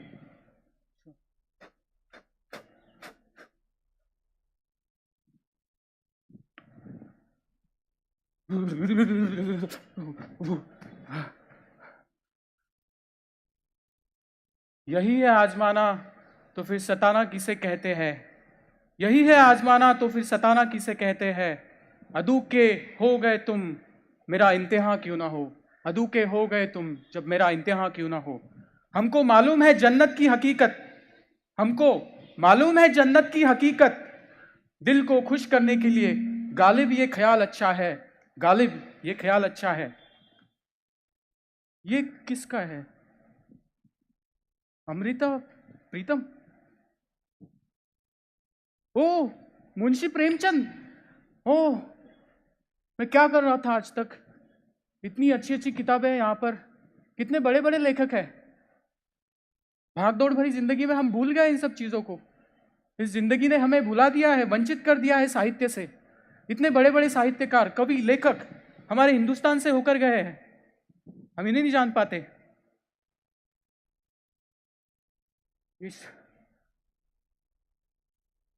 इतने बड़े बड़े लेखक हैं, हमें इन्हें जरूर पढ़ना होगा, ट्राई करना होगा।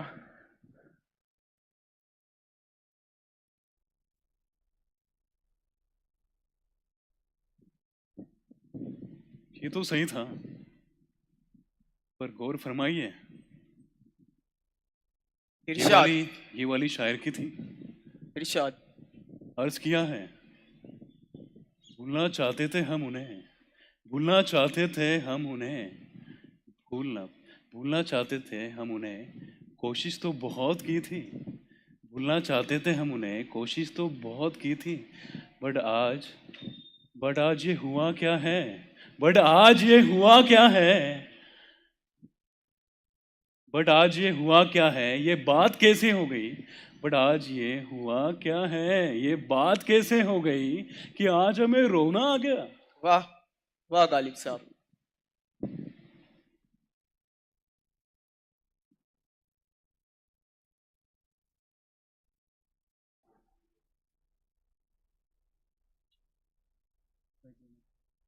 तुम हमसे कितना कुछ सीखते हो।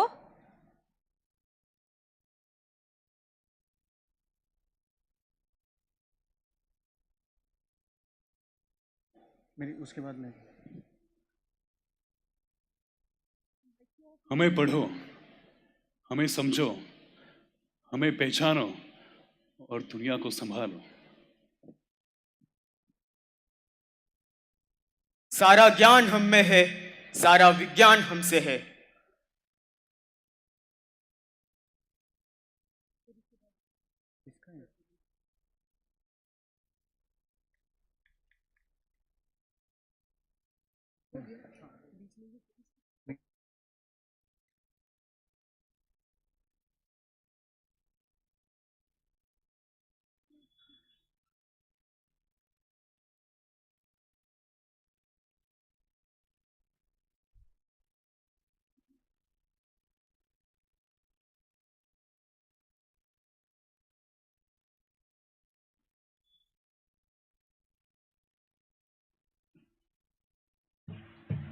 What a brilliant performance, ladies and gentlemen. Another round of applause for them, please.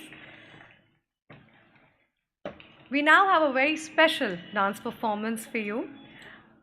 Our two dancers, Miss Nirupa Soman, a student of Guru Suchitra Date, is the principal of Nritya Prerna International School of Bharatnatyam and has, to her credit, an illustrious career in the performing arts. She has been conferred with various honors like the Lasya Mohini Award. And our second dancer, Pooja Gupta, she is an eminent Kathak artist belonging to Lucknow Gharana.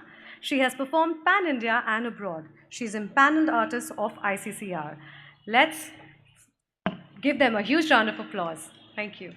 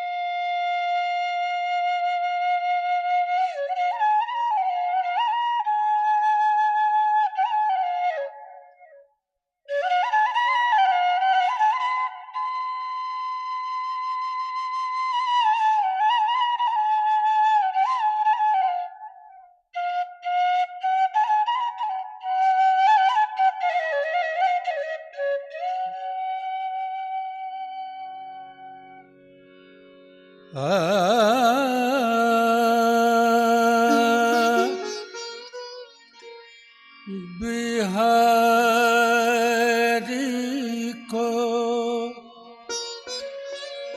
अपने बस कर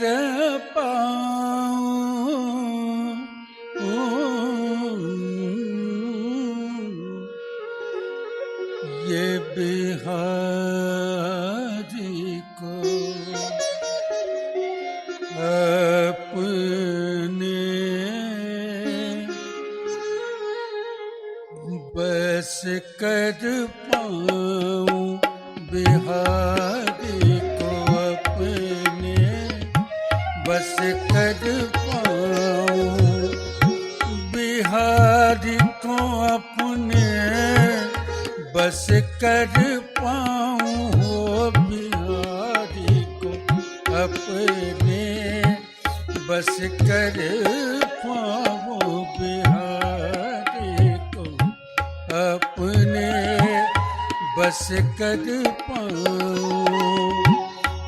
लाग न पाई काती बिया, लाग न पाई तात बेरिया, सांसों का बेनिया डुलाओ अपने, सांसों का बेनिया डुलाओ अपने बस कर पाऊं, बिहारी को अपने बस कर पाऊं, बिहारी को अपने बस कर पाऊं।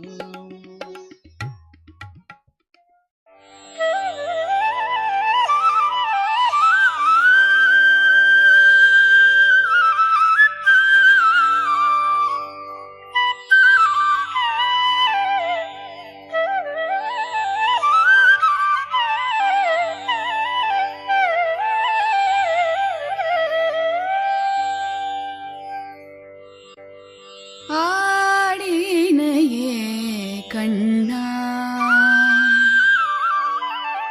ஆடினையே கண்ணா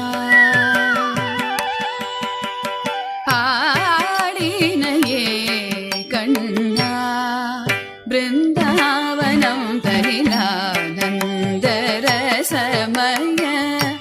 அற்புத நடனம் ஆடினையே கண்ணா பிருந்தாவனம் தனிலானந்த ரசமய அற்புத நடனம் ஆடினையே கண்ணா பிருந்தாவனம் தனிலானந்த ரசமய அற்புத நடனம் ஆடினையே கண்ணா பிருந்தாவனம் தனிலானந்த ரசமய அற்புத நடனம் ஆடினையே கண்ணா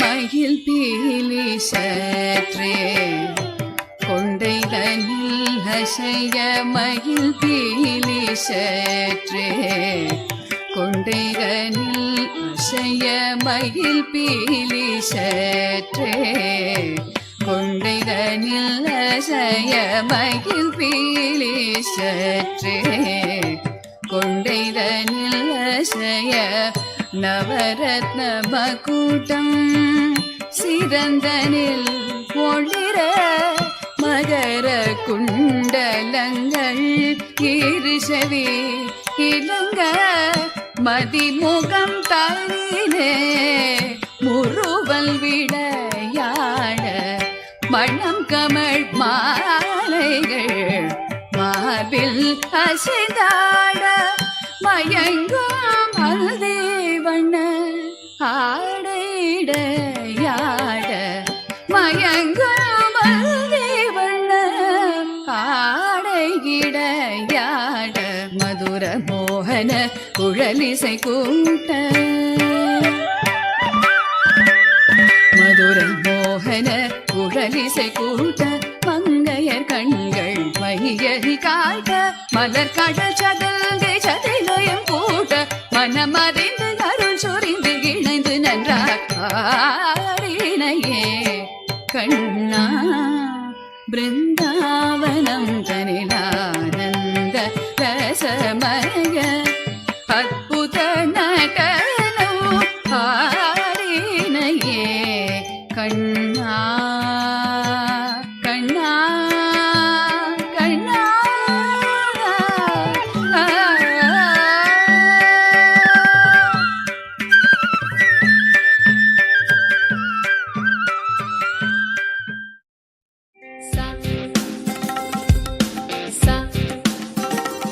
ni sa re sa ni sa re sa sa pa ni sa re sa sa ni sa re sa sa sa re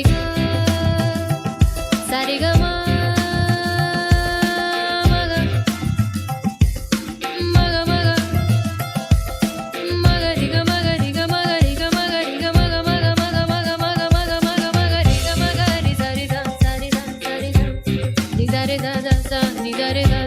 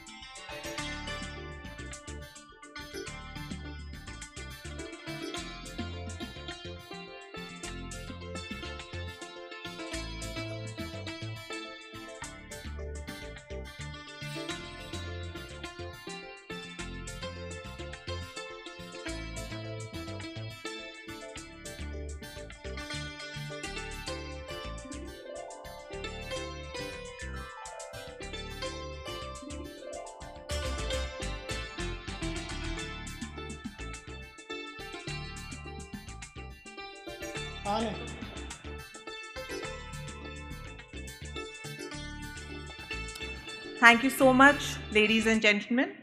I hope you enjoyed the show. A wonderful dance performance and a theatre group performance. I think we can lend them a big round of applause. And thank you everyone for being here. Tomorrow is another day and the culmination of the Literature Fest. I hope to see you tomorrow. There are going to be amazing sessions, all in the lawn. There is no Sanjog and Audi tomorrow.